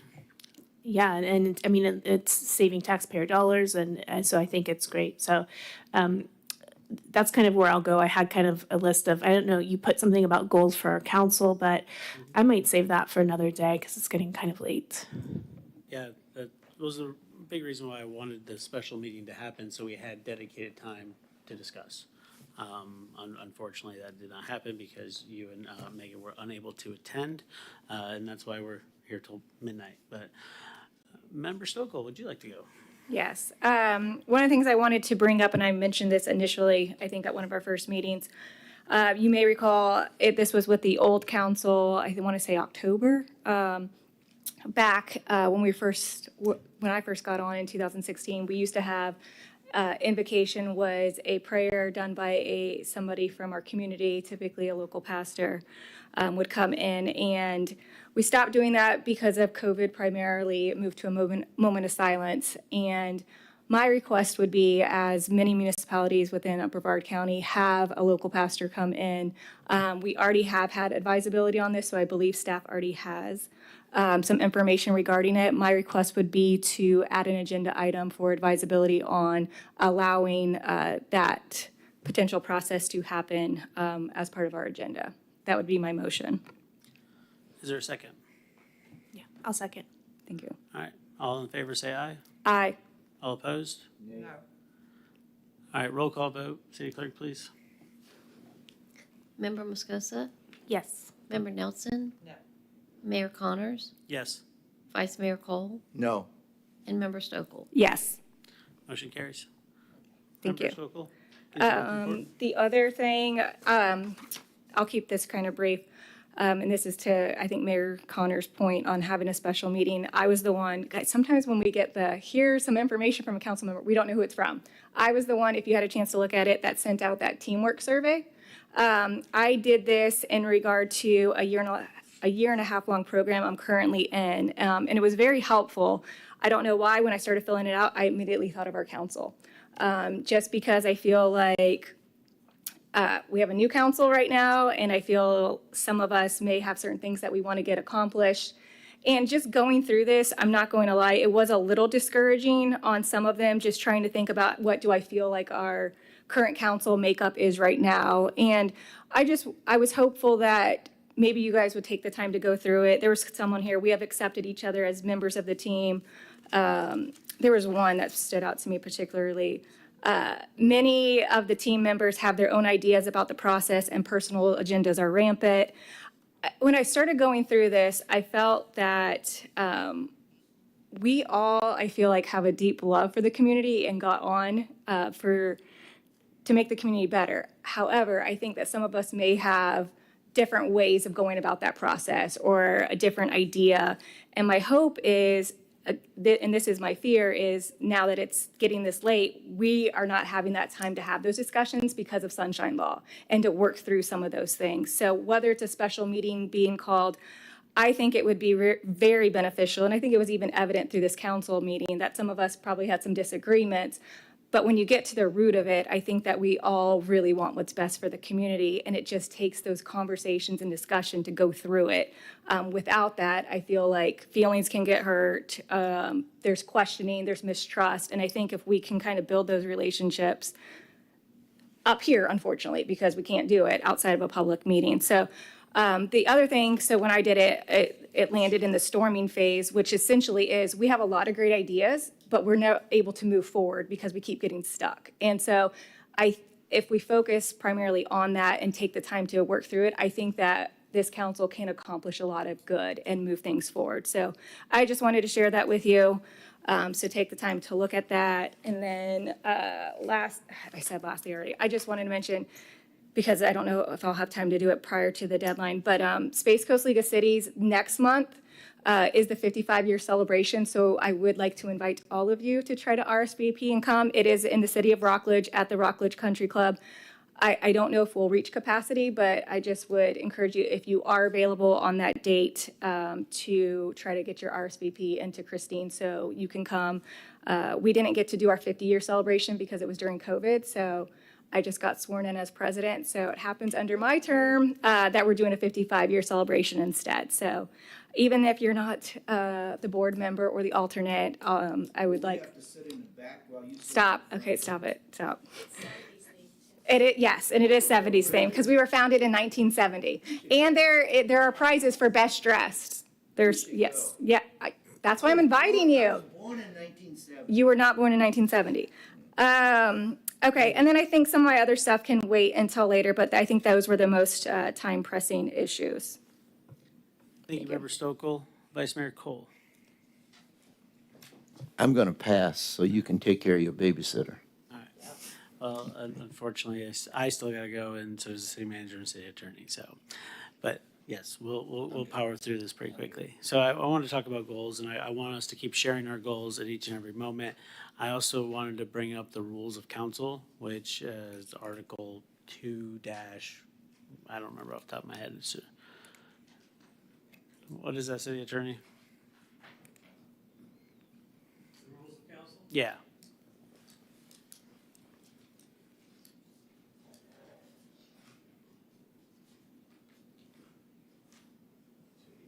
Yeah, I know, right? Well, whatever the ordinance is, I think it's important that we discuss the rules of council because it's about operating an efficient and effective meeting. And so I just wanted to bring... A little louder, I can't hear you. Thank you, get closer, thank you. It's really about operating an effective meeting and making sure we're crafting good dialogue with the public. And I don't know if you guys have read through the rules of council. Obviously, I have because I made Sarah asked to leave because that's kind of a part of it, right? Is making sure you have recognition of the chair when you're talking or when you gotta leave. And, you know, again, when Mr. Ray was speaking, making sure everybody was here to attend and listen. But I wanted folks to look at it and so we can have an honest discussion about, do these rules need to change? Are there any updates that we can make to them to make us better communicators, more efficient? Personally, I think just running the meeting, it's a challenge during public comment where, you know, I'm just going, all right, who's speaking next? I think it'd be helpful if people did put in cards just so we knew who wanted to speak, so I didn't miss anybody, because I do think it's a challenge. And I also don't want anybody to feel like I'm picking somebody for any apparent reason, right? I'm just kind of looking and picking, except for the one time Vice Mayor said Laura Lee, and I just said Laura Lee. But, you know, I think just running an effective meeting, it goes a part of that, and I know I'm speeding through these. I wanted to bring up the Space Coast Transportation Planning Organization Citizens Advisory Committee appointment. Do you guys know that we have one of those? No, it hasn't come before council since 2009. The gentleman that has been representing Titusville to the Space Coast TPO CAC has been self-appointing since 2009.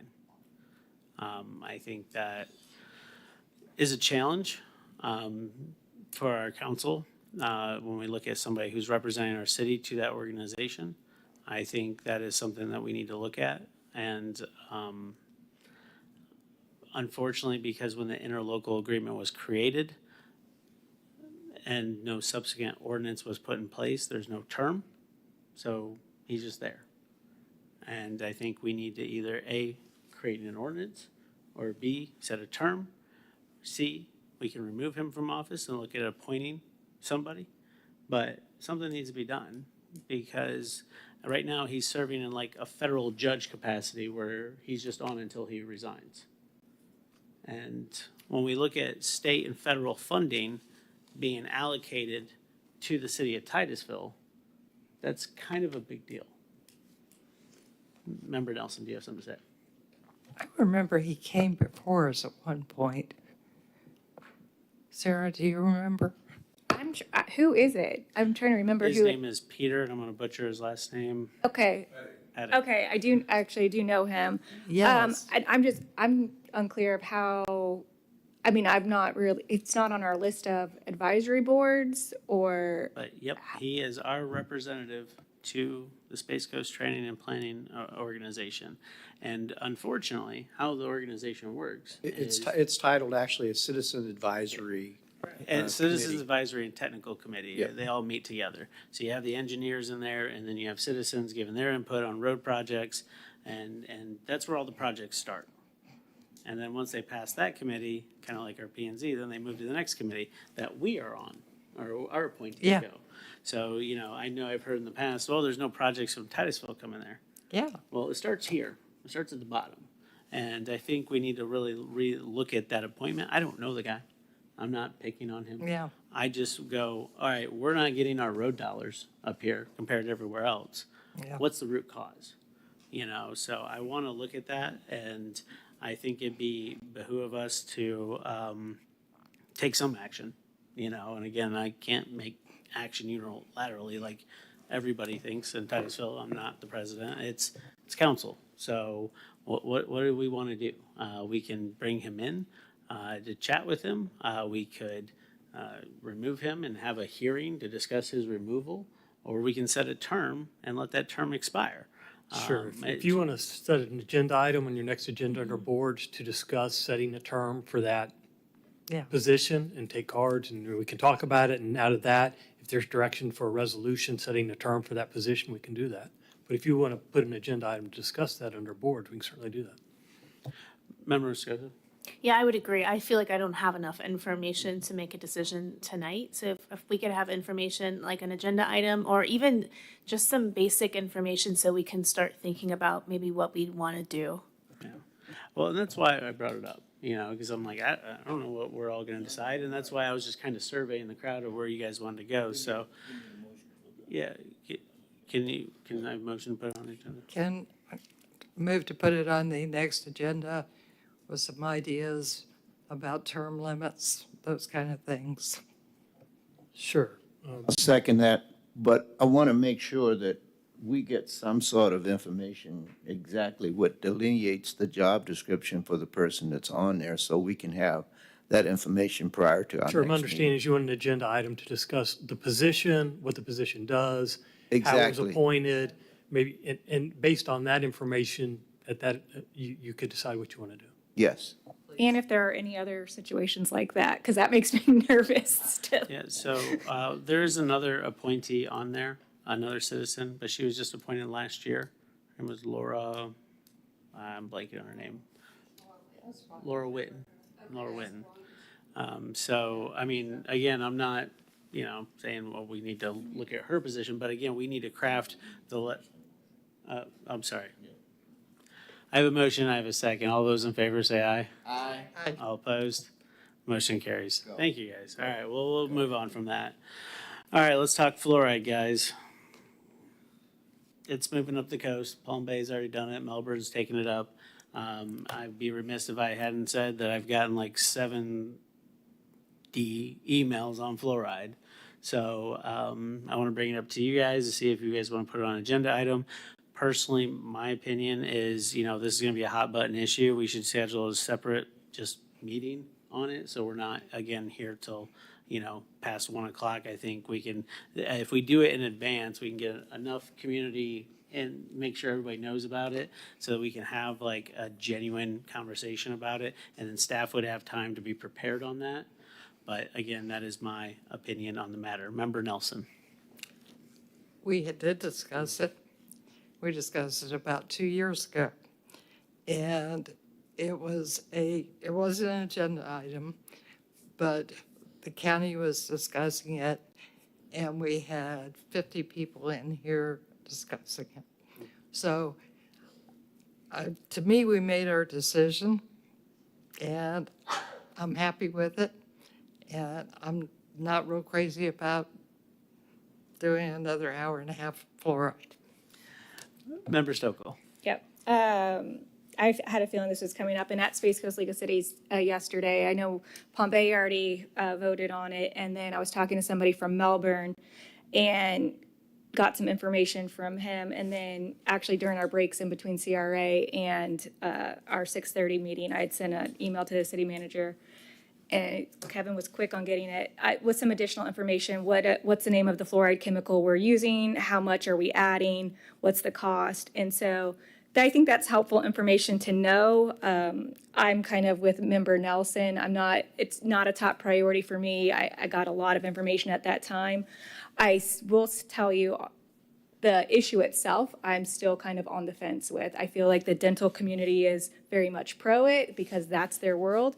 But then there's also people in the medical community that there's side effects potentially from it, and at what levels is it that they have real legitimate concerns there. So it's just, I know we're below the threshold if you read the email.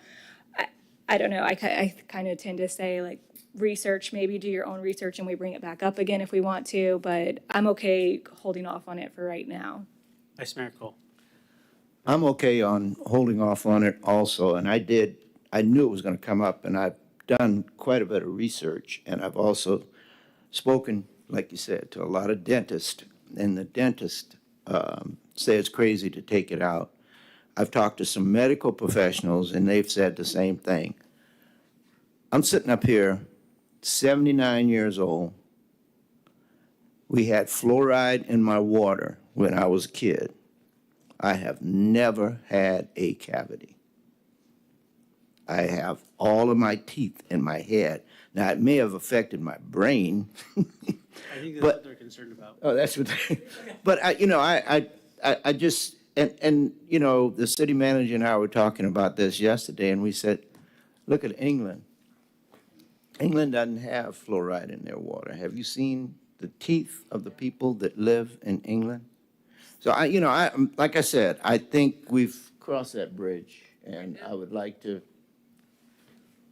let it stay as it is. Member Moscoso.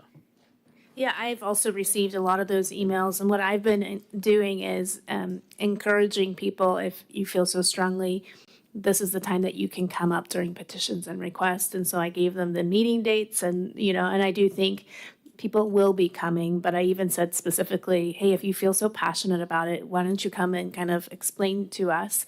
I'm like you, Sarah, I'm kind of on the fence. You hear yes here and no here, and so I feel like I definitely need a lot more information. Yeah, that's why I was like, wanting to just get ahead of it because we know it's coming, and I just wanted to schedule that dialogue. But I guess council does not want to take any action at this time, which is fine. All right, Brevard delegation. I'm scheduled to speak at the Brevard delegation. Do I have your permission? I think you had one prior to that. Oh, sorry. Eyes are going blurry. 2024 Tree City USA, guys. Yay, we did it. Congratulations. I mean, nobody's here, so congratulating you guys. Not that you guys are nobodies, but you know, a lot less in the crowd. But I think it's really, really positive. There was a press release that came out with that. I know the city staff is going to be working on doing that. I know I put it out on social media in advance of just the letter, just as an FYI public information item that we did receive this letter, and we are recognized as Tree City USA. And I believe this week I will be speaking at the tree ceremony for Arbor Day. That's this week, I believe, and we'll get that information out to the public. Now, we also added that in the Titusville talking points this edition. And I think the one you're speaking at is the Pritchard House. That's not the city event. Yes, I will be speaking at an event. If you have, I'm sure everybody here has looked at the full agenda packet. You can tell my calendar's pretty booked, which I'm excited about because I've just been out in the public nonstop hearing what the community is saying and just explaining my vision and how we're gonna try to get there. But a big part of my campaign and my commitment to the residents was to not just take care of business here in Titusville, but to advocate for Titusville to those bigger governments. A big part of that was getting elected to the executive committee of the Space Coast TPO, so I can hopefully have some insight in getting more state and federal funds up here on our roads. In addition, as Mr. Buchanan apparently pointed out before I even knew, I have been confirmed to serve on the Tourism Development Council.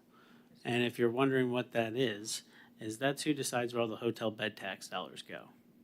And that is very important because as our city, we only have so big pots of money.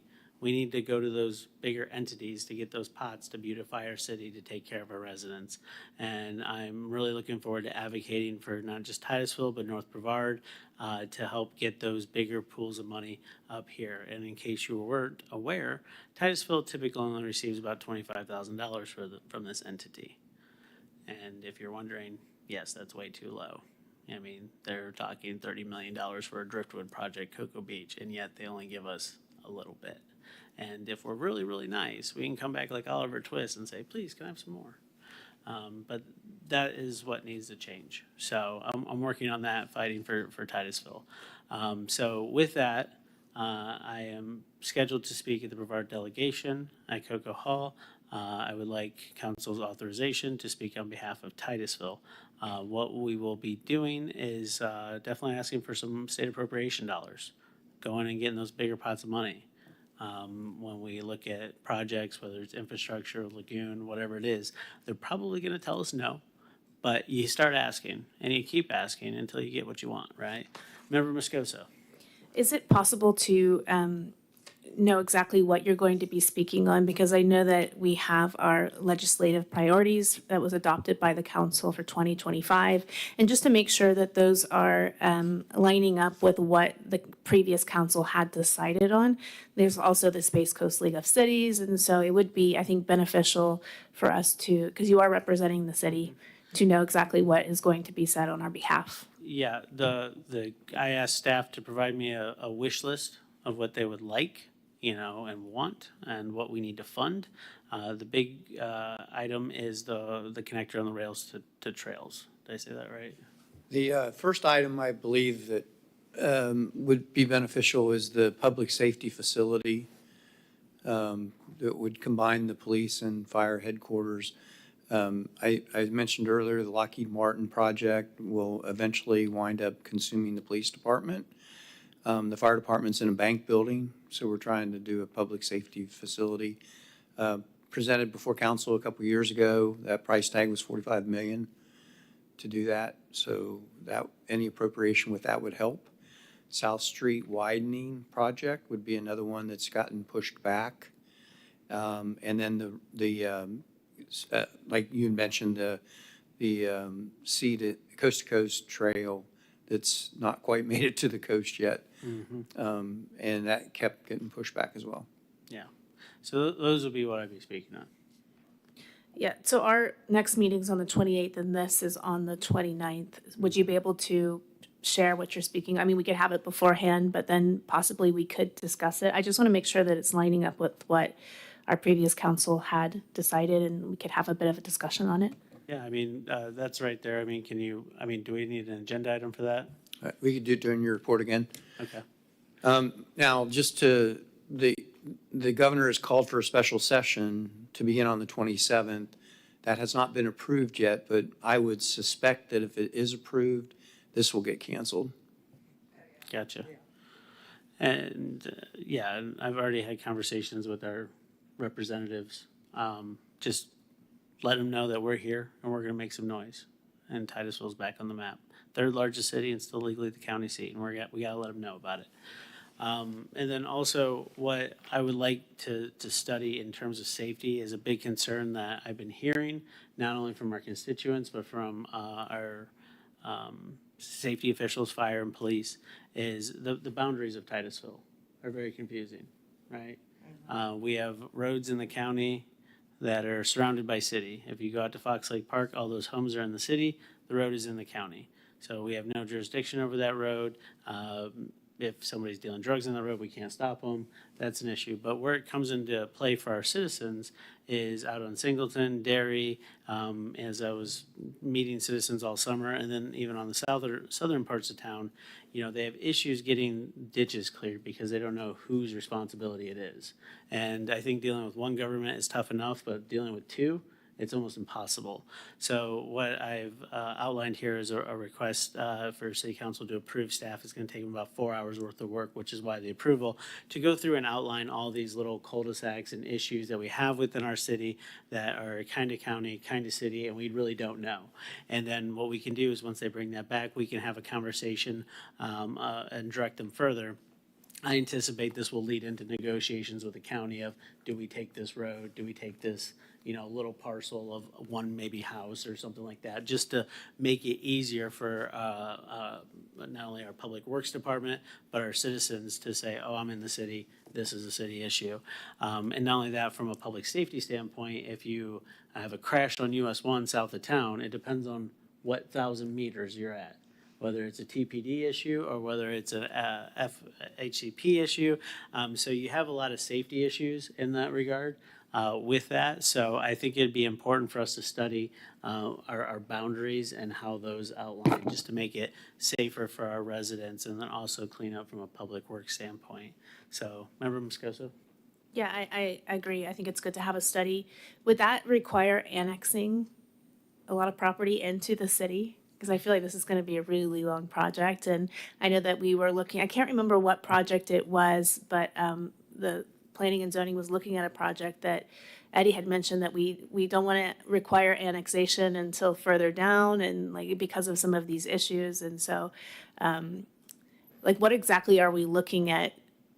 If we're looking at trying to get roads and things like that, what does that require?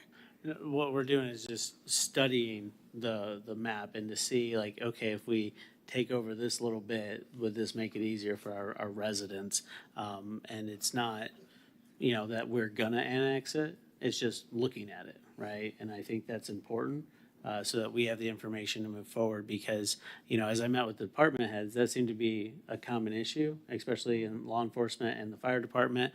And then the issue with the residents is I heard a lot of complaints of, well, this is a county ditch and the city won't help me. And well, this side of the road's county, this side of the road's city. You know, we should probably look at, does it make sense to have a different clean cut? And I'm not saying like this study is gonna give us that answer, but at least we begin that process. So I think your request, you brought it to staff to see how long it would take us, and it was clearly beyond the 2-hour limit, so that's why we asked you to bring it before council to draw this map up for you. Member Stokel? Yep, no, I'm fine with that. I think it will be helpful for us as council to know where those pockets are, especially as we get applications for annexation sometimes, and then just to kind of, again, look at our city as a whole. So I make a motion that staff identify both county enclaves and those unincorporated areas within the area of service for the city's utility department consumptive use permit. Second. All those in favor say aye. Aye. All opposed? Motion carries. Thank you. And then the last item, travel expense for the city council approval. There was, I think, Member Moscoso, you got the same email about going to a Florida League of Cities, like new council member kind of orientation. It was full by the time we tried to register for it, so this is not required. Yeah, so it's no big deal, but alrighty. So the January class is filled, so the next one is in March. And it's designed for new members, but it doesn't necessarily, if you would like to, any of the other members would like to attend again, it's a good networking of your peers, as well as they bring in some very good speakers. So if any of you would like to go in March, you could make your vote now, and then we can start working the logistics of getting you to that. All right. Is it in Gainesville as well? Is it in the same location, do you know? I'm not Or the sure. dates? I'm not sure. We can get that info to you. Okay. Do you know the dates, ma'am? I know you. I don't think it's in Gainesville. I Yeah. don't remember the dates. I had looked it up. Yeah, we'll look it up I for think you, but it's I think the Calvin. one that you guys attended, I think Member Nelson, Member Stokel, and Member Dees. It was may- probably in 2017 is when we Yeah. went. And we were lucky it was in Orlando, so. Yeah. We had a whole lot of fun. It was interesting meeting council members from other cities. Yep. And we heard some real horror stories. Yeah. Yeah. Alrighty. So I would move, I guess, any council member that wants to attend that one, we authorize the travel to go. Second. All in favor? Aye. Any opposed? Motion carries. Thank you, guys. City manager, can we? Yes, sir. I just have some dates, but we found out today that the statewide emergency response plan had asked us to provide a strike team, which consists of 5 firefighters to help fight the fires in California. We had a suspense of 1 o'clock to let them know if we could actually put a team together. We have a team together that's ready to go. If we get the green light to go, it'll be a 18-day deployment. The last time we assisted with this, again, it was an 18 to 20-day deployment, and our guys wound up staying there about 35 days. So we are able to continue normal operations. The overtime that would be incurred by sending 6 people away will be also picked up by the state.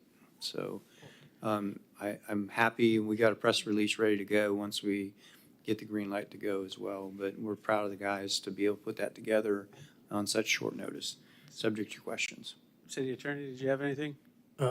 Yes, Mayor, at your direction, I've prepared 3 memos that are in the agenda, and I'll just ask that we'll move that to your next meeting.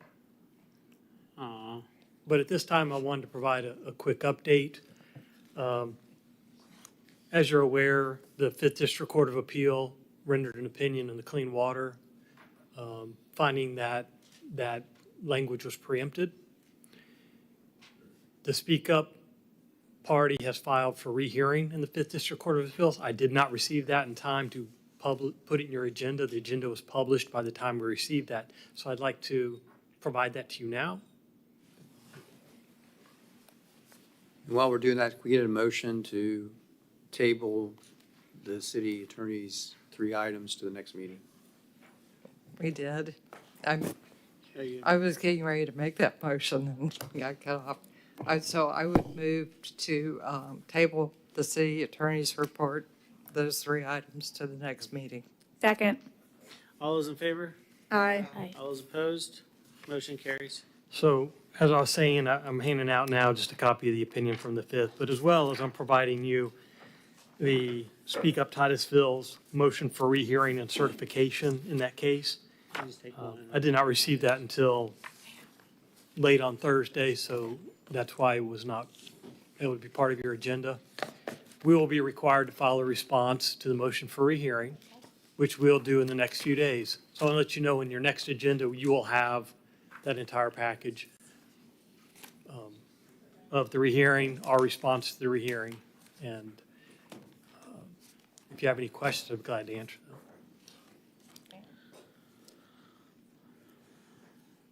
Any comments? No, so just to be clear, the next step will be for the city to file a response to the request for rehearing. Then the Fifth District Court of Appeal will consider the motion for rehearing and rule on that. I do not have any idea when the ruling may come on their request for rehearing, but I will provide you everything I can and update you on your next agenda. Thank you, City Attorney. Thank you, City Manager. Thank you, everybody that stayed till almost midnight. Can I have a motion to adjourn? So moved. We're adjourned. Thank you. Second. You didn't get a second. I second.